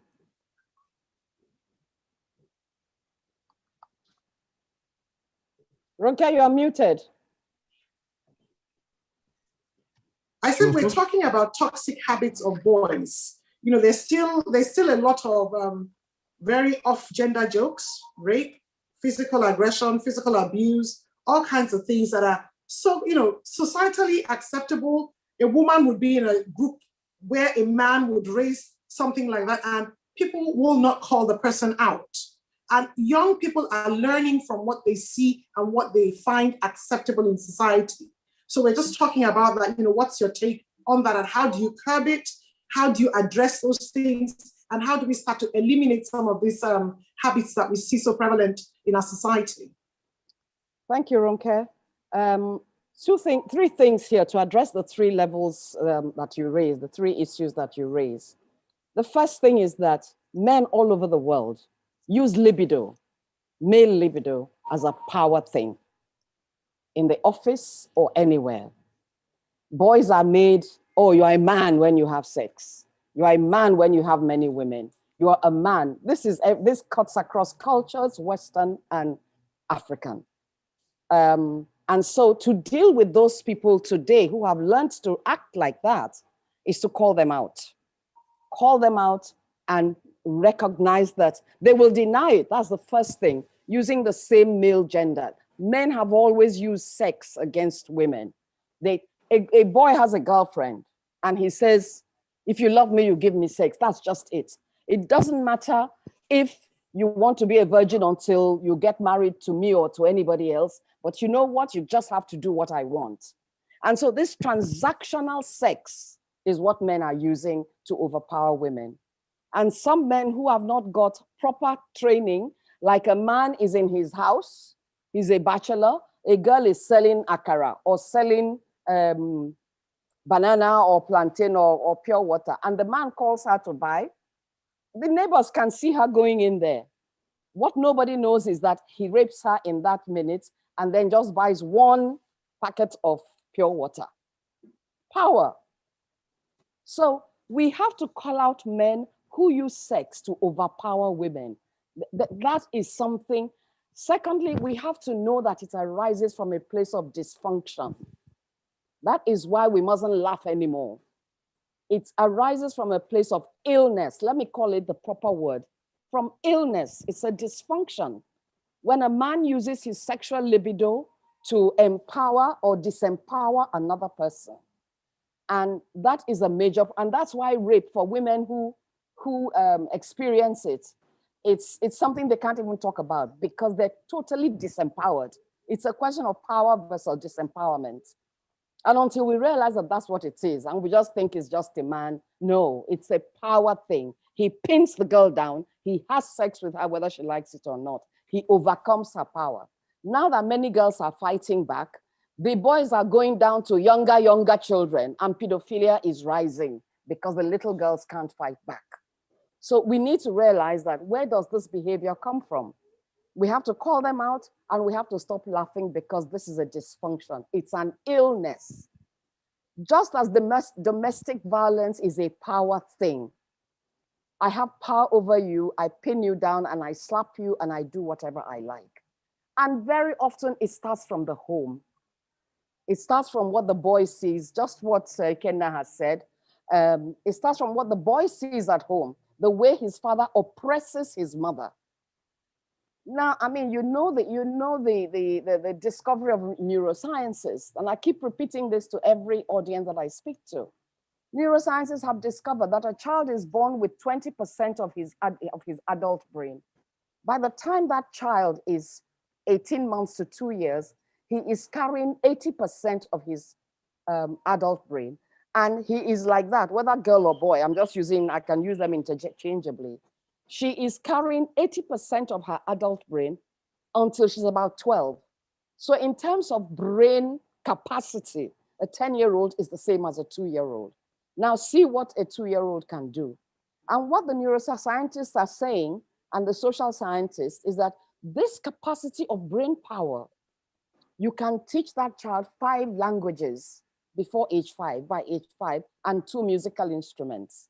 Now, this is the brain power that is lying waste in a family if you don't directly use early childhood education, both for a boy and for a girl.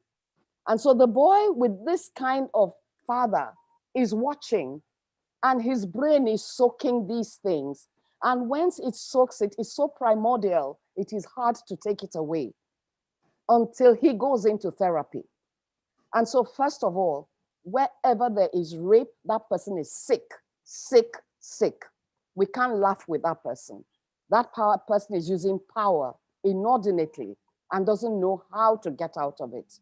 And so the person we don't dialogue it. A man beats a woman. Hear the question, What did you do that made him beat you? A woman beats a man. You allow yourself to be beaten by a woman? Why didn't they ask him, what did you do for the woman to beat you? So you can see the gender, the power thing here. And it comes with the same teaching a child justice. The one thing that I've learned, I was reading a book by a Carthusian monk who said that men are born innate to them. You are to nurture that gift in them. Women are born with a gift innate to them. We are to nurture it. And because we're talking about men, I will talk about the gifts of the men today. Justice, vision, the capacity to see globally. I don't know if it was the key speaker who said it or during Oseloka's time that someone mentioned that men think about the future. They tend to be futuristic. They plan ahead of time. They're visionary. They see far. Women work with details. And so a man is dreaming about building something 10 years from now. The wife is saying, what are you thinking about 10 years from now? Today, we don't have a car. We don't have money to eat. But the man operates on a global, macro kind of dreaming, and the woman manages. And the neurosciences are saying, in that case, we need both brains to work. In an office, we need to have men and women. That also speaks to what Mrs. Amojiafa was saying, that we need to create in the workspace to allow women, something to allow women come in so that they bring their gifts of thinking in particular ways and men in particular ways. And men should stop speaking things like, you are running this country like a woman. You are running your business like a woman. All these kinds of sentences. So I think that the men need therapy, and we have to start in our curriculum, even in the family, to put gentleness, to teach young boys gentleness. They have so much power, they run around, and to give them something for them to do with all this power that they have, to turn it into good, rather than to let it stay there. And by age 7, all they're doing is destroying everything around them. Thank you. Thank you very much, ma'am. Anything else? We're winding down now so that we can go into Q&A. So I want to just throw a challenge to the Voice to Men Foundation, because from what we've been discussing and what we're learning today, it's clear that we all need some sort of mentoring and tutoring or training, however you want to put it. And perhaps they may want to consider setting up a faculty or setting up a training institute to take on this challenge, because I'm learning so much today with all the interactions that have happened and all the discussions. And I think that we should find a way to be deliberate about this. I think this is a good first step. They should start thinking about the next steps around how do we make all this practical. We've got a lot of feedback, we've got a lot of comments and opinions about what needs to be done. How do we practicalize it? Thank you. Okay, anything else from any of the speakers? I'd say that we need to, in doing our research, understand how we distribute roles, understanding what the men need to do, understanding what the women also need to do in helping out, and understanding what the society itself has to do. So while we work on the men, we need to work on the women, and we need to work on society as a whole. They're very critical, because if the men do it alone and the women don't do their part, then the results will only be halfway. If society doesn't do its part also, everything Ken and I and everybody else does won't have the traction required. And also, I think we need to be careful. I'm a man, and I'll speak freely on this forum, that there are times when we feel, we might be wrong, but it's how we feel, and I'm not afraid or ashamed to express how I feel, that a lot of times we get demonized. The demonization of men is a critical issue for which we are at a point where we're not even allowed to speak back.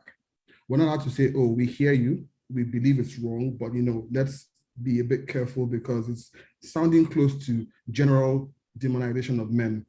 And if you say that outside, when issues of gender disparity or women empowerment or boys misbehaving, if you say that, you will be fried.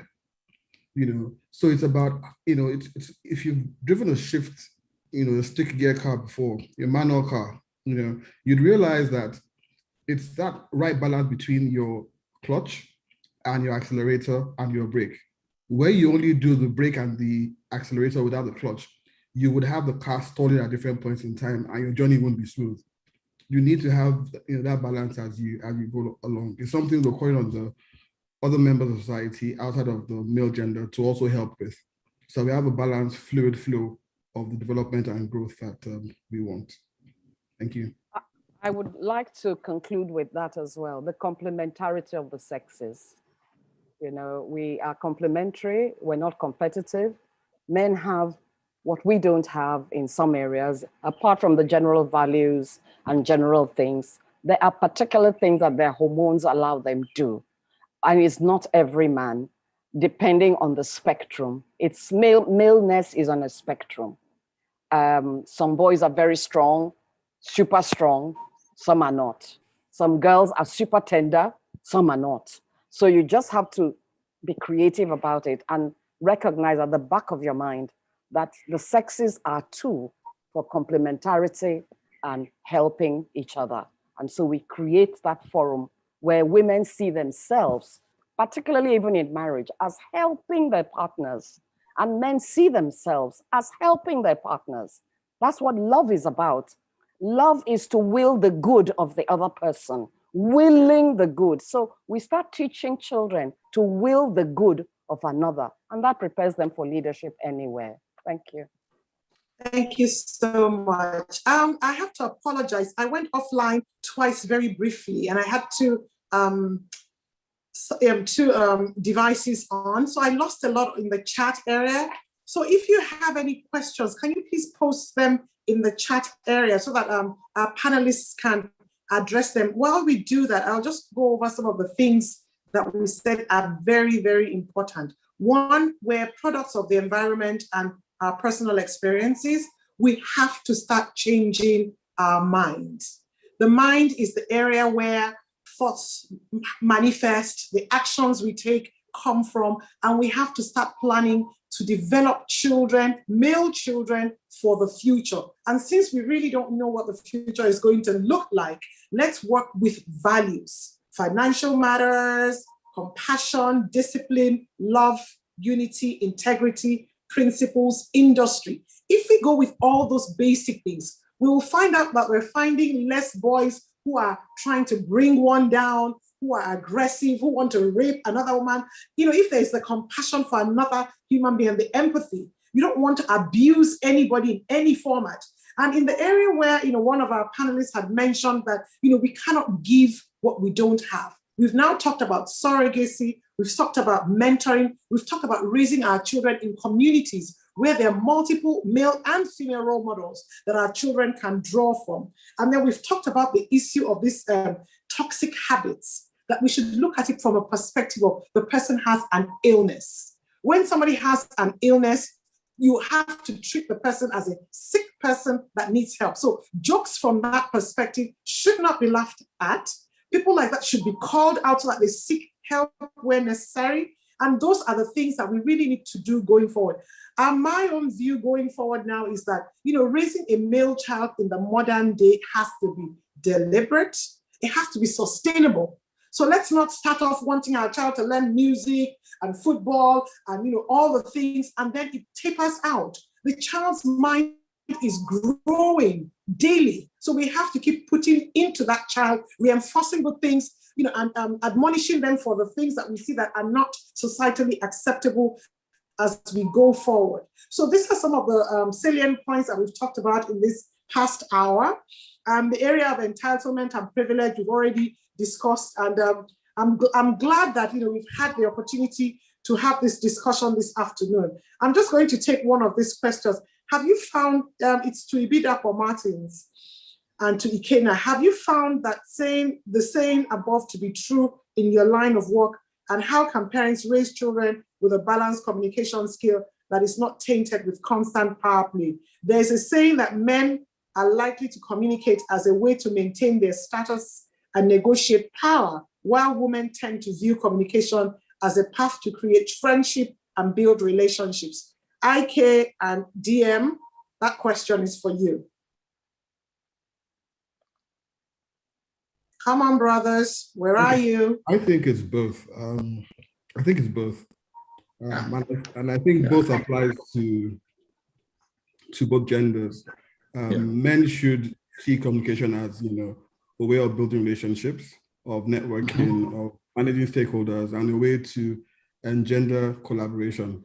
It's also a way that you use a negotiating power in the workplace and outside of the workplace. So I think it's both, really. You can't live one and hold on to one. That's my take. Ikenna? Yeah, I agree with you, Dapo, 100%. Again, I don't think it's about gender. I think it's about the individual, if you ask me, and what their learned experiences have been over the years. So what works for them? What style works for them? What style are they used to? What have they been taught? That's what comes out. I don't think it has anything to do with gender. That's been my experience anyway. Thank you. Thank you. There's one more question, and it says, how does one remain in the middle in gender fluidity? Some men believe that, starting this discussion, that we are going towards the Western type of excess. If you say there should be gender fluidity, where men can do what women are doing, and there shouldn't be role, there shouldn't be a gender role division. That if we start to abolish that and that merges, that we are going to start getting towards the excessive of the West, whereby some boys feel they're trapped in a girl's body, or girls feel they're trapped in a man's body, and we have all kinds of gender issues in the West. That how do we stem ourselves from going to that? And that's all three of you, if you could please chip into that.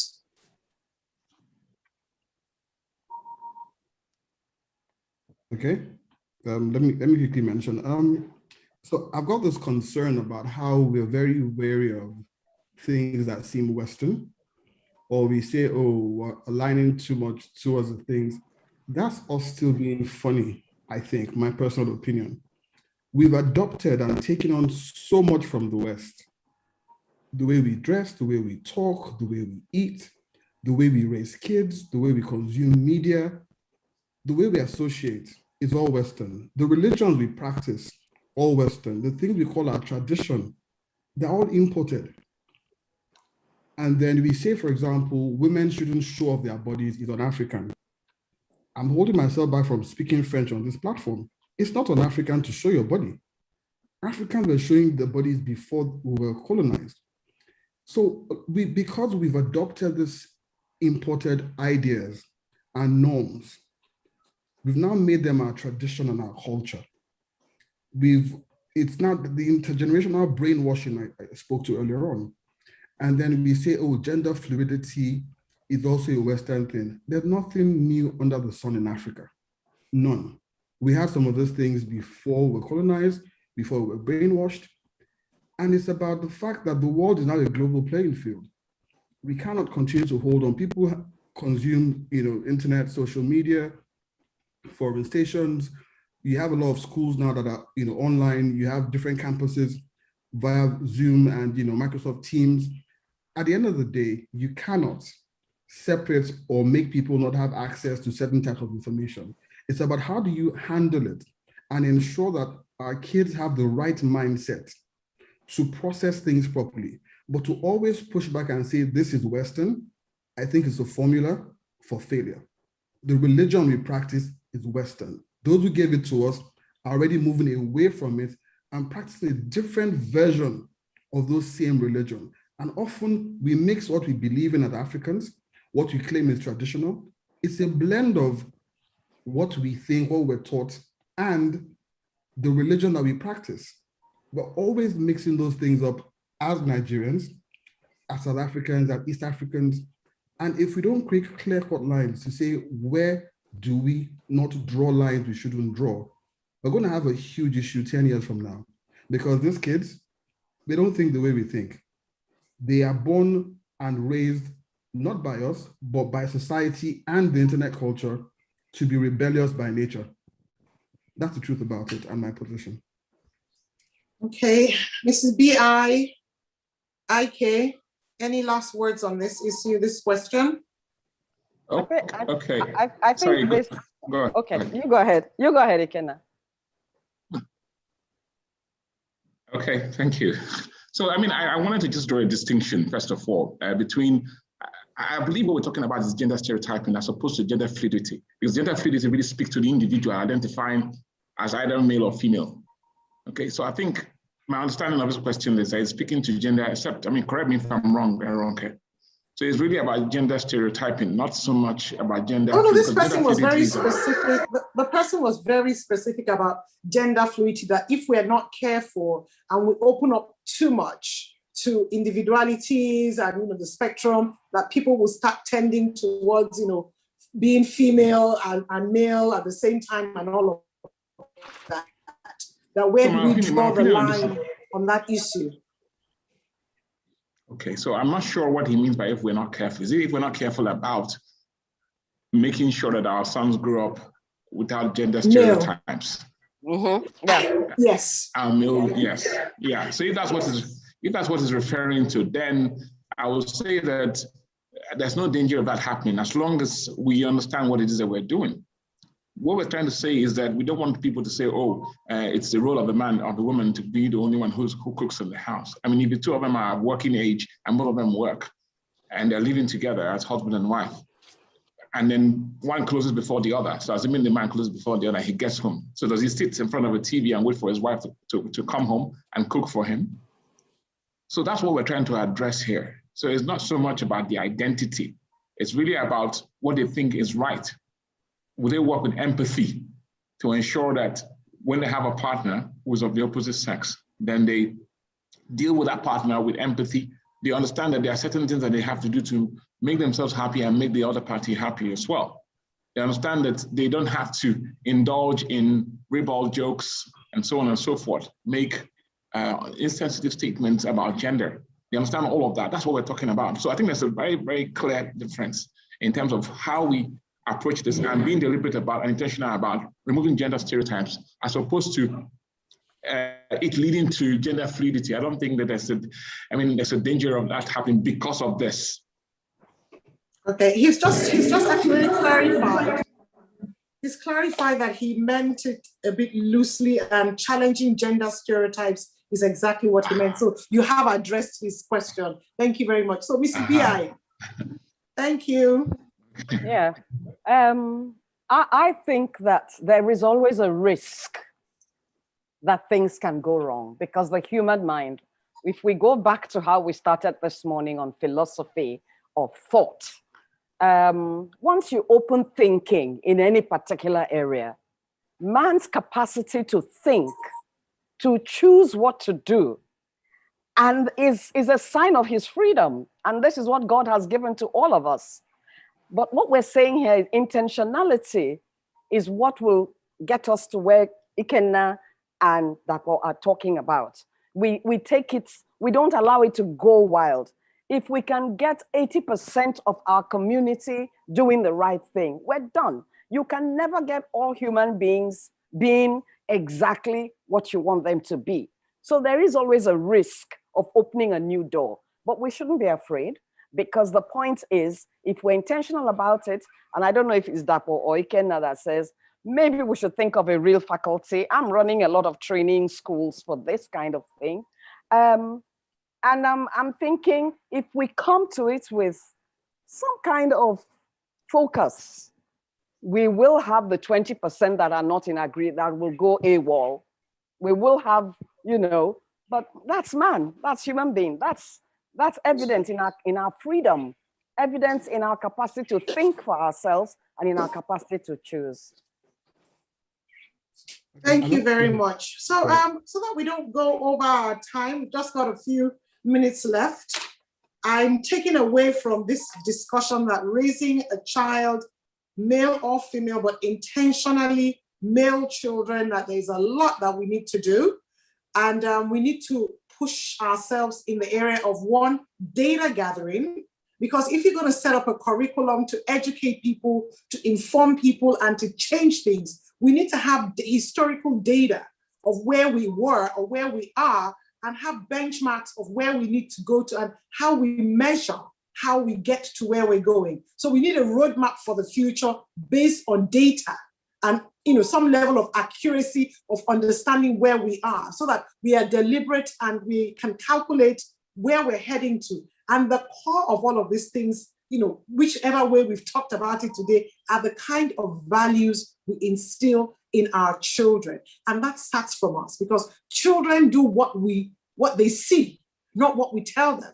So we have to put our children in environments where they see positive things, where they are positive role models, where people they can emulate positively are, as opposed to, a child seeing some bad pattern repeatedly. And then we tell them, oh, that's not the way to go. We're just going to find out they're going to gravitate towards the wrong side of what they see continuously. So we should be deliberate about bringing our children out of toxic environments, educating them and filling them with the right kind of things. And as educators and parents and wards and guardians, as custodians of our next generation, we need to equip ourselves with tools to make changes and get groups of people that you can sound things off so that you're going in the right direction and that you have positive reinforcement yourself, because you will have areas of strengths and weaknesses, and you need people around you who can help you with those things as you raise your boy child.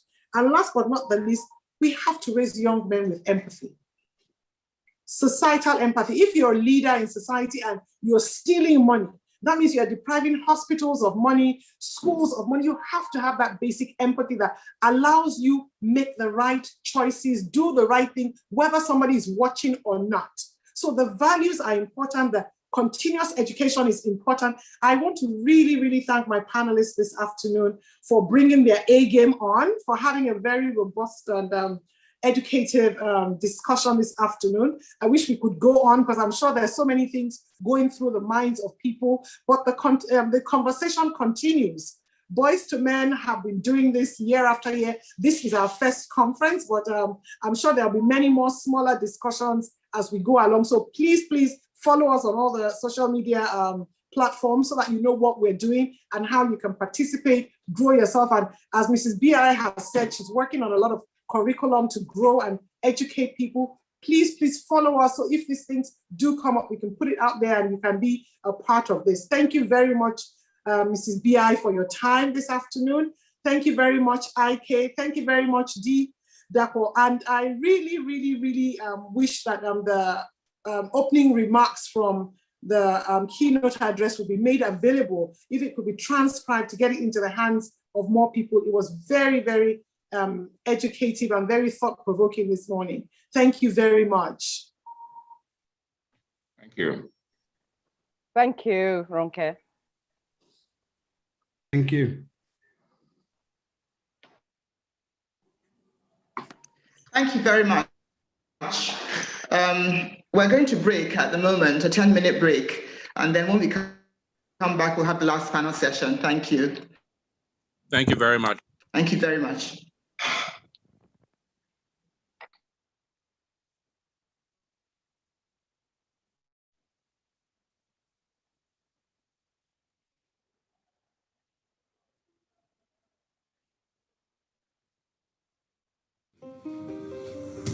At the Bank of Industry, we provide long-term financial support at very low interest rates to small, medium, and large enterprises in Nigeria's real sectors. For further inquiries, go to the BOI office nearest to you or visit www.boi.ng. Bank of Industry, transforming Nigeria's industrial sector.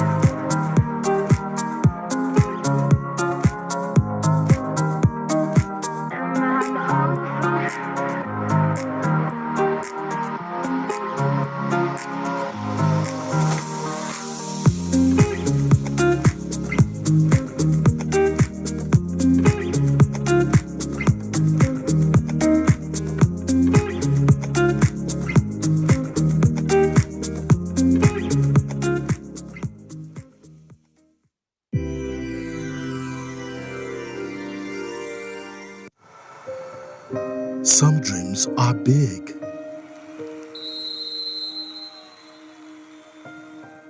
Some dreams are small.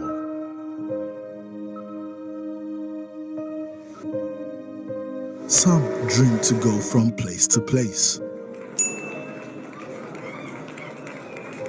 Dreams of love and ever after. Dreams and sacrifices that builds the future.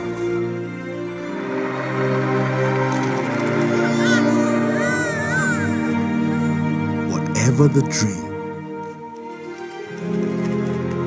or step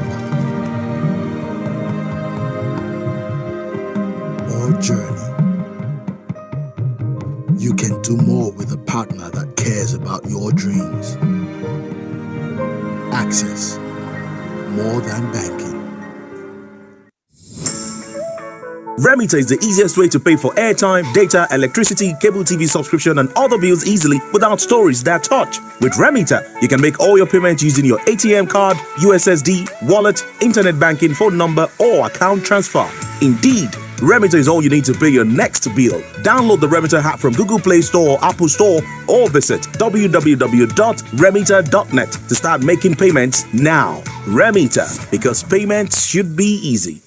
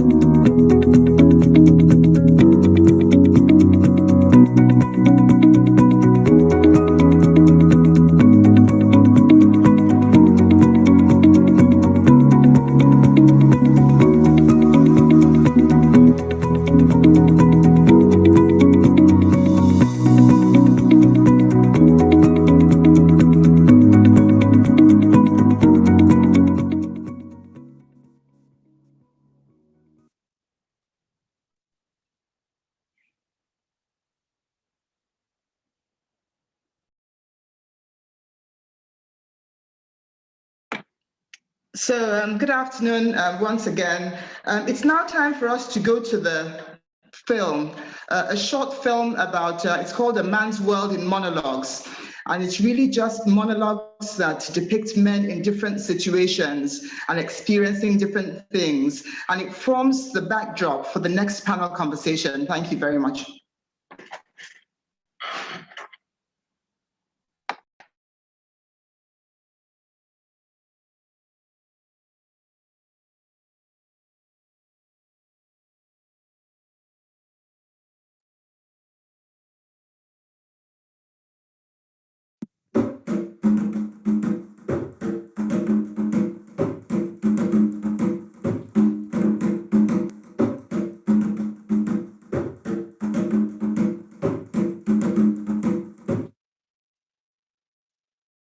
I want to shout, but make no sound. There is only silence. The silence of my anguish. For the words I cannot speak. Men don't talk, they say. For the tears I cannot shed. Men don't cry, they say. For the embrace I long for. Not for men, they say. For the help I cannot seek. Men are strong, they say. For the courage I lack. Men are brave. they say, for the responsibilities I cannot shoulder. Men must provide, they say.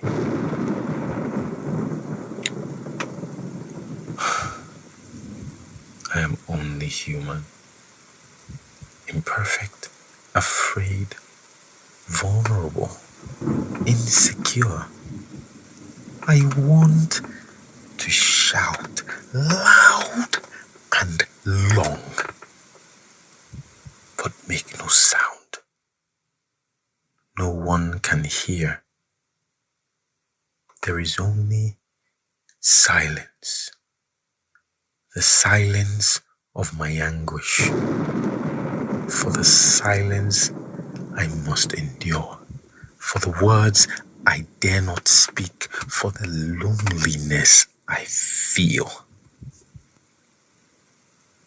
I am a man, they say.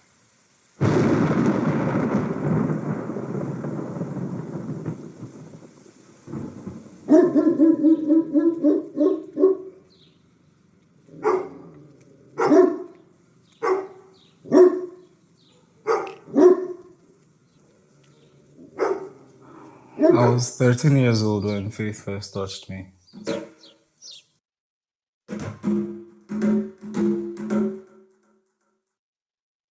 She came into my room in the dead of the night. When I felt a hand clutching me, my body responded immediately. It charged, and I woke up suddenly.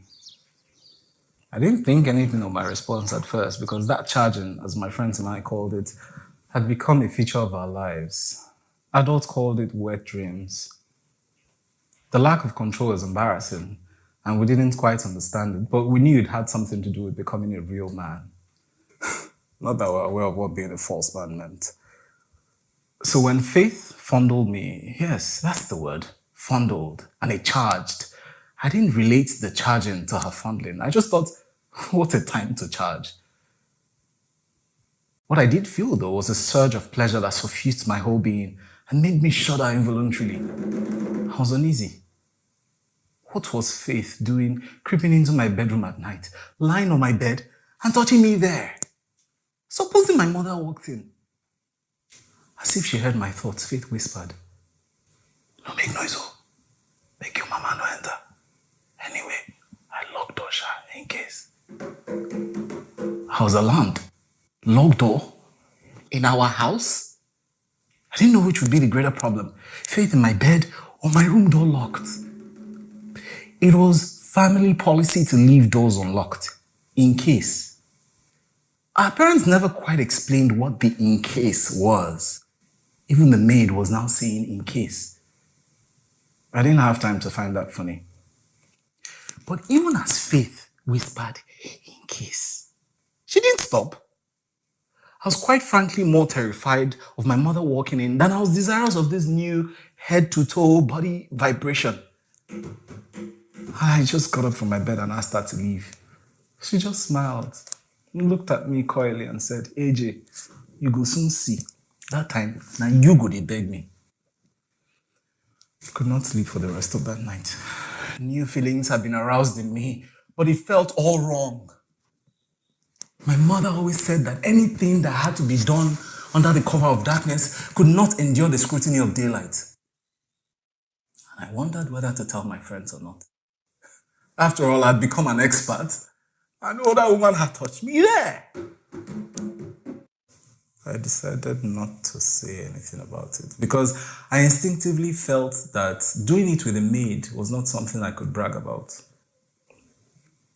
And so we started the cat and mouse game. She the cat and me the mouse. Each night after the first encounter, I lay awake for half the night, half afraid and half in anticipation. Each time she passed by me in the house, she would roll her eyes and smile. The mixed dread and anticipation was killing me. I did not know what to do or who to tell. And I was afraid to tell my parents. I didn't want them to think I started it. I knew she would not give up. It was just a matter of time. And she did not give up. It was her 14th birthday gift to me. And she continued to come into my room until my mother fired her for stealing. Now that I think about it, I would call it rape, seduction of a reluctant minor, or at the very least, Faith was a pedophile. The irony of her name and her actions. No, I never did tell my friends because I considered it as something improper or unsavory, and I felt deeply ashamed. To this day, I feel shame, and I think of it as lost innocence. I never got a chance to choose with whom to have that first experience.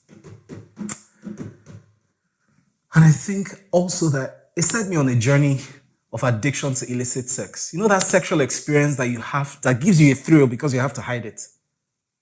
Now that I have sons of my own, I think it's my duty to tell them what I could not tell my friends. For starters, the maid's room has no access to the main house. I don't want them to be gallivanting around my house. One of the bold ones might one day come into my own room to continue what Faith started when my wife is out of town. I am not willing to go down that road again, either for myself or for my sons. You see, people do not realize that we also can be taken advantage of. The penis is not that mighty weapon that many, especially women, see it to be. It can also be a man's most vulnerable part, his Achilles heel. I learned that at great personal cost.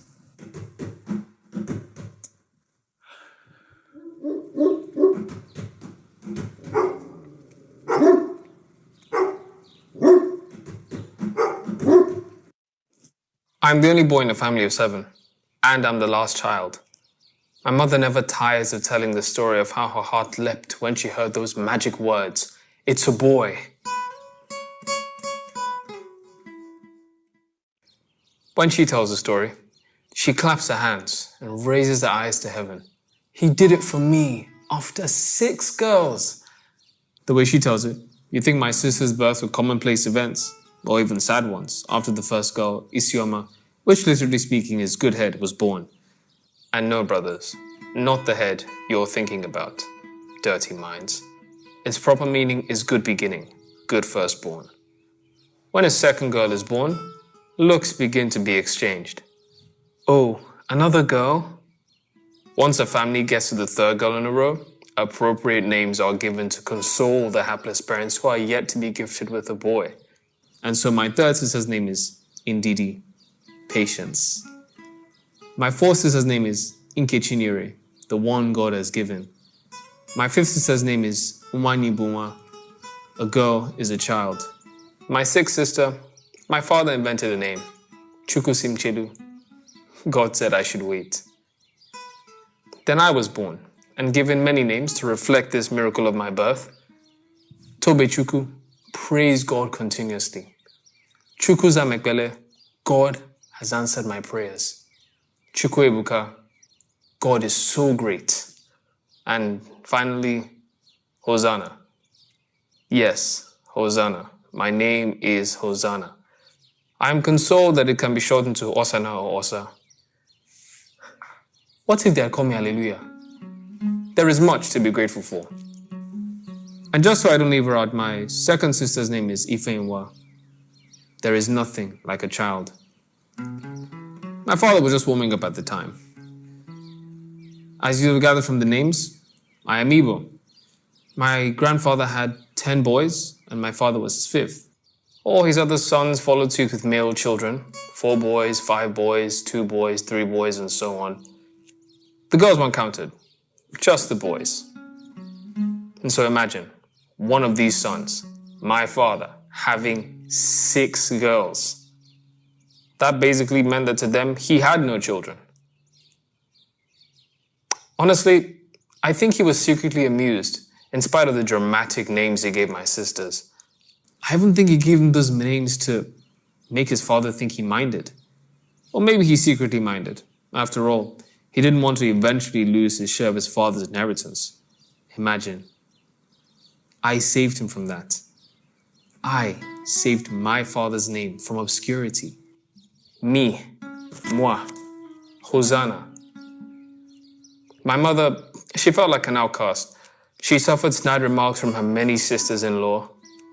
Then she had me and became the darling of her parents-in-law. They were so happy. Finally, their fifth son had been delivered. Quite from what, I'm still not sure. Anyway, I tell you all this because it set the stage for my upbringing. 7. The number of perfection. The 7th child, a boy. An omen of greatness. The stage was set. I could do nothing wrong.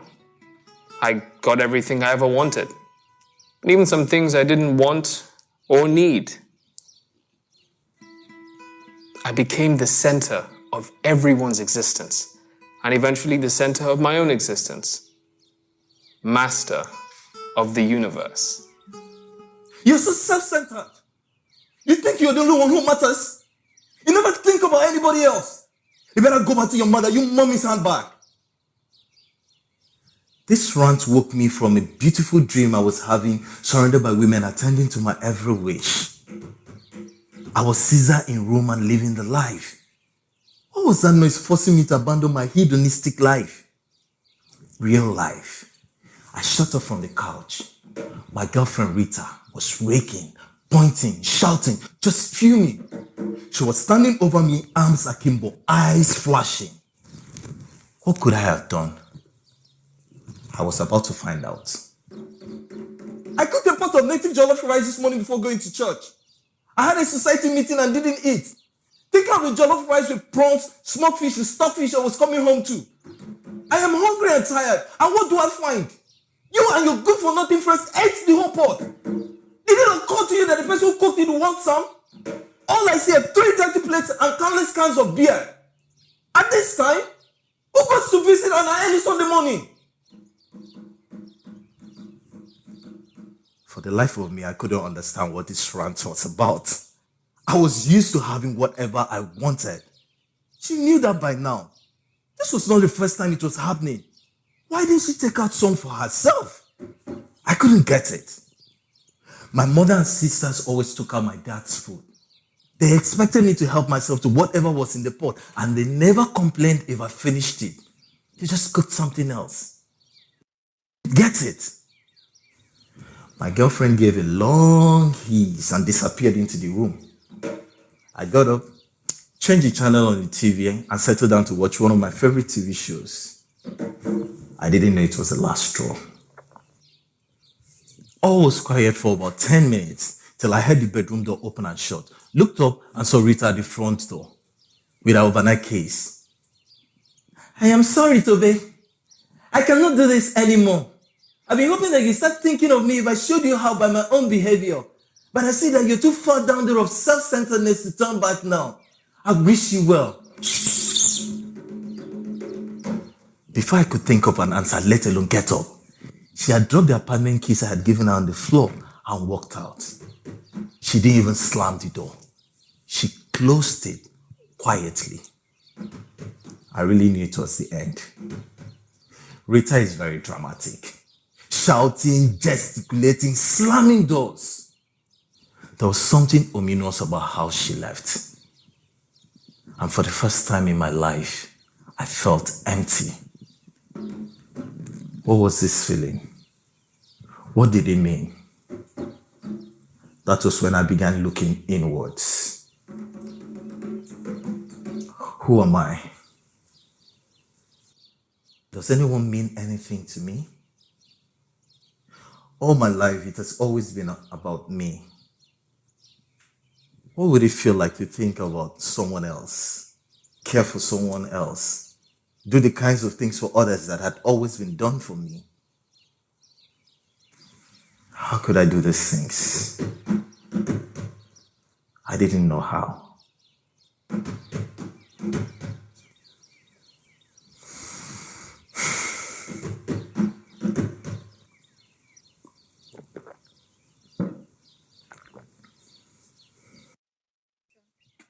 Fatherhood.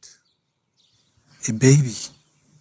A miniature human being, seed from my loins. My child.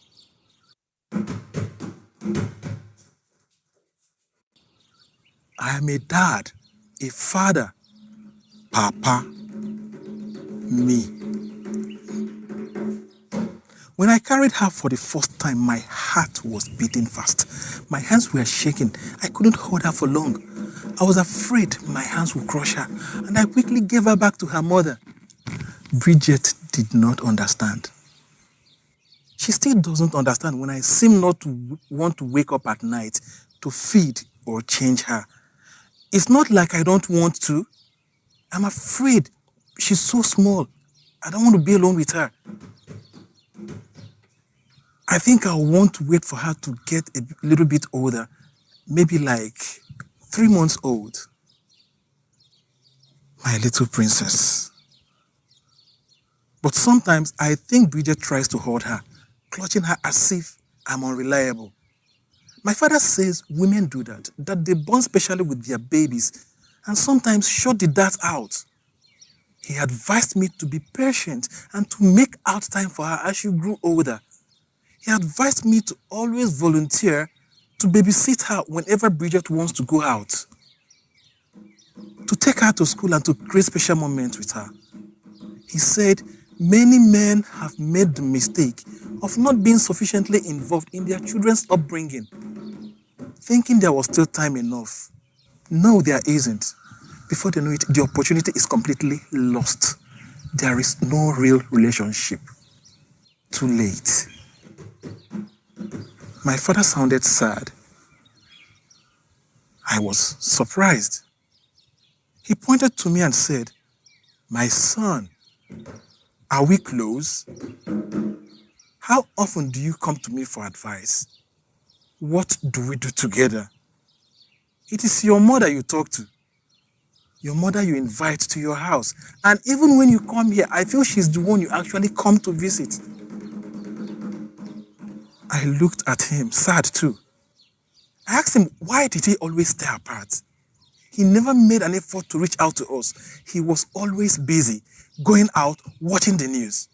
He isolated himself, being the father, the provider, the enforcer, but never the dad. And he had seemed content. This conversation with my father was like an eye-opener. I think it all has to do with how we are brought up to be.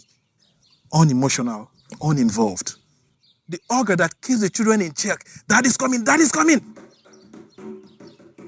We pay the bills, but we never get involved. And that's the common definition of the man of the house. But I think that was my father's generation. I do not want to make my father's mistake. No, I will not make that mistake. I want my babies to call me daddy. More than that, I want to be daddy to them with everything it implies. Present, loving, emotionally involved. These words are not incompatible with being a man. I am the new man.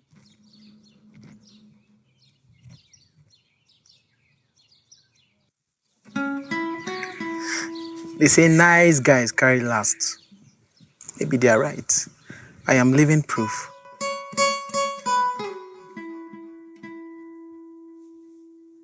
I pride myself on being a gentleman, romantic, considerate. I'm not sure where that gets me. The girls seem to go for those who give them heartache, bobos, smooth operators.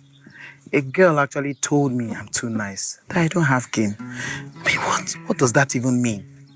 My parents have been married forever. My father still opens the door for my mother and calls her dearest. She still responds with, mon cher. No, she does not speak French. She just likes to feel exotic. We are the women like my mom who appreciate good men, who look and care after them. I cannot count the number of girlfriends I've lost to players. And to add insult to injury, I become their confidant, their tear wiper. Hearing stories I would rather not hear. I become their brother. Chai! What a disservice they do to that word. They forget they ever dated this shrebe. That's me. Even when I try to act tough, I still lost out, accused of being a pretender, a wolf in sheep's clothing. I just can't win. Sometimes I feel good for a friend or brother, is tattooed on my forehead. I've heard it too many times. I take you as my brother. No, I'm not your brother. My friends look at me and fall about laughing. They say I have a talent for picking great girls. They've given me a new name, the Scout. I scout the girls, they take them. Ouch. I'm not overly religious, but I know enough to snap my fingers and say, I reject it. That is not my portion. Some men are planning a new club for people like me, to learn how to man up and deal with the girls. The name of the club is called, wait for it, Smooth. Do you get it? Apparently, our goal is to become smooth operators. I'm not yet desperate enough to join such a club. That is admitting failure. And I actually don't want to become a smooth operator with everything that is involved. I also refuse to be classified a failure in the arts of female engagement. I confess, I wonder about the tactics smooth operators use. How do they bamboozle the ladies? What do they say to them? See, I'm even calling women ladies. Maybe they prefer babe. Do they even know that these people they fall for, use them for a body count? They are mere conquest. Why can't they see it? I won't tell them. They know. They just think they can change a bad boy. All of them, they will be the ones to take him down the aisle. He doesn't even introduce them to his parents. How then can she get him down the aisle? Well, I have my eyes on a new girl in my office. I think she has been making eyes on me. I cannot cry. I'm unable to cry. I dare not cry.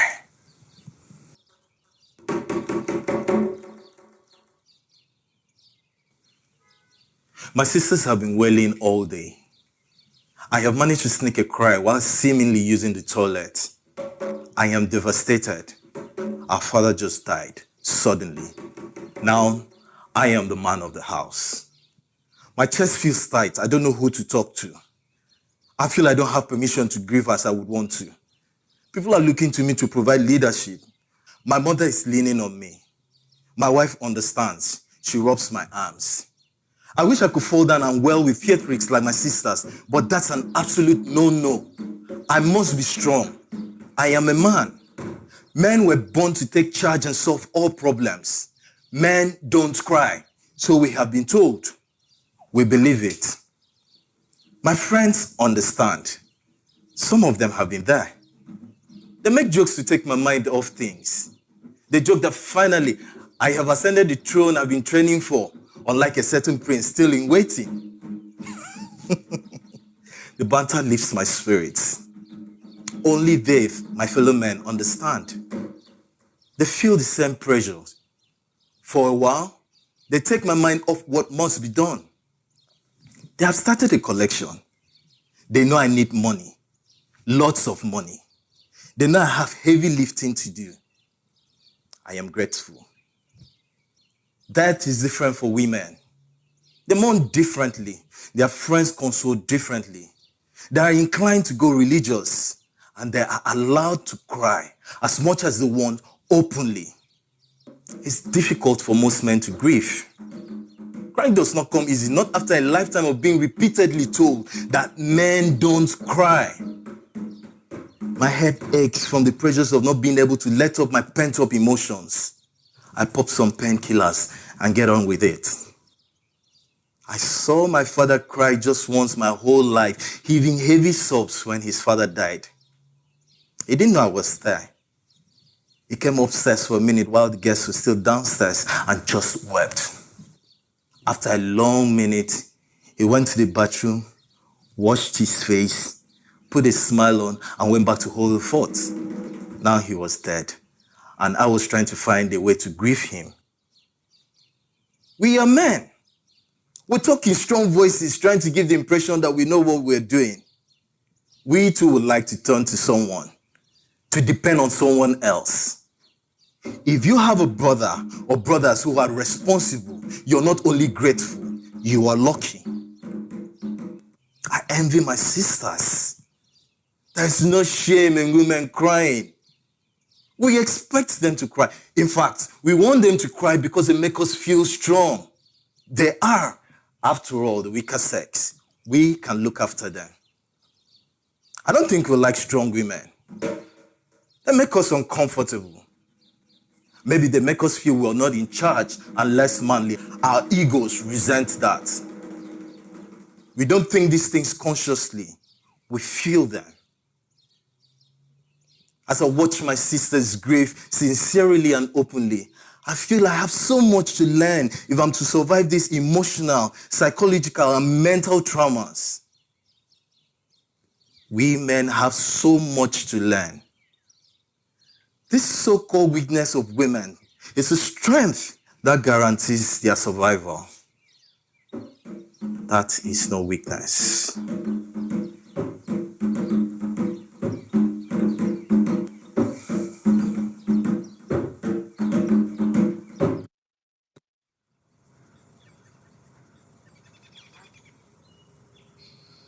I am cursed with good looks.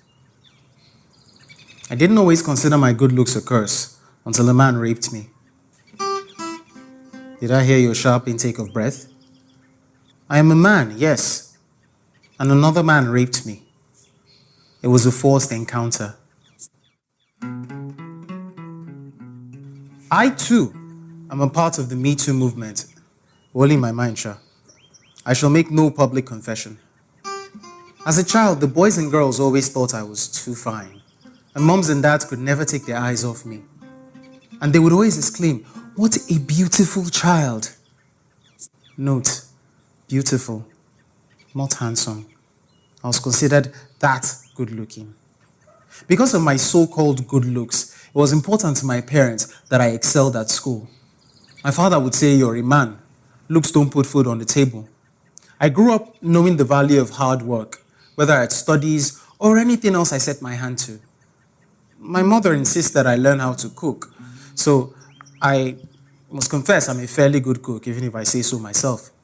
What my parents didn't realize was that in trying to keep me from being tempted to trade off my looks, they set me up for perfection and attracting the envy of others. Now only you, good looking, brilliant, handy around the house, a gentleman. Now only you. What does one say to that? The women loved me. I loved them too. The sticky part was that men also made passes at me in case I was AC/DC or bisexual. I worried what it was about me that attracted them. Or was I sending silent signals I wasn't aware of? My friends always teased me and said I had the world at my feet and I could have everything I ever wanted. There is no such thing.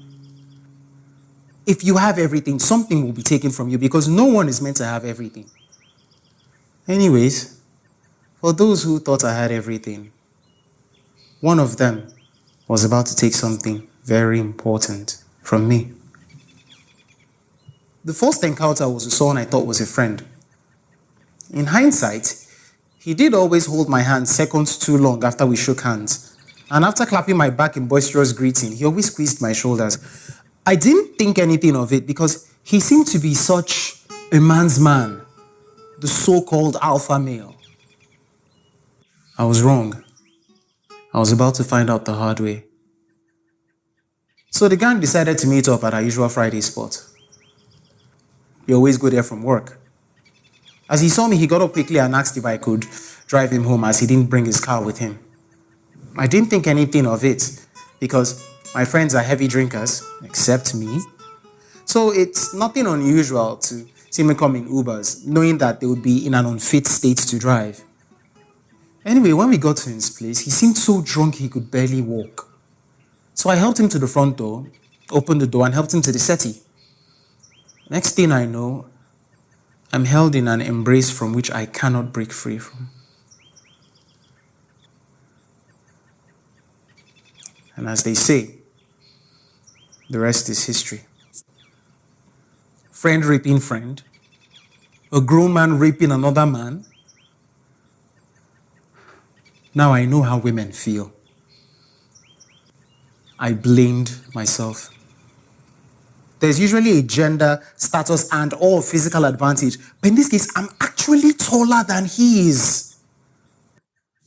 Just not as physically fit. How do I explain that I could not break free from his hold?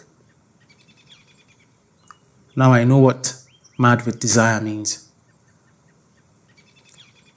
I did not tell my friends. I simply stopped our Friday night ritual and said my girlfriend was unhappy about it, which she was, but that never stopped me.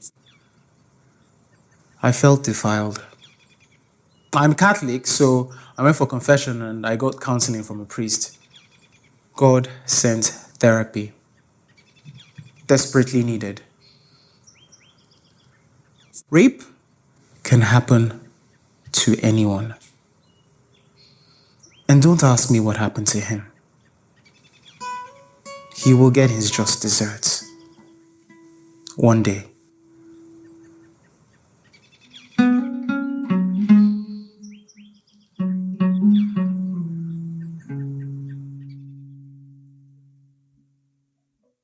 I am married, but I live alone. My name is Solomon. My friends call me Solo, and I am now living solo.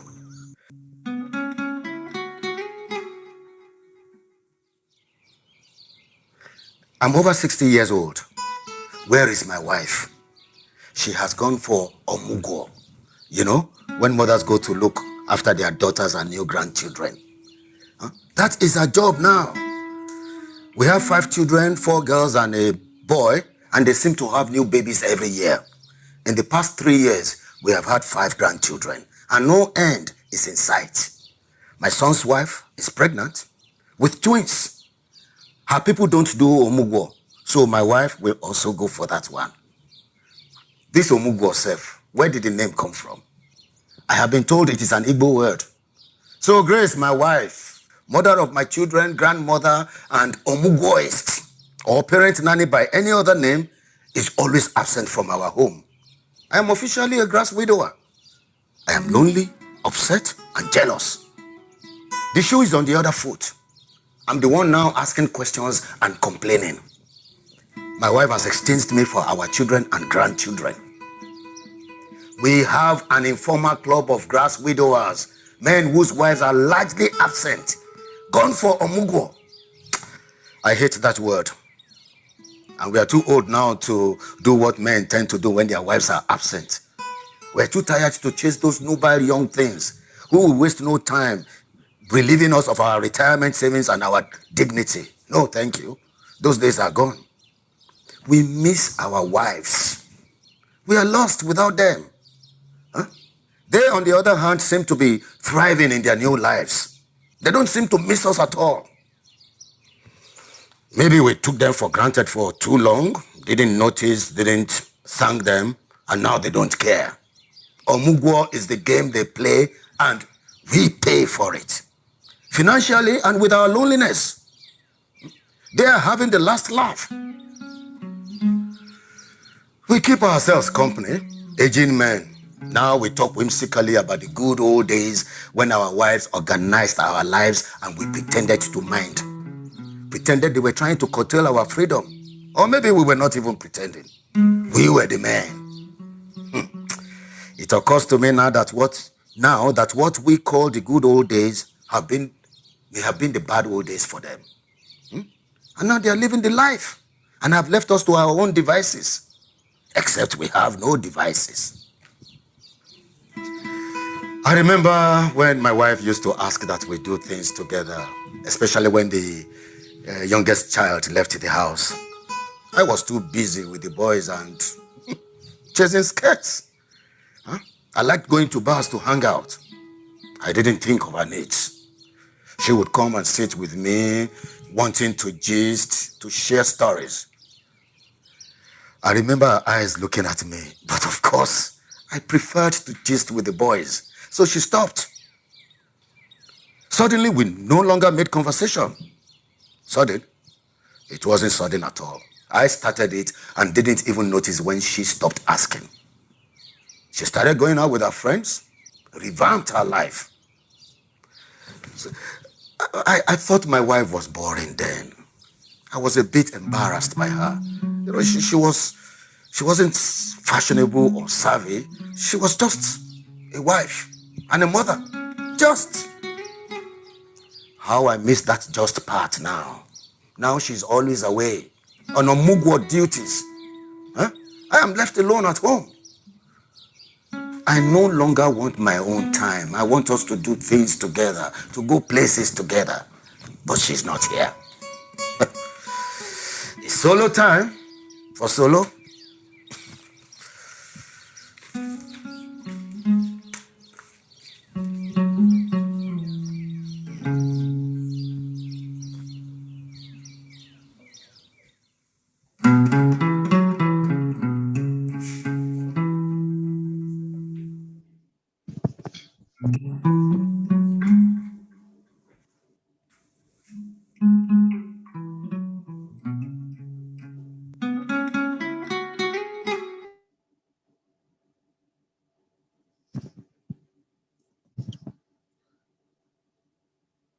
Good afternoon and welcome back.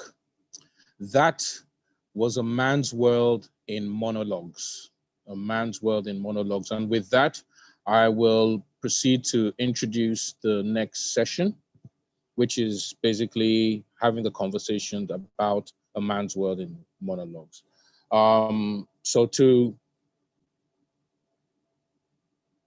bring up the next set of panelists, let me introduce the first, and that's Ari Esiri, writer and film director. Hi. Mr. Ari. Hello, Ari, how are you doing? I'm good, thank you. Thank you for joining us. Thank you. Thanks for having me. All right. Ochuko Esiri, writer and film extraordinaire. Hello. Thank you, Ochuko. Hi, how are you? Thank you for joining us. Fine, thank you. Thank you. How are you doing over there? I'm over here. It's Ari that's over there.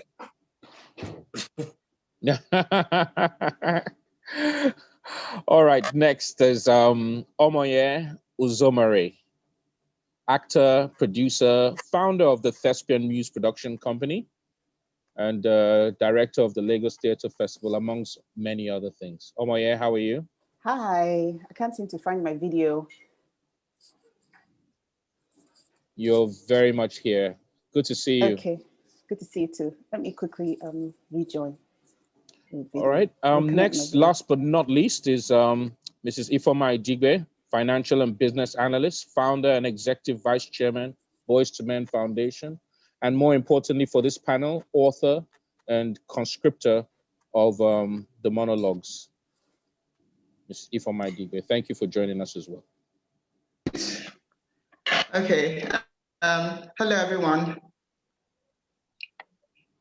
Hello. Hi. All right, straight into it. We've all viewed the monologues just now, and as a man or woman on this panel, I have a feeling one or more of those monologues must have touched a nerve somewhere. So how do you get with the recognition and the assertion that this can be resolved? So I'm throwing that question to each and every one of us on the panel. You know, it must have touched a nerve. So which one did, and the assertion of it? Maybe we'll start with you, Ari. Well, yeah. Well, I mean, first of all, I just want to say congratulations to you guys putting that together, Omoye and Mrs. Idigbe. I found it was very impressive. Excellent. Yeah, really important discussion points to be had on each one of those monologues. It's funny because I sort of found myself thinking I don't have much sympathy for a few of these people. That's that's where I stand personally. But I definitely understand their frustrations, and I think the question has to be why men, I would say in general, but in Nigerian society in particular, why we feel unable to find space for ourselves to express ourselves as we would like to. I think in every single one of those monologues, except, you know, perhaps with the exception of the rape case, it's sort of, you know, why. I mean, but even then, you know, I think silence is sort of the main issue. It seems to be the main issue across all of these things. Whether it is society that is silencing you or you silencing yourself, being able to express your emotions, articulate them, seems to be the biggest issue. And I continue to ask myself why that is.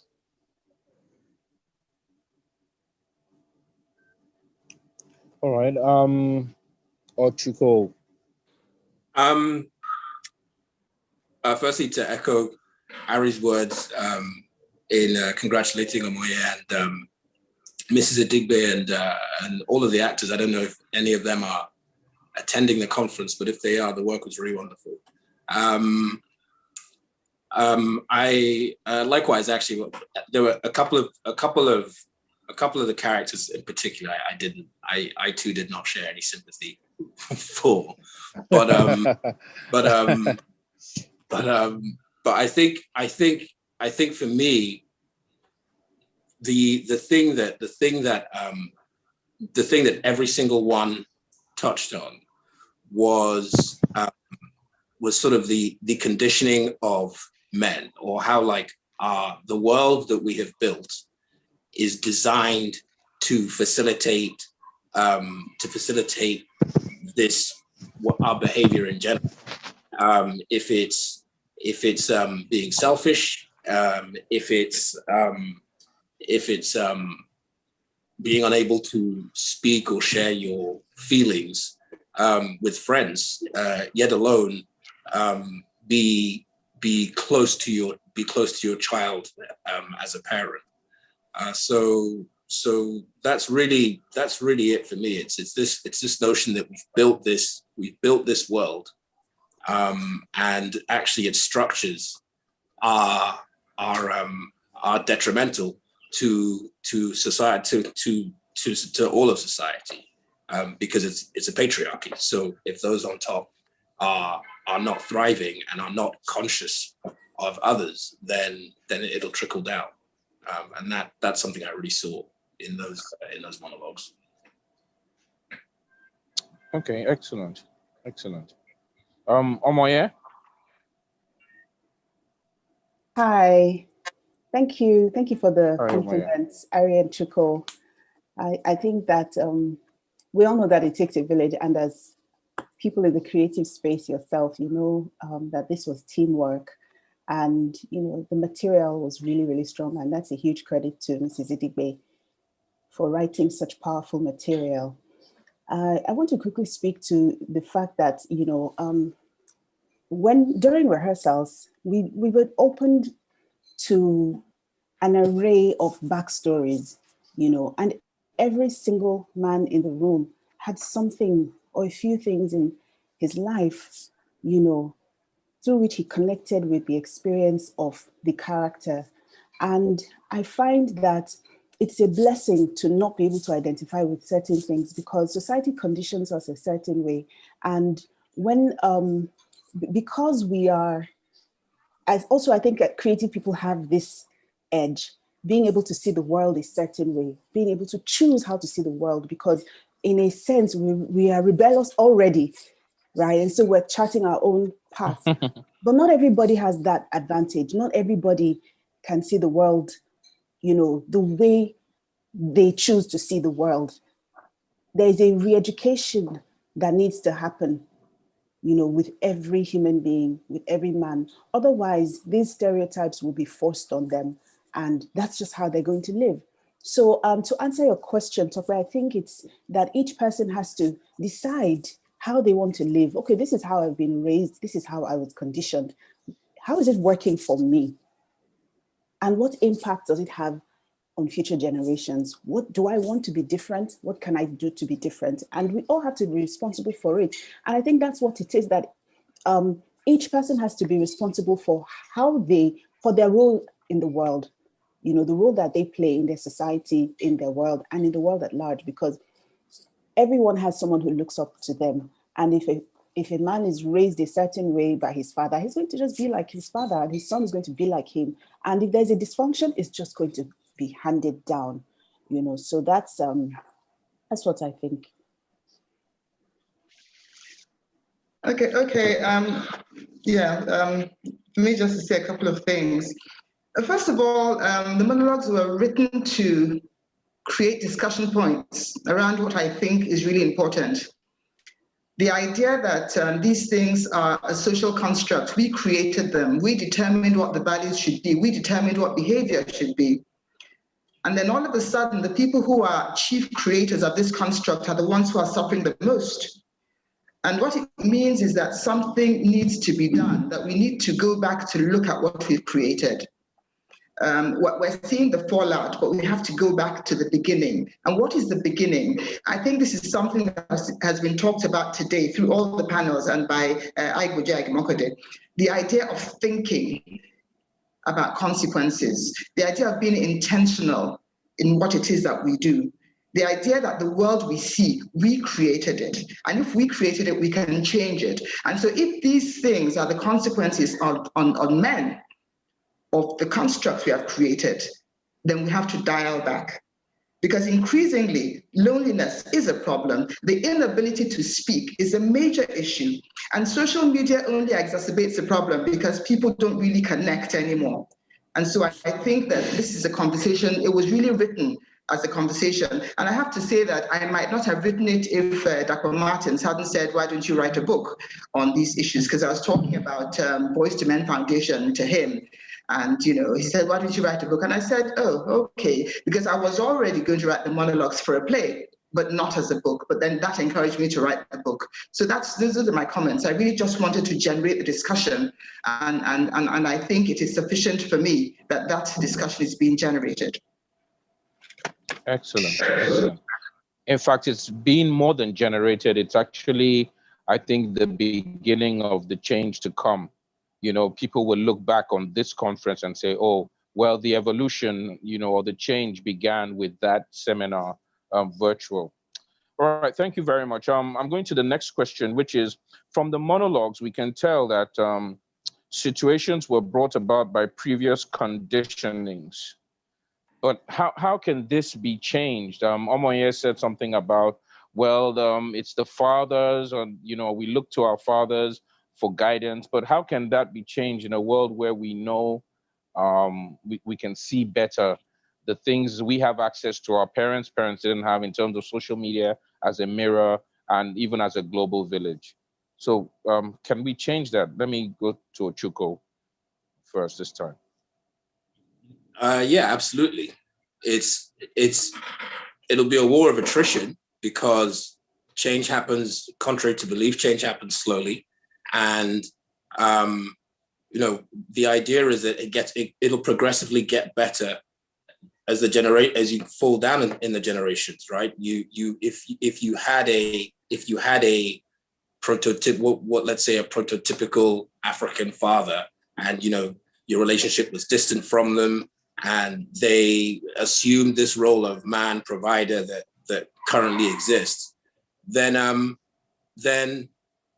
you're either going to emulate, or you have two choices, fight or flight. You emulate or you do something else. And if you choose to do something else, set a different example for your children, then that is what they will seek in their relationships. And that is ideally, hopefully, what they will become. So over successive generations, if you change this idea of what it means to be a man, of what it means to be, what it means to be a man, or rather, I mean, I'd like to think of it as the degendering of our society. The minute you start actively speaking about people as persons, and in you know, it's about parent, not so much, oh, I'm the father, and changing our language, changing the way we approach things, changing the way we think about it, then over time you will see a more conscious society. Excellent. We will see a more conscious society.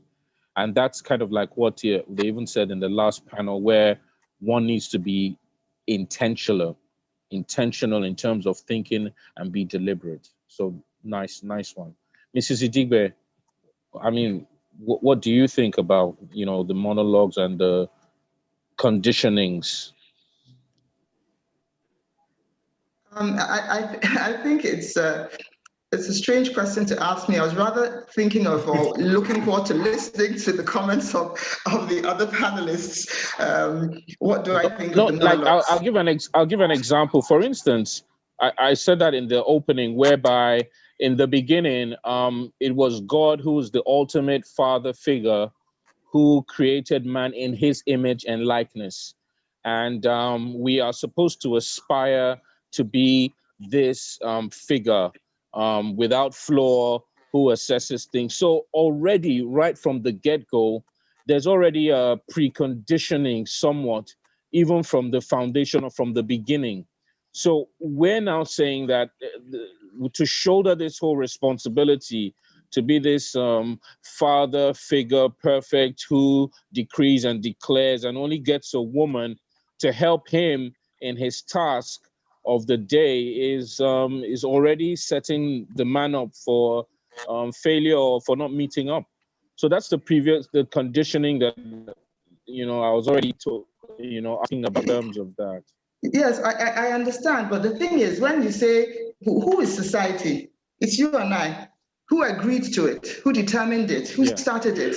Okay, there was the caveman who used to go out to hunt, and so the woman was at home because there was brawn. Brawn was the thing, and I think this is something again that I talked about: brawn and brains, and and so in this society now, it's intellectual. It's the intellects that matters, and men do not have superior intellects to women. So the issue here is how do we definitely conditioning, but who conditioned who? Women raise sons to be a certain way. There are women who raise their sons not to do anything because they think you're a boy. There are women who do that. Yes. And there are also women who say you must learn how to do everything. You must learn how to cook. You must clean, because they understand that the world has changed and the world is changing. And somebody made a comment about, oh, you go to work with your husband, you come back and he sits down and he's watching TV and you go into the kitchen and cook. And this is the reality for a lot of women. But increasingly, women are saying, you know something, I personally don't like to go to the market, so I don't go to the market. And if anybody doesn't like it, that's a problem because my husband doesn't mind.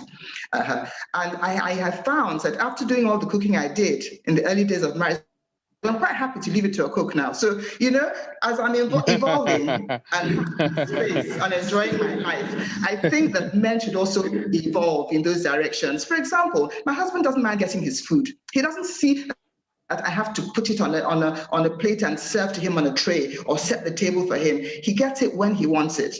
So you might say I'm married to a modern man, for which I'm grateful. So what it is that if it doesn't take him much to do that, I don't think that it takes other men that much to do certain things that are compatible with the age in which we live. We live in a modern age. It's a different kind of age. The roles, and the thing for me is we all have to redefine roles. And there's a poem I wrote that talks. I think we've lost that. In circumstances and need. Having said that, since we've created that gender construct, as I said in my earlier comment, we therefore need to change it. Upbringing, we have to, parenting, they talked a lot about raising boys, and I agree with a lot of what they said. We have to be intentional. Again, a word that keeps cropping up. We have to be very intentional in how we raise boys and raise girls, because the problem is that we raise girls to live in a society in which we consider them to be disadvantaged. What it then means is that we prepare them for war. And so when you're prepared for war and you have peace, you can do that much better because there's nothing keeping you back. And so girls will excel in school. They excel in the workplace. They're more disciplined. When you talk to them, they're clearer about the trajectory they want their lives to take, because they don't have any, there's nothing given to them. They're coming from a position of, we have nothing, we have to make what it is that we want to make of ourselves. And so in raising girls that way, we're giving them an advantage. In raising our boys to think that They are entitled. It's a privilege. You're a man. It's a man's world. It may be a man's world, but you see, if time is not taken, those very men whose world it is will be unable to manage the world, and so create greater problems for everybody else in it, because they won't let the women manage the world because they say they're men. And so there's an inability to deliver, but you're in position. And that's a danger. And I see boys falling through the cracks. And for me, alarm bells. We don't want the situation to be that men are now falling through the cracks, and what is being done for women now needs to be done for men. No, we want a situation where the men can be their best and the women can be their best. And that's all we ask. And so these monologues want to drive that conversation and to address that conditioning by addressing parenting and the idea of teaching people how to raise children. Well said, ma'am. Excellent. Ari, tell us about conditionings and previous notions. I don't know. It's a tough one. I try to think of the people in my own generation that I think will do things differently, and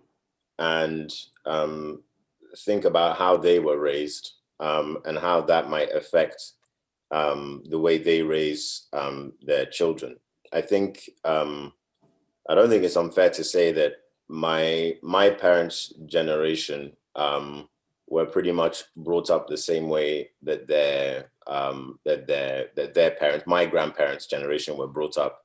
I think that the relationship my grandparents, for example, had with my parents was a bit more, especially the men, was a bit more hands off.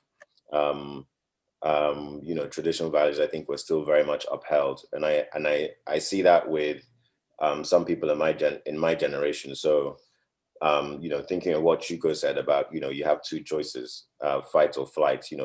Most people, as far as my grandparents, going from my grandparents to my parents, from my own experience, seem to have continued, followed in the same way of their parents. I think I'm seeing changes in my generation, but not everyone in my generation has had kids. So I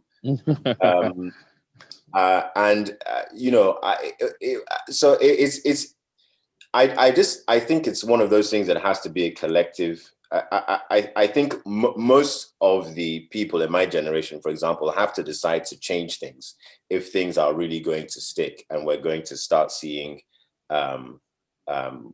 fully rounded men that are in control of that understand or are more in touch with their emotions.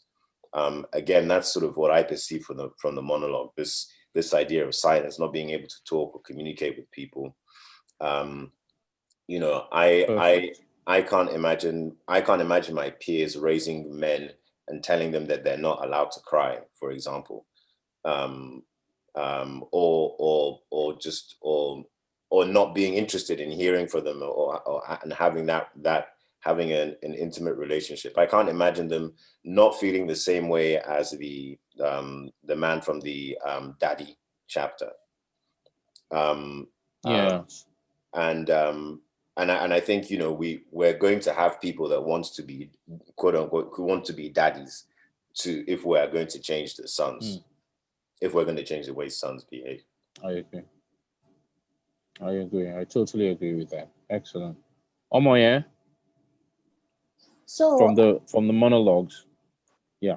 Well, my perspective, I've spent a lot of time with the material, so there's so many things that are swirling in my mind. Different colors. You'll have spinning. to ask a pointed question about the monologue, about which particular monologue. But one of the things that Go ahead. No, I was going to say which one, based on even the fact that you had the materials to choose from and worked with the concept, which one touched you the most? Okay, I'd say the ones that spoke to me the most were the one about a forced encounter, the one about rape, the introduction, the one about sexual abuse, more than most, because it's something people don't talk about. I remember growing up as a teenager, I still have a ton of male friends. And I remember that a lot of my male friends used to say, I started having sex when I was 10. You know, they used to boast about it. You know, I had sex. Yes, I had sex when I was years old, you know. And as a kid, I was like, wow, he's a bad boy, you know. And like, wow. And then I started having sex since I was, you know, I just thought, you know, that they were, because, you know, the soul is eternal. And so it's the same you. Yeah. You know, and then I just thought, wow, like he's really but I found out that as I got older, that these were just kids who were abused, you know. And as I got older, the tone of the conversation changed, you know, with friends telling me the first time I had sex was with a house help or with a distant relative or the friend of my big sister who was with us. And this is how I felt. You know, so it went from them boasting about it to saying, one in particular, a grown man, he's in his 40s, he said that every time he sees the woman, he has fear, like palpable fear. And he knows she can't beat him. He's grown now, but he avoids her. And he had fear. And I just thought that was, you know, people don't talk about it often. I'm very happy to find men who are open, you know, who are honest about how they feel about things, because I believe that they're on the journey to healing. And I thought it was important to talk about these. That's why I picked these, because nobody talks about it. And yes, it's not that any narrative should be louder than the other, but I think that this deserves, you know, equal amount of time on to be stage. heard. Yes, I think so. And something that I was going to talk about is that, you know, life forces us to see differently. If you speak to It's a Boy, the second monologue, I think that when a man has 6 daughters, he will see the world differently. It's okay to be brash about things when you have 6 sons, but when you have 7 children and 6 of them are daughters who came before the son, your 2 things happen. One is that you're so grateful for the son that even as a child, he knows he's precious. You don't need to tell him. He knows he's precious. He knows and he's going to approach life that way, right? And the daughters are going to know that they're not precious. Even in a family with only 2 girls and 1 boy, they know that their brother is precious. They know how their parents feel about him without them having to say a word, you know. And when you have 6 daughters, for example, you tend to realize the gifts that life has given you in daughters. You start to see their potential differently, and you see life differently. And, you know, we don't want to wait for everyone to have 6 daughters to think differently. We want people to be more open-minded, you know. And then there's something about how in different generations, you find that there's someone who breaks the cycle. You know, I think that is in a sense, it takes some, you have to be responsible for that and be okay with giving up your right, as it were.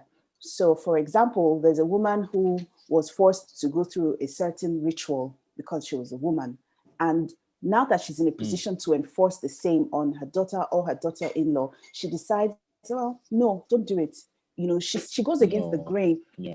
I think that there is something about that. You being the generation that changes things, you may, let me give an example, and I'm going to go personal. The other day, my mom said, now, wow, we are the, I can't remember the exact word, we're the something generation. Last generation. Thank you. We're the last generation. I had to accept names that our parents gave our children, but now we can't even name our grandchildren, you know. And I thought that was something, you know.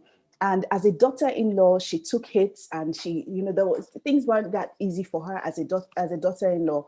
And now that she's a mother-in-law, she's decided to be different with her daughters-in-law.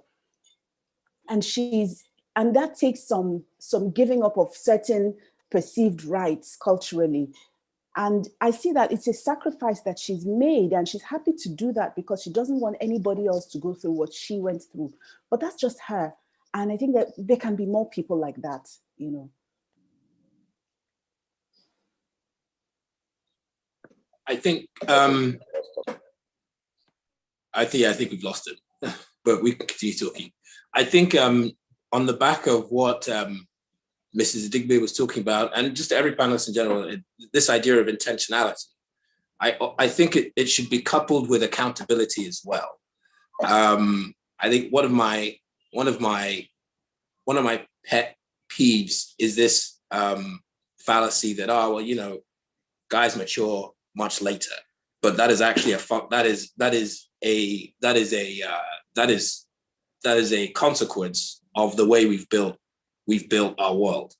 But I think as being a society and being communities, we have to also consider accountability, which is speaking up, and which is recognizing the people that have bought into patriarchy and the rest of it. It's also trying to contribute in that way. But I think accountability is really, really important to think about, as well as intentionality. You have to be able to call out and to hold people responsible when they are falling short. Okay, thank you. Can we, before he comes back on, let me just take his place for a minute. Can we talk about Omugwo and the idea expressed in that the whole idea of a mother-in-law going to look after a grandchild and leading her husband? This is not common to everybody, and it assumes that all women want to do so. But really, what are your feelings on the whole idea of Omugwo, which is a traditional concept? Anybody can answer.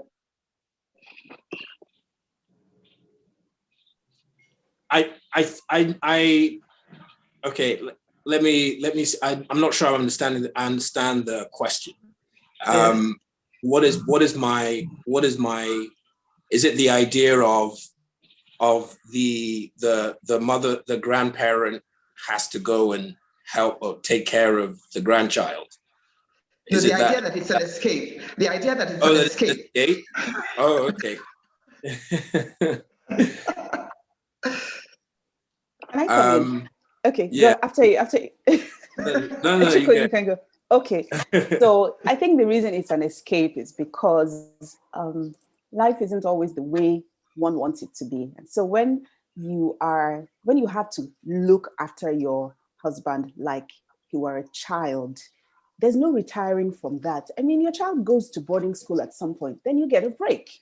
You know, your child goes to the university at some point, then you get a break. But when your child has been with you for the last 48 years, you do need that escape. And that's what it is. I think because the terms and conditions of the marriage are not set out before the marriage starts, and there's no renegotiating the terms whilst being married. Oh, I don't know that I can do this anymore. I liked doing it when we first got married, but I'm getting weary of it. And there has to be a conversation. I think that's what it is.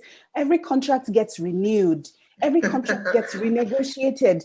But marriage contracts don't get renegotiated, and the woman is often on the receiving end of the brunt. And not always. I mean, we can tell that. And if we read the book, I had to do a quick plug here. Read the whole book. Get the book About Men, Random Poems, Monologues, and Reflections, because there are some monologues that talk about how disadvantaged the man can be, because sometimes he needs a break financially. You know what I mean? But in this case, speaking to Omugwo, she never gets a break. And there are times when a woman just wants to go away for a weekend with her friends so that she can reconnect with who she is. Because what happens when a woman gets married is she becomes a wife. And then she has children, she becomes a wife and a mother. And she becomes, oh, we forgot that she's a daughter-in-law and a sister-in-law. And she's still a daughter and a sister and all the other things. And sometimes you get so disconnected that you don't remember who you are and what you like anymore. What's your favorite song? I don't know. you know, what do you like to eat? Well, I just cook the food so everyone gets to eat. And omugo, in a sense, can be an escape. Omugo, in a sense, can be revenge because, oh, well, throughout our marriage, and in the case of Solo, the character, he just wasn't there for his wife and they didn't have a relationship. And I think a marriage should be about the relationship between the two people. So she never had his time. She never had conversations with him. She wanted that time for intimacy, for bonding, and she didn't get it. And now that she can leave, she has a reason, she has a valid reason for leaving. She can do that, you know. And I guess the women who have children, who are grandparents as well, should be able to say how it feels, you know, to go from being responsible for your husband to caring for your child and grandchildren and their families, you know. But this is my take on it. I don't see how it's an escape. It's like you have to live to the age of being a grandparent to be able to leave the clutches of your husband to go and now start looking after your kid who you've raised all your life and his kids. It's not like they're going to Hawaii. So it goes back to understanding who's making the rules. You know, deemed an escape by the men that are left behind because they don't know how to look after themselves. So, I mean, so I again, this character was the one I had the least sympathy for. I like showing a lot, but I had zero sympathy for him. I had zero sympathy for him.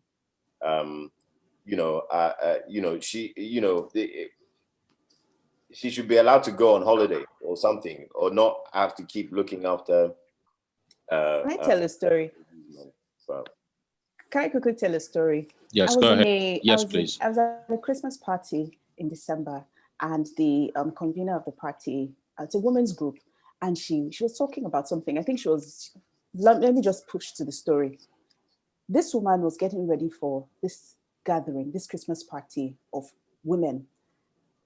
And she was very excited. The night before, she was showing her friend the dress she was going to wear and what she was, you know, how she was going to look. She was so excited. She hasn't been out in so long. Her husband never lets her go out, right? And she said, nothing's going to stop me from going to this party tomorrow. Time of the party, 11 a.m. And then the next day, she gets dressed to go to the party. Her husband says, you're not going to that party. Sit down, you're not going. And she got angry. She said she's going to go. She's going to go. Nobody's going to stop her. She got dressed and she was halfway, or she was on 3rd Mainland Bridge when she got a call. Her phone was ringing nonstop. So she had to take the call from her mother saying, your husband has called every member of the family and says that if you do not turn back now, you'll meet your things outside the door. That is the reality of a lot of people. When that woman has a grandchild, she's out the door. Caring for her grandchild, being with her children is more precious, is more of a holiday than she's ever had in her life. That is the reality of a lot of people.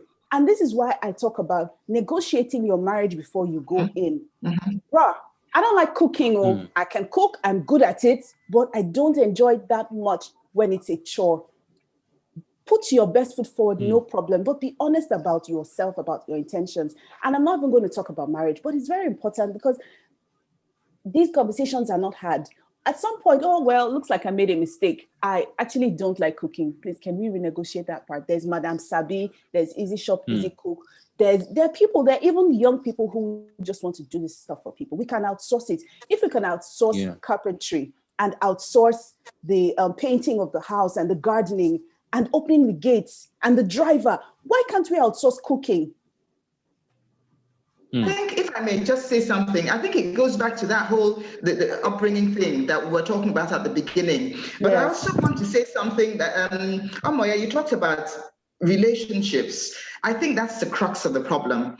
If there's no relationship, then there's no reason to want to stay when the children have gone. And there'll be every excuse to go. So I think at the end of the day, to ask the men the questions, it's about building relationships with your significant other in order to change the story. I'll say I'll say to tie it to that and to bring it back to this side to what we're speaking about. I think there's also a way you can tie it to men's inability to communicate, or rather unwillingness to communicate, because to the point about it, in a relationship, inability or unwillingness. Well, inability or unwillingness. It's both. It's sort of a symbiotic relationship. You can't communicate, and then you don't also want to because you're told you shouldn't. So it goes to when you I think when you have men that are comfortable with the idea of sharing their insecurities, of sharing their feelings, then what you do is you create a space in which you can communicate. And the best relationships are the ones in which both people feel safe. And if you are in a place where you feel safe, then this notion, even the language, negotiation, renegotiate the contract, renegotiate the marriage, that sort of disappears. And it's just communication. And it's just very simple. I feel this way. Could we make, I feel this way. Is there a way in which we can make an adjustment? And ideally, you're with someone that cares enough about you to make whatever small compromise or so on and so forth. Pardon? Okay, cool. No, I was agreeing with you. I was to make the adjustment. So I think that's what it is.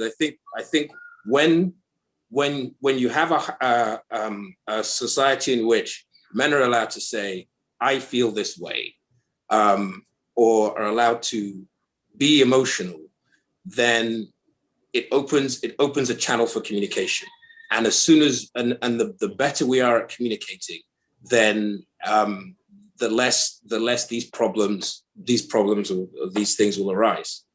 I think part of the difficulty with that, though, sometimes is that you, particularly in a Nigerian construct, you are often the conversation is often extended beyond the nucleus of the family. You're often dealing with how the whether it's the wife or husband's family feels about certain issues, and I feel like they're also receiving societal pressures from that wider family. Yet I think that's what I find that's what I find particularly challenging about being independent, even as a couple.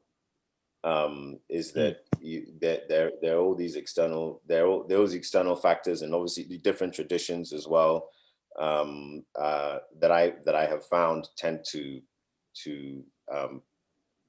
permeate just that wall that you build for yourselves in that in that nucleus family, or in that coupling, for example. Okay, cool. No, but I have a question now. They say it's a man's world, it's patriarchal, but I'm wondering, is this period we are in our humanity, this whole year of the pandemic and the lockdown and beyond, has changed everybody's viewpoints on things? Do you think this notion can be changed, and is it still certain? Is it really a man's world nowadays as it was in our father's times? Do you think by our children's time it will be the same? I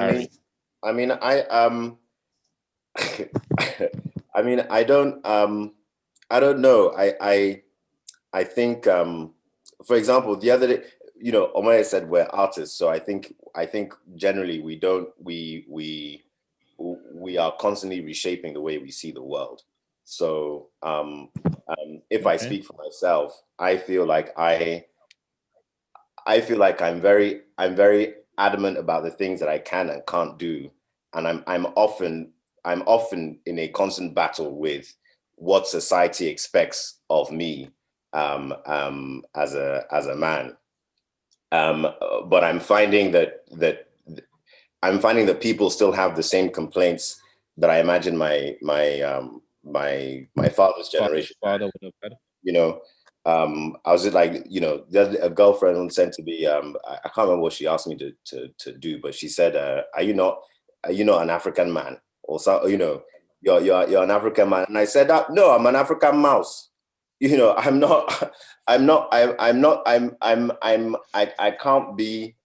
can't force myself to be things that I'm not. And Not I a can't, typical, that you're not. yeah, but the fact is that I'm still being, women in my generation are still saying these types of things, for example. So I don't know that it is changing, and I feel like people in my generation are still feeling the pressures of their parents and of society as a whole. And I know friends, women that are. Well, Mrs. Idigwe said, and I agree that society is you and I, really. So if society is you and I, can we change you and I? I mean, I want to say yes, but I think that I feel like society is us. You really know that it's not going to change. Yeah, I feel like society is us. You know, if I sit down and I have these conversations about what is expected of me as an African man, I'm not only having a conversation with the individual in front of me, I'm having a conversation with their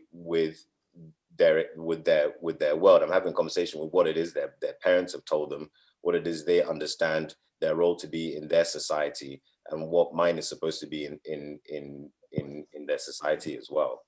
In yours. I think it's a hard. I think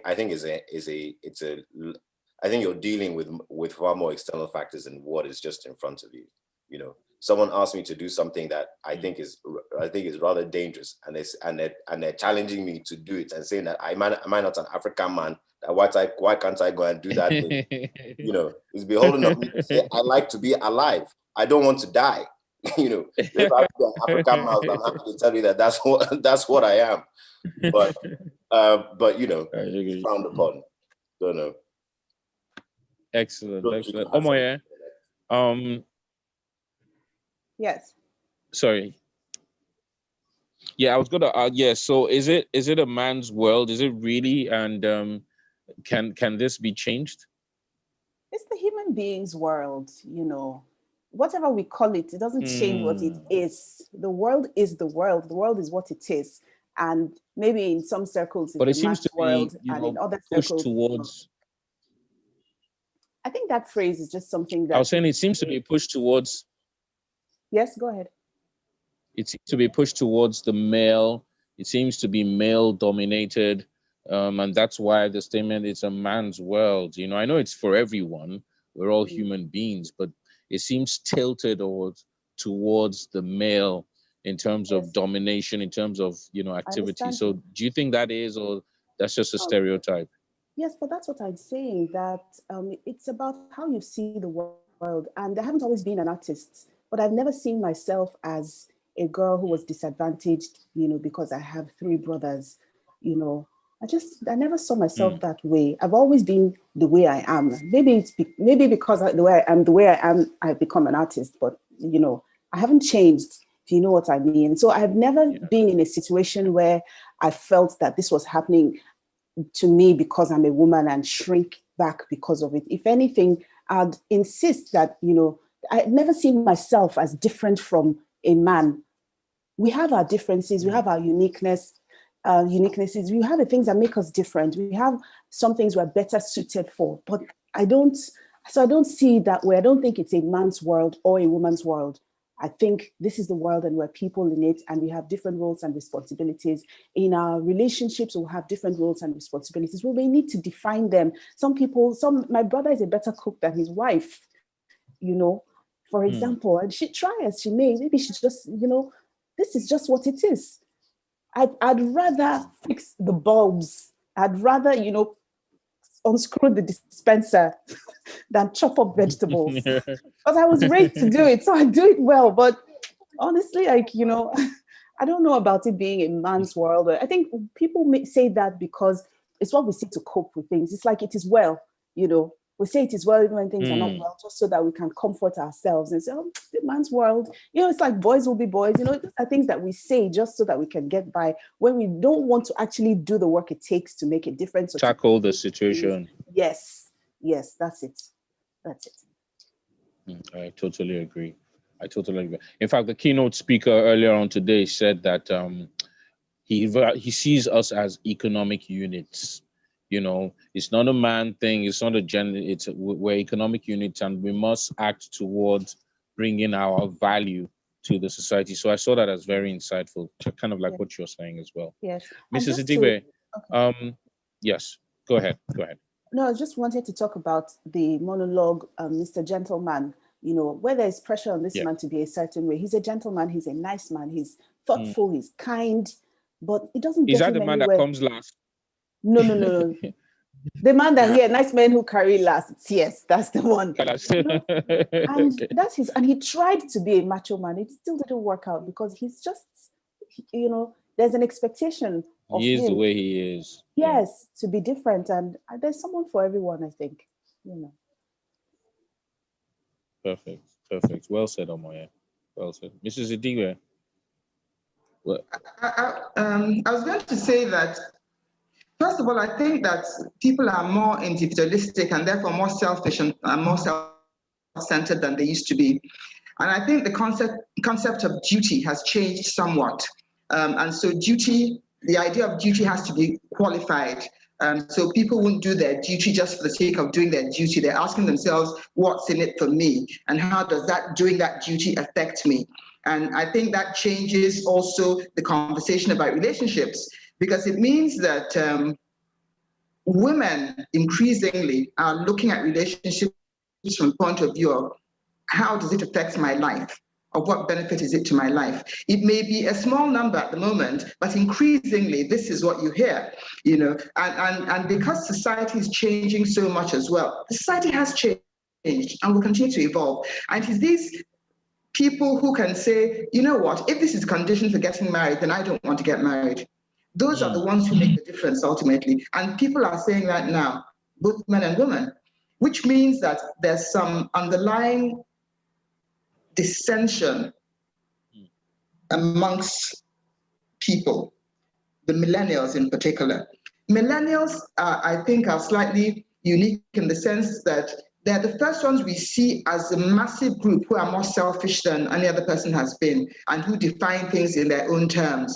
And that's not necessarily a bad thing, but I think that in life there must be balance. And so it's not always about me or about you, but about the two of us. And I think that's a theme that has run throughout. And I think the only way we'll get to change the world is if each one of us, if we see life as not being just about us. And this is something I'd actually like Ochukwu and Ari to talk about in the sense of how do men see marriage and relationships? What are they looking for? Is there anything specific they're looking for? And perhaps from Omoye, what are women looking for? Because perhaps if the two sides understand those things, there'll be greater understanding. We keep talking about understanding and balance and intentional, you know, but intentional about what? Balance, what is balance? Where should the scales be? How do we achieve? Where's the fulcrum for achieving balance? You know, what does it mean? I mean, it doesn't concern me because I'm beyond that now, but it concerns those of you, you know, and I'm interested because I'm interested in the social dynamics of the world and how the world is evolving socially and even how people are evolving emotionally and psychologically, because this is what it's all about. And that is why it's so multi-layered and so difficult to really talk about because there's so many layers. But I just thought I'd like to hear from those of you who are controlling the world. All right, Ochukwu, over to you then.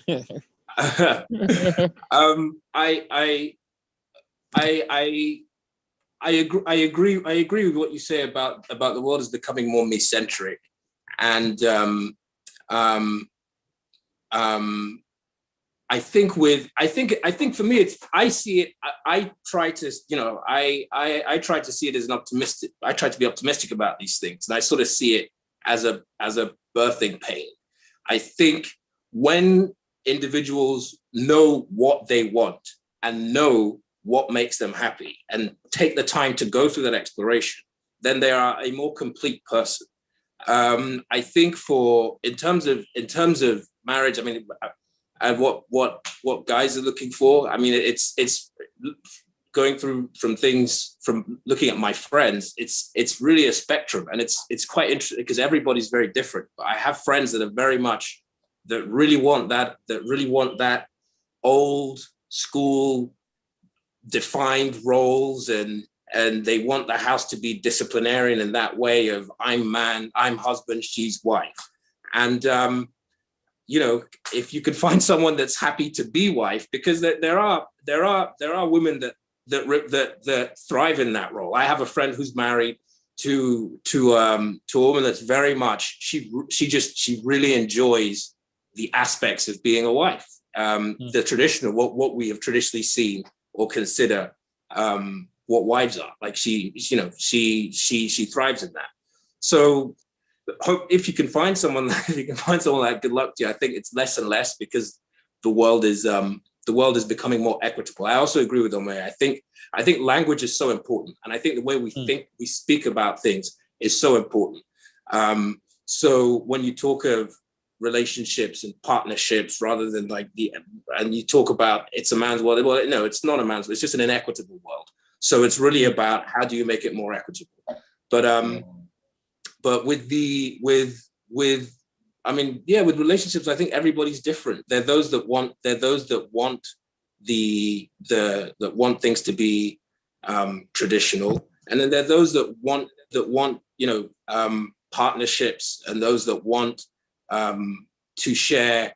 I think for me personally, I think the ideal is to be with someone, is to share your life with another person. And I think that's what Mrs. Adigbe is going about, is hitting at, or rather reacting to, when she speaks about we're becoming a more me-centric, more me. But actually, if you're trying to share with someone, then it necessarily requires you being vulnerable and giving things up without expecting anything in return, or without wanting anything in return. I think that's the ideal, when we can get to a point where people just are more conscious of one another and do their very best to ensure that in a relationship that they are happy, and that the other person's happy. But I very much believe in partnership, and in cooperation, and in communication, and in creating a space where both individuals can truly be themselves, and they don't have to edit or pretend. Yeah, exactly. It's some say it's very naive, but I'm naive, and I'm fine with that. So, but I sincerely believe that, I think when we get to a point where we start thinking of being in relationships and marriages as sharing a life with someone, then I think we'll have more successful partnerships in general. Ochuko, that is so amazing. And you are really what the new man is about, a guy that can say easily, really, I'm naive, and I'm actually cool with it. I don't know, and I don't need to know, and I'm not supposed to. So yeah, this is how I am. So that's truly amazing. Nice one. Ari, what's your take on that matter? Yeah, I'm very impressed by what Chico said. So coming from someone that's single. There was you see how men behave. There was absolutely no need to put that. There was no need for that. But I think you make a lot of great points there, Chooks, and I think it's really, it boils down to compromise. I don't understand this. Especially as far as couplings, as far as being in a relationship is concerned, or couplings, whatever we want to call it. I don't understand this idea of the millennial being me-centric, or as someone put in the chat, millennials are me, myself, and I. I don't know. Can I actually speak to that very quickly? It's actually a fact that millennials are more me-centric. And there's a wonderful book by a philosopher called Burnout Society. And basically, society used to be disciplinarian. You go to school to study law, you become a lawyer, you move ahead, and you just keep trundling along. And then with the advent of the internet, and the notion of anything is possible. There's so much information, there's everything out there. The world became what is now aspirational.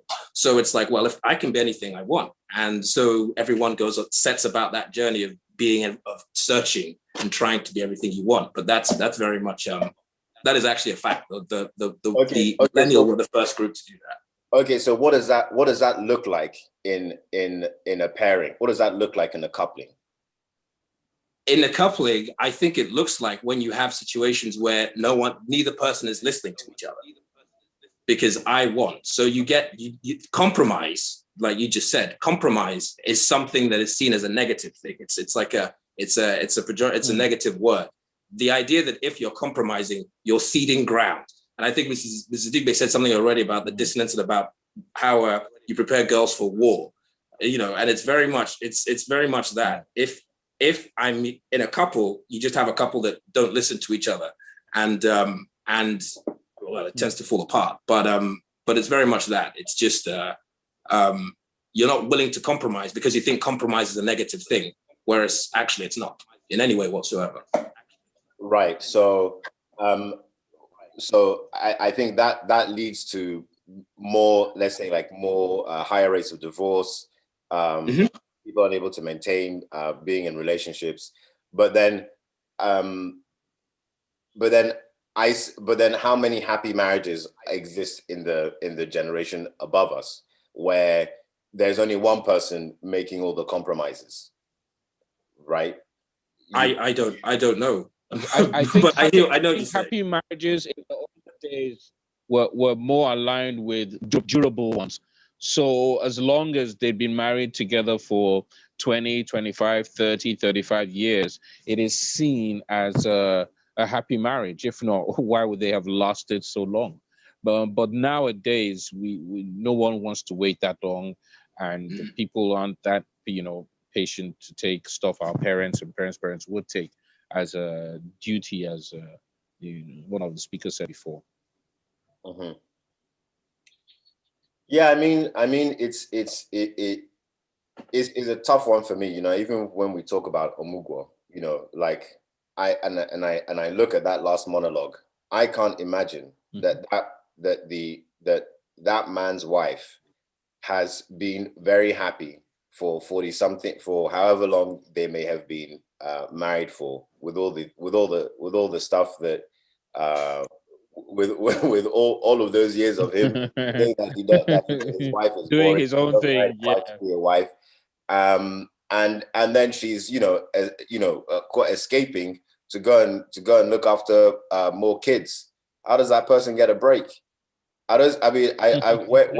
Where is there room for happiness in that kind of contract? Where is the justice that we've used before? I think I think I'm almost of the opinion that you're better off just being on your own than being with someone for a very long time and being miserable. And yes, there does have to be a middle ground where people do need to understand how to coexist. And I think outside of compromise, it's also understanding what you're comfortable with. I don't understand how you can be comfortable sitting sitting at home and having one person make you 3 meals a day for like eternity. I don't know how you can be okay with that. I mean, it's at a certain point, it's just like, what are you contributing? And this goes back to how we've just set things up for men to be very, very comfortable, and have the world just work have the world move at a pace that suits them. And I think that's why we do say things like, boys will be boys, men will be men. It's all part of keeping the patriarchy in place and making you feel comfortable doing very little, which is why when your wife goes to Omugwo, you start crying. Well, Ari, you said something earlier on where you had no empathy for the man, because another thing was, there's no way you're going to be in that situation where you're helpless because your wife or spouse has left you. You know, the new sent man is not going to be what's the word, binded by that or shackled by that. He'll just go into the kitchen and sort himself out, you know, most times, or, you know, order food or whatsoever. So the new man who is not, you know, subject to the old man's shackles, I don't think that would be such a problem for him. Yeah, I mean, he's probably he would have been having conversations with his wife throughout his whole marriage, you know, and it goes back to that issue of silence. If conversations are not being had, father and son, husband and wife, I don't understand how you get anything done, or how people end up coexisting in a way that doesn't make them, in a way that they're dissatisfied. You know, in terms of, you know, I guess the original question was what do men want, you know, in today's society? I find that very difficult to answer. As Chuko said, you know, there's some people that want something that's very traditional, other people that want something that is, I guess, more balanced, more equal, want to grow, improve as individuals, see the value of their partners in the things that they're doing. But ultimately, I do think that we need to be moving into a place where conversations are had across the board about how we are feeling. I think that we're moving towards that because, you know, I think people there's less stigma around mental health, and people are seeking help, and couples counseling, I think, is something which is a lot more common in my generation than perhaps the generation before me. So yeah, I'm not giving up on millennials just yet. I agree. I totally agree. Please, the audience, and you can drop your question or question, and during our or just comments and questions, we can take that. So you can drop that there, even as they speak. Omoye, you mentioned something before about, well, we're all creative, so our hue or vision of life will be a bit more liberal or expansive than if we were in a more structured environment. Does that tie in with what you said? Not entirely. I think being creative is regardless of what field you work in. People may work in a more structured environment and are creative people, you know. And so when I say that, I use the term loosely, and I think that sometimes it can be used as the reason or the excuse. You know, it's not about creativity. It's about how you choose to see the world.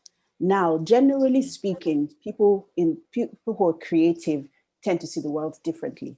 But the truth is, we can all see the world differently. We all have the innate capacity. Yes, it's in us. It's just how you choose to see the world. You may have been raised. Give you an example. If somebody who says, you know, I grew up, you know, in a situation where, in a family where my father was a certain way. Say my father used to hit my mother, and I decided I'll not do that. He chose to do things differently, you know. So, and I don't want to, I hate to use that example, but it's the first thing that comes to mind. So I think that we can all see the world the way we choose to see the world. And it's all a choice, which is why it's hard to feel bad for some of the men in those stories, because you've made a conscious decision, right? And I think we're holding this conference because there are people in the world who may need a little help shifting their perspective.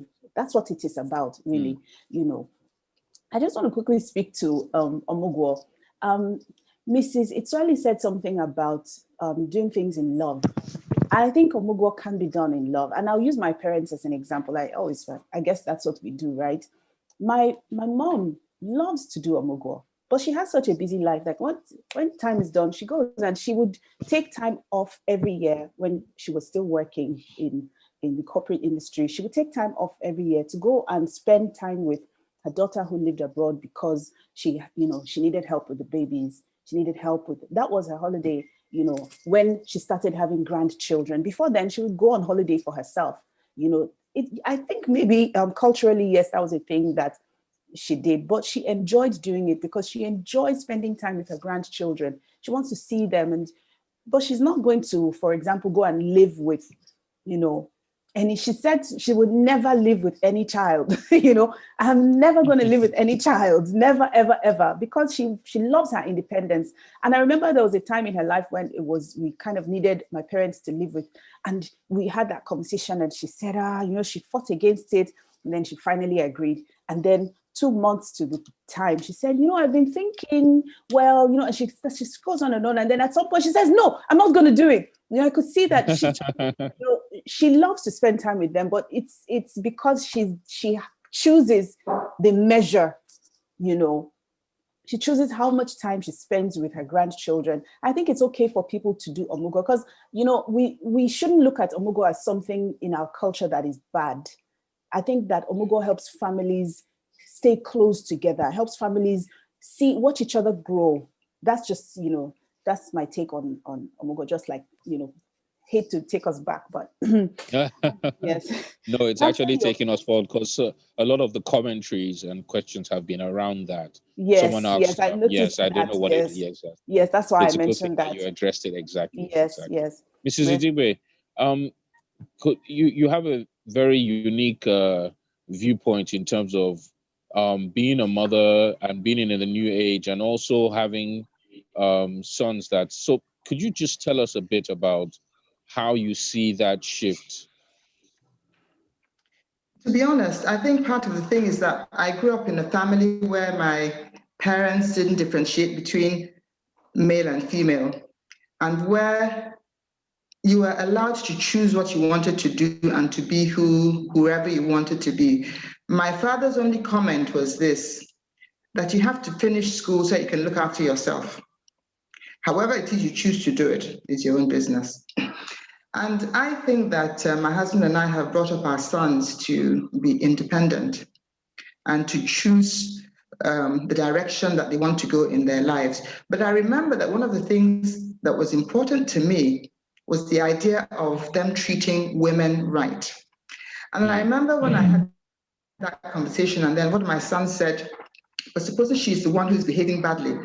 And I said to him, but that would be her problem. You don't need to do that. And I also said that if you don't want a relationship anymore, have the good manners to let her know it's not working.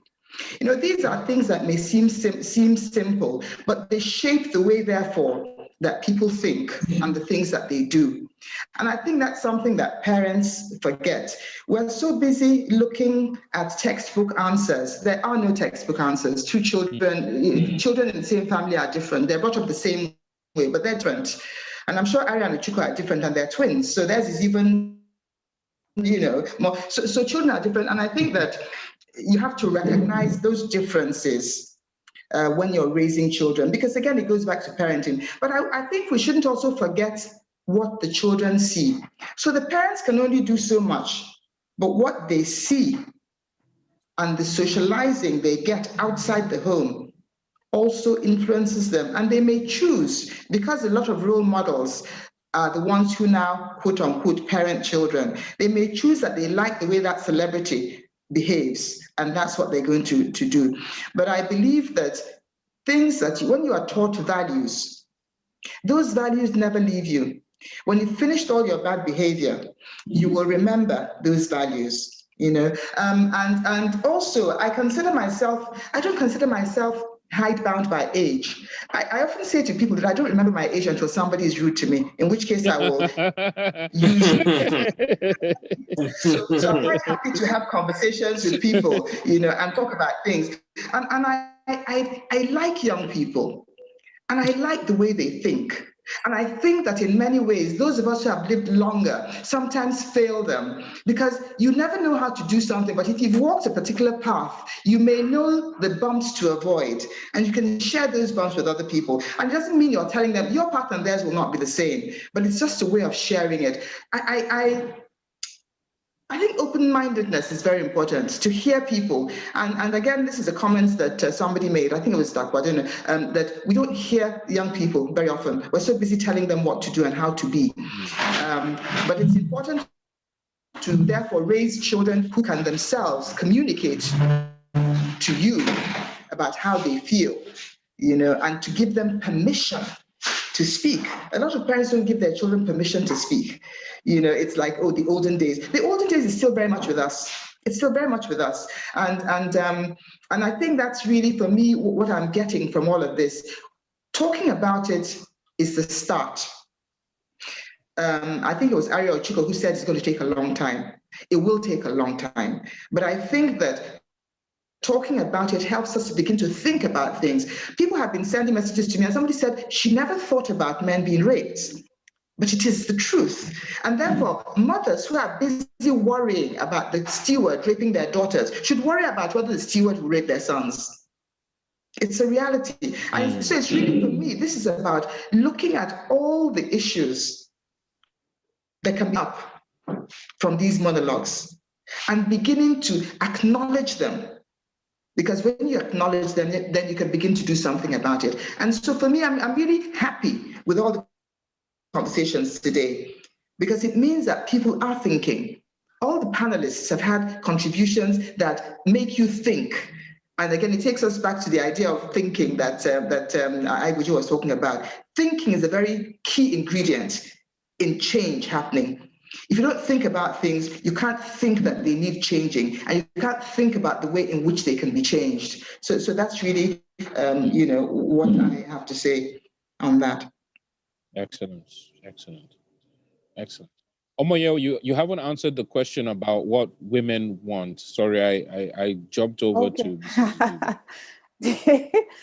I think women want different things, you know, but at our core, I think we desire a relationship, and it takes being open to giving, being open to receiving, and learning about each other, you know, growing together. So I think that we'll have to make certain compromises, and that's not necessarily a bad thing. I think that every time we say the word compromise or sacrifice, there's a picture that it creates.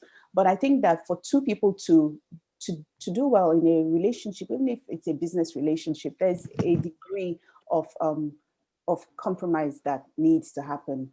You know, I don't think that marriages need to be transactional, and you know, there's something to be learned from my parents' generation, you know, and from their marriages. I see the things that young people can take from their relationships, and things that we need to not, you know, things that we can take. It's like, let's consider it a buffet. You know, just take there are a lot of things that we can learn from, how their relationships have succeeded, and the things that we wouldn't want to. And I think maybe for me, I would describe myself as a mix, you know, of the old school and the contemporary, whatever that means, you know.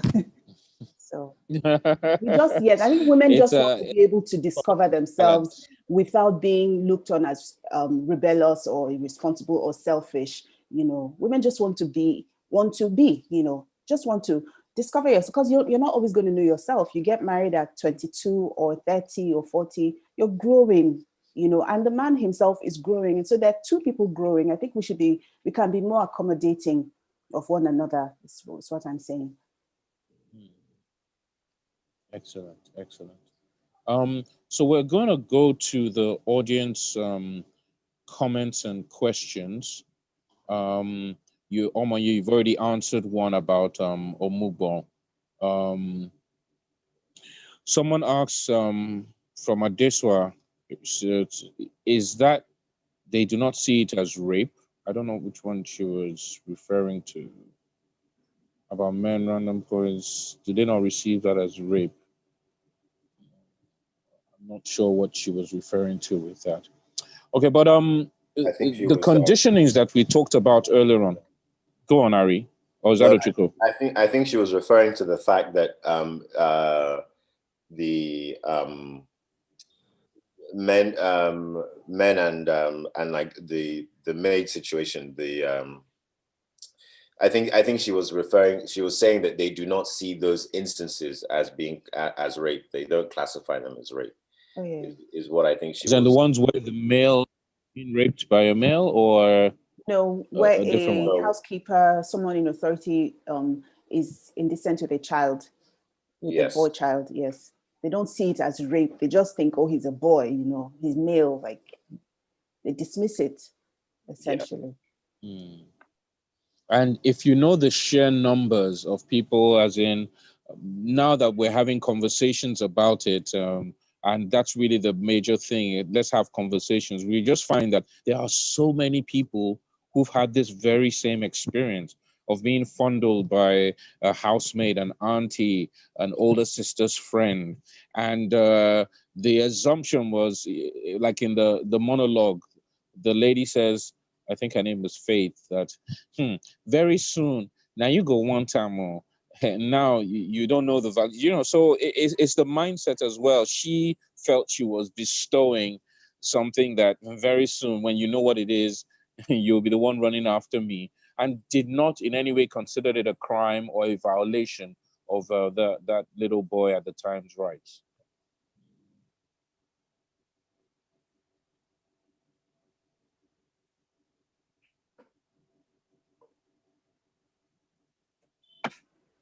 Ochuko.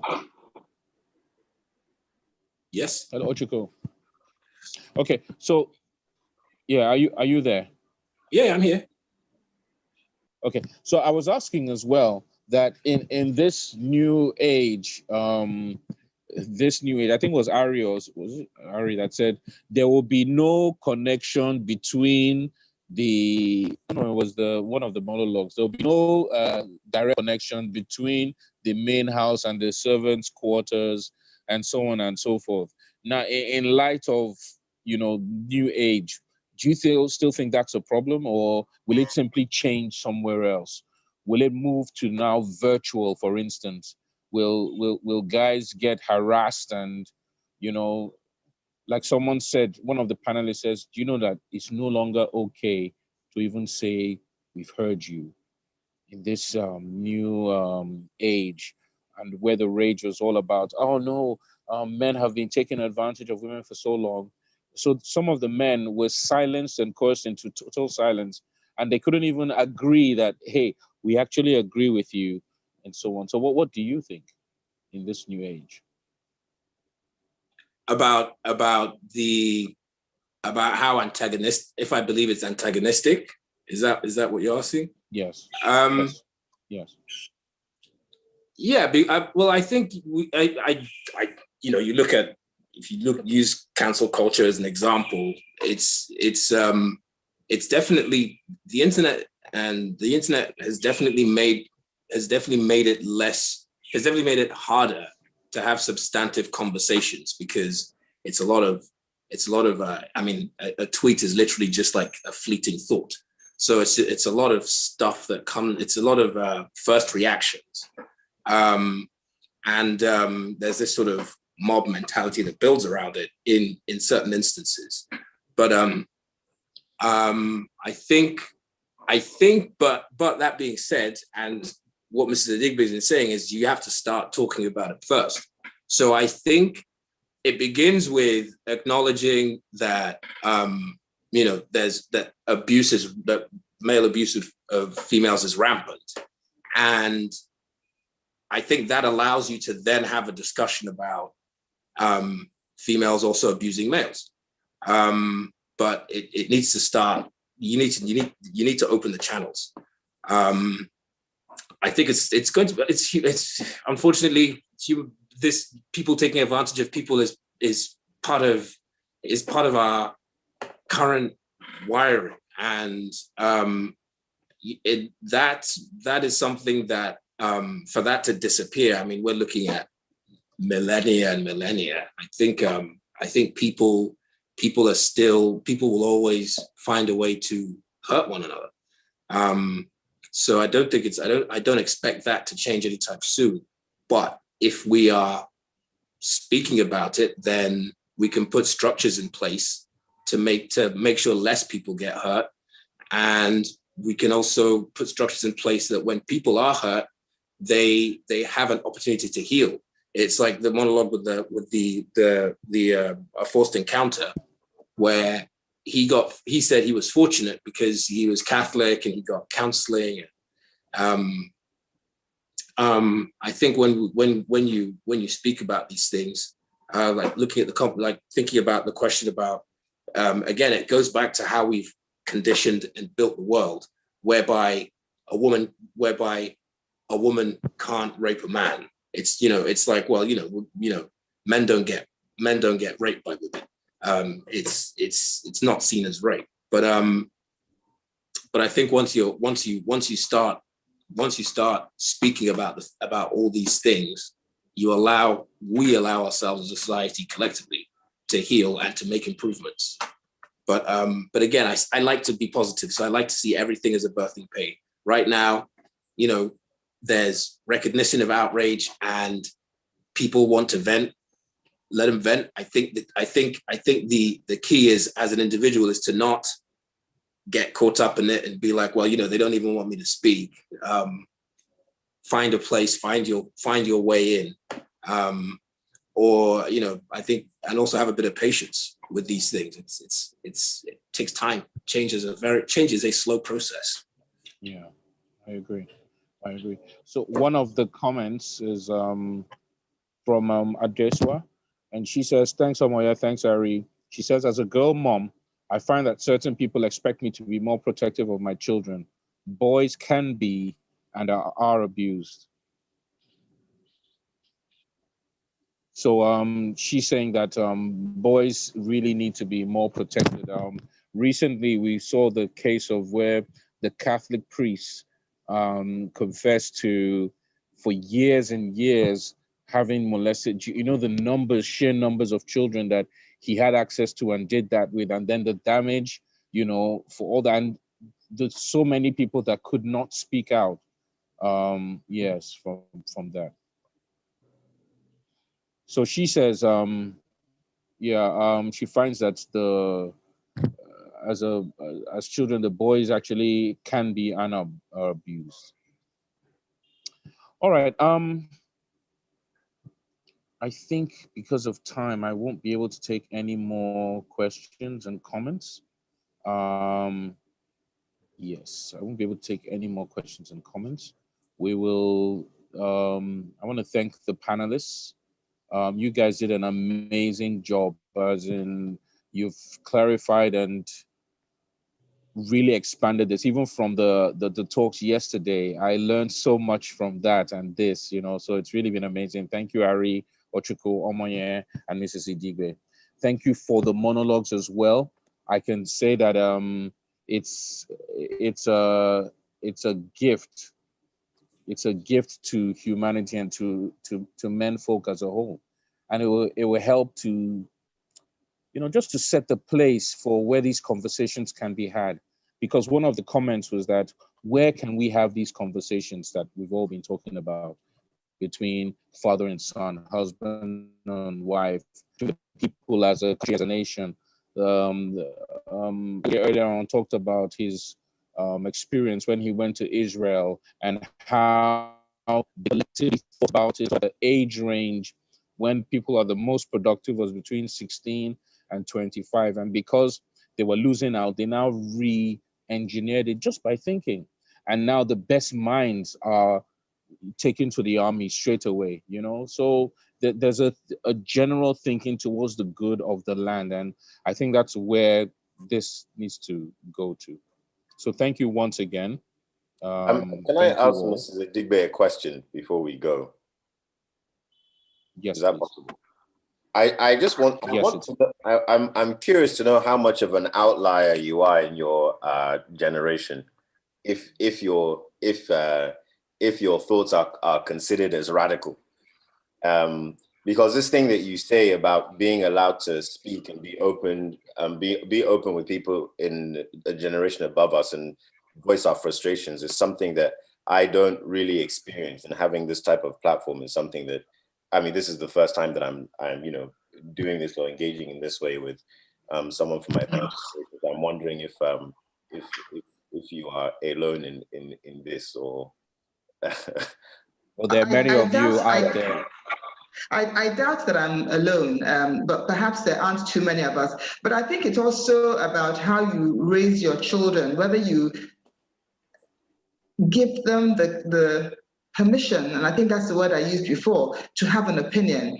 And both of you know my sons, so you know they have opinions. And if I say something that they don't agree with, they will say that, Mommy, we don't agree with this, and they'll tell me the reasons why. And that makes sense to me. And it actually makes me feel that we've done a good job raising them, that they have the courage of their convictions and they can speak. And I think it's important. If you can think, you should be able to speak. Otherwise, your thinking is not useful. Because if you can't articulate that thing you're thinking, the world doesn't benefit from it. So we do people a disservice when we don't allow them to think. And you see, I also say to people that if sometimes, Omoye said something about what we say and the way we say things. I find that if I'm talking to someone and they're going down a path where I think where they're going, it'll be irretrievable, I will interrupt, because I just think that once it's said, you can't take it back.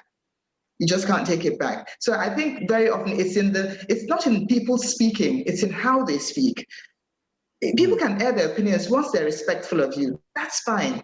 You know, it's in people being rude. That's the issue. I often think that civility is one of the most important things that we have in this world, and people don't realize it, because what it is that civility allows me to survive with you without liking you.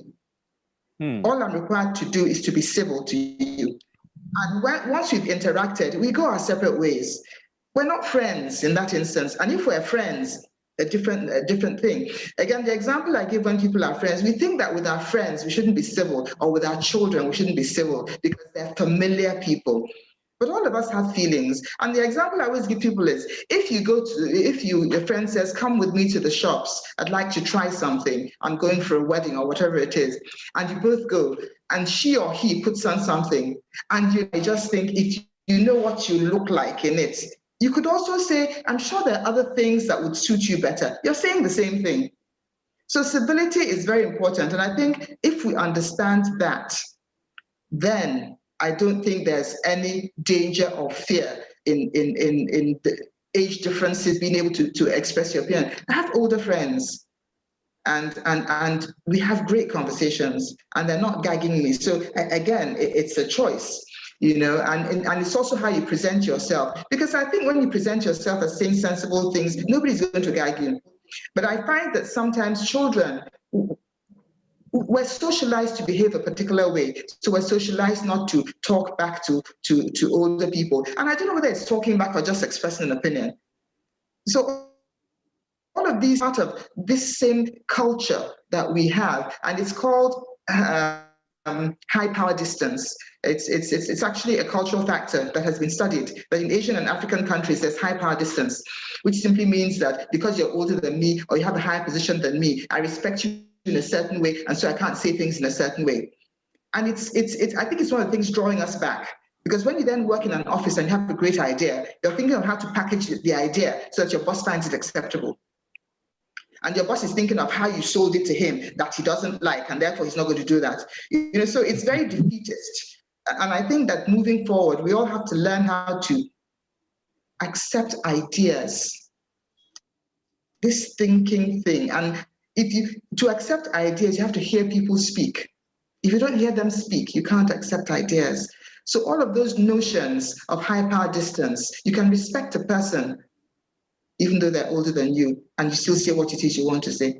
Perfect. So I don't really see myself as an outlier, but perhaps I had the courage to express things to my parents, and perhaps they allowed me the courage to express those things to them. And so it was a given that my children were going to be able to express themselves to me. And if I didn't like it, if I don't like what they say, I tell them that I don't like it. And if they think I'm justified, they apologize.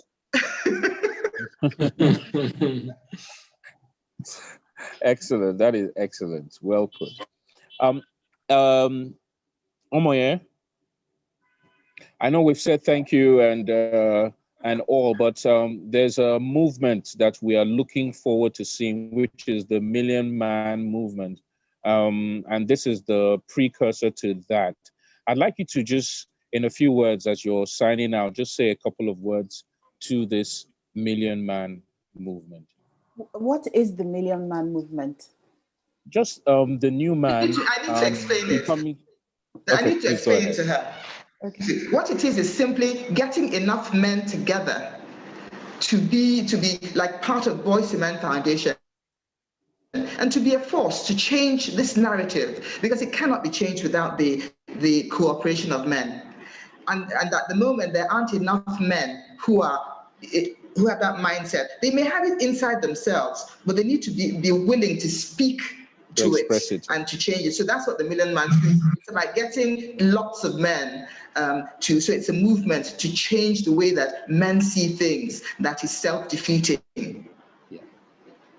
Excellent. Oh yeah, go for it. Go for it. We're your allies. No. So in the movement, by the way, although it sounds like only men, the Million Man movement isn't just men; it's women as well. So what did you speak to them as one of the founders of the precursor to the movement? Because that's what you are. Big title for big people. So I would say go for it and be unashamed. Be okay to be vulnerable. I think that is the biggest thing out. It's okay to be vulnerable. There's no shame in being open, about yourself. I really want to say thank you to the men I worked with doing this play, directing it. I didn't come with any preconceived notion. Yes, I didn't come. I just came because I knew that they would tell me how to tell their story, because I'm not a man. And for all my insight, I'm not a man. I have no idea what it's like. And so I'm grateful to them that they opened up to me and they were open about how they felt. We open up, everyone who understands the process for theater, there's an unburdening and I call it showing hearts. And I say that each person just comes out to say, here's mine. Have you seen? Oh, I didn't know it could do that. Oh, mine is a bit different. Here it is. And so what we did was we were showing hearts. And I think that's what we need to do as individuals in our daily lives. Be okay with saying, this is who I am. And I guess part of it comes from accepting yourself.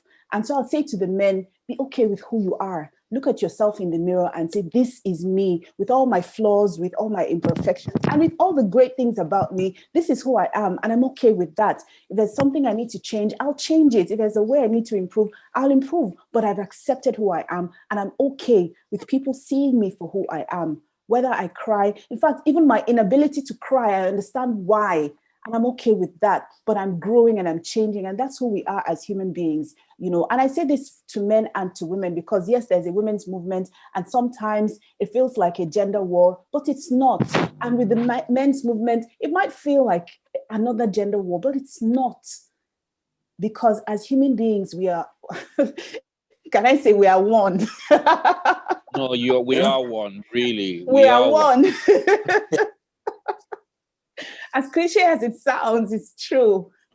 But I just want to say thank you to every single man. Tony Oshinaike, Brutus Richard, Valentine Ohu, Bruno Eziefule, Andrew Akiba Eyo, Peter Oselike, Ifeoluwa Posimi, Shomuyiwa, Shane Wajayi, and Bruno Onyekachi, as well as Belinda Yanga, Dele Ishola, Nnamdi Ejiofor, and everybody else who gifts, Okpa Francis, everyone who worked on this project, the men who performed and everyone behind the scenes. And to Mrs. Idigbe, thank you so much for trusting me with your baby, I'm really, really glad that I got to do this. I'm excited for the journey ahead, for everyone involved and for the Boys to Men Foundation. This is something that that the whole world needs to get on, because excellent. Yes, yeah, that's it. Excellent. And then just a word on my air. Yes. I spoke to some of the actors and all thumbs up to you and your team. Some of them have never acted before, and they said you brought that out, in them. You were able to translate her baby onto the screen. So kudos to you. I know you might not think, but really nice one.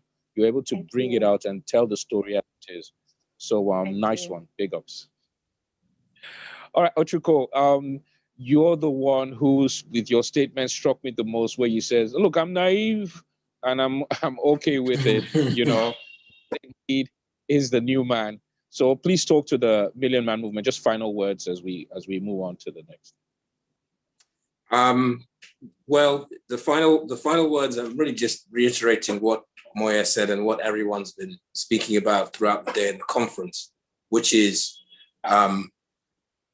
give your emotions and give your feelings voice.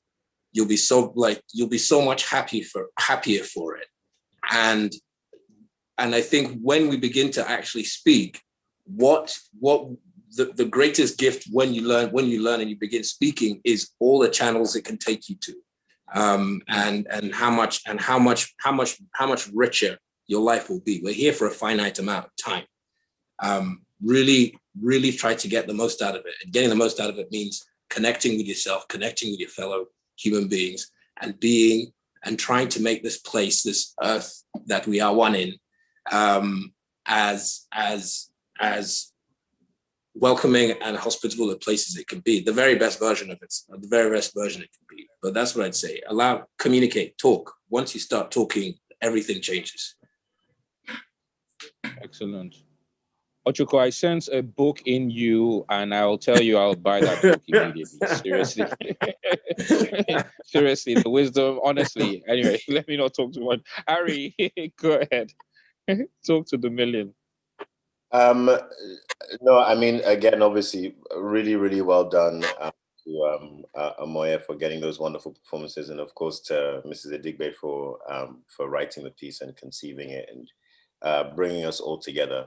I really do think that if I were to talk about how I would love to see this evolve, it would be to have these conversations, or have in the panel people from Mrs. Edigbe's generation, and opening the floor for very, very candid conversations with people from our parents' generation who we have not had the opportunity to speak to on this kind of level. That's really where I want to see this go. So I think understanding our parents' generation better will help us understand ourselves better and help us understand the generations after. So, I mean, even getting some Gen Z people involved. I'm always really curious to hear how they are experiencing the world and how the things that concern them. It's of great value to me. So I think this is great, and I really just want to encourage everyone involved to keep the flag flying, keep it going. Perfect. Yeah. Excellent. As for me, I think that this journey has been utterly eye-opening and amazing for me, right from reading the book and then seeing it play and the conference and the thinking behind the conference, and even having attended some of the Boys to Men Foundation programs in the past. And just the fact that there's an organization that is looking out for me, because a lot of times we're the bad guys. We're the violent ones, and you cannot stand up for yourself. But amongst us, there are some good, there are some cracked, and just need to be heard that, look, we're not all bad, and we can be better, and we want to have the world a better place for our kids. The new generation Z that you talked about, their ideas are totally almost radical to ours, which is the same way our parents must have seen the way we were growing up. When some of us were like, we don't want school, no, we don't want to be doctors and lawyers, they'd have been like, well, where's this guy coming from? And the same thing with the Generation Z guys who are like, you know what, we're not taking this anymore. If you go to all the hotspots and the protests and the democracy shaking things that are going on now, it's that generation that is really standing out and saying, you know what, we're not taking this. No, enough is enough. No, we're not having this. In Myanmar, and all the other places. So we need to, like you said, have a discussion where the older ones, the young ones, and the ones after that will have a conversation and just see what we can learn from each other from there. So thank you very much for the beginnings. Everyone, panelists, and even those that have spoken before, it's been an enlightening time. I'm going to hand over now to Mr. Dakwa Kinsoya, who's the Chairman Board of Trustees of the Boys to Men Foundation, and he's been consistent and like a rock in these sittings right from the beginning. He needs no introduction to most of us, but I'll leave him to share his closing remarks. Thank you very much, Mr. Dakwa.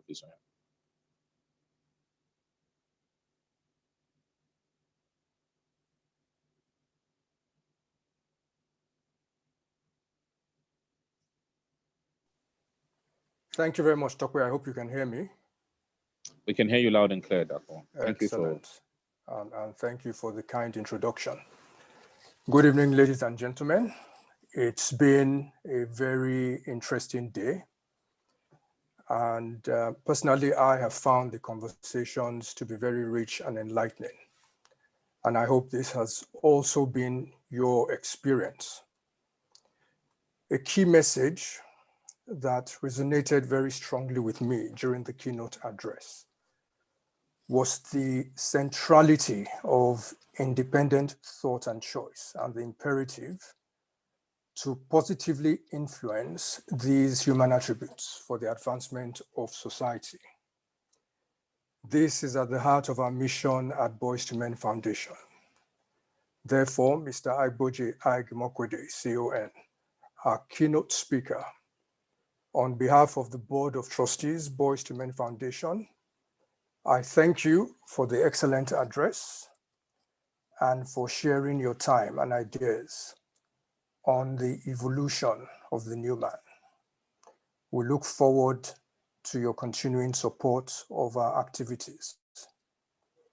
We are deeply grateful to our institutional sponsors who have been very generous and supportive in spite of the challenging economic times. Access Bank, Bank of Industry, Central Bank of Nigeria, Sterling Bank, Pilon Memorial Hospital, Nigeria Interbank Settlement System, System Specs, and Kaiser Foundation for Social Development.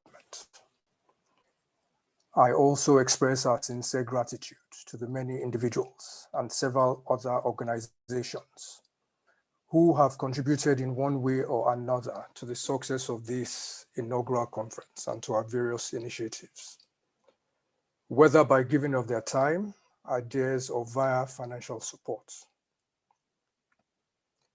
At the heart of all the discussions today was the issue of our shared humanity, that is between men and women, and the need for men to accept the equality of women and complementarity of the sexes in all its ramifications. I believe this acceptance, coupled with intentionality, is an essential ingredient in the definition of the new man. I thank our panelists and moderators for their thought-provoking conversations and for sharing insights that I hope, at a minimum, will stimulate introspection and contribute towards a positive paradigm shift on the role of men and women. I thank Mrs. Owen Omogiafo, Mr. Abubakar Suleiman, Mr. John Obaru, and Mr. Oseloka Idigbe. I thank Mrs. Bridget Sisweli, Mr. Dapo Martins, Mr. Ikena Odika, Ms. Ronke Onodeko. I thank Mr. Ari Esiri, Mr. Ochuko Esiri, Ms. Omoye Uzamiri, Mrs. Ifoma Idigbe, and Mr. Tokwe Sadik. We are grateful, as without your support, we would not have had a successful program. I thank the talented thespians who graced the occasion with A Man's World in Monologues. I believe Ms. Omoye has mentioned all their names, but I'll mention them again. Toyi Oshinaike, Brutus Richard, Valentine Ohu, Bruno Ezeifule, Andrew Eyo, Peter Osilike, Ifeoluwakposimi Shomuiwa. The Board of Trustees continues to be a solid pillar of support to the Foundation, and we're indebted to each member for their invaluable contributions. I would like to particularly acknowledge our founder and Executive Vice Chairman once again, Mrs. Ifoma Idigbe, for the vision and for the tireless work for the Foundation. Ladies and gentlemen, I especially thank you for spending most of your day with us and contributing to the success of today's conference. The foundation has a wide range of programs, and I urge you to kindly visit our websites, www.boys2menfoundation.com.ng, to learn more. Do enjoy the rest of your day, and we look forward to your continuing support. God bless. Thank you so much, sir. Thank you so much. Thank you. We're grateful and thankful, Mr. Akinsoya. Thank you very much. Thank you, Mrs. Idigbe, as well. Mrs. Idigbe, I don't know if you'd like to just close off and just a brief remark as we leave. I don't have a remark after my chairman. I'm happy.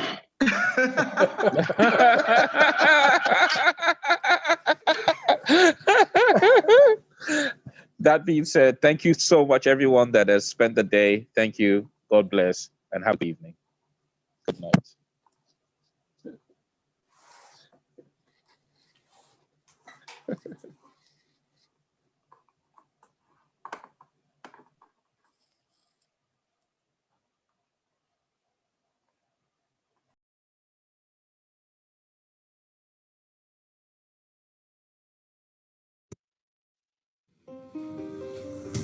At the Bank of Industry, we provide long-term financial support at very low interest rates to small, medium, and large enterprises in Nigeria's real sectors. For further inquiries, go to the BOI office nearest to you or visit www.boi.ng. Bank of Industry, transforming Nigeria's industrial sector.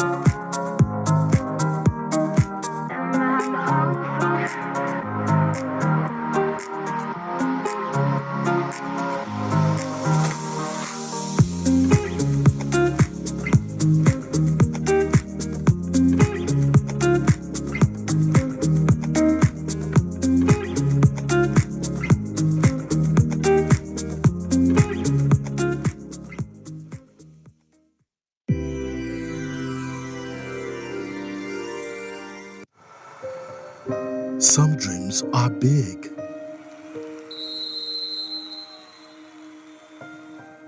Some dreams are small.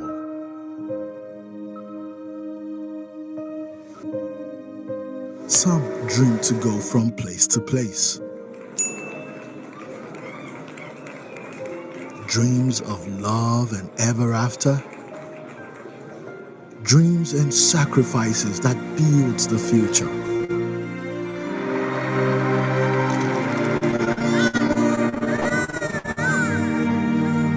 Whatever the dream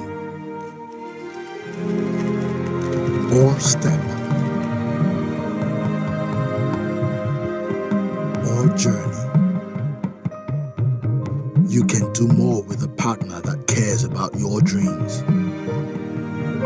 Access, more than banking. Remita is the easiest way to pay for airtime, data, electricity, cable TV subscription, and other bills easily without stories that touch. With Remita, you can make all your payments using your ATM card, USSD, wallet, internet banking, phone number, or account transfer. Indeed, Remita is all you need to pay your next bill. Download the Remita app from Google Play Store or Apple Store, or visit www.remita.net to start making payments now. Remita, because payments should be easy.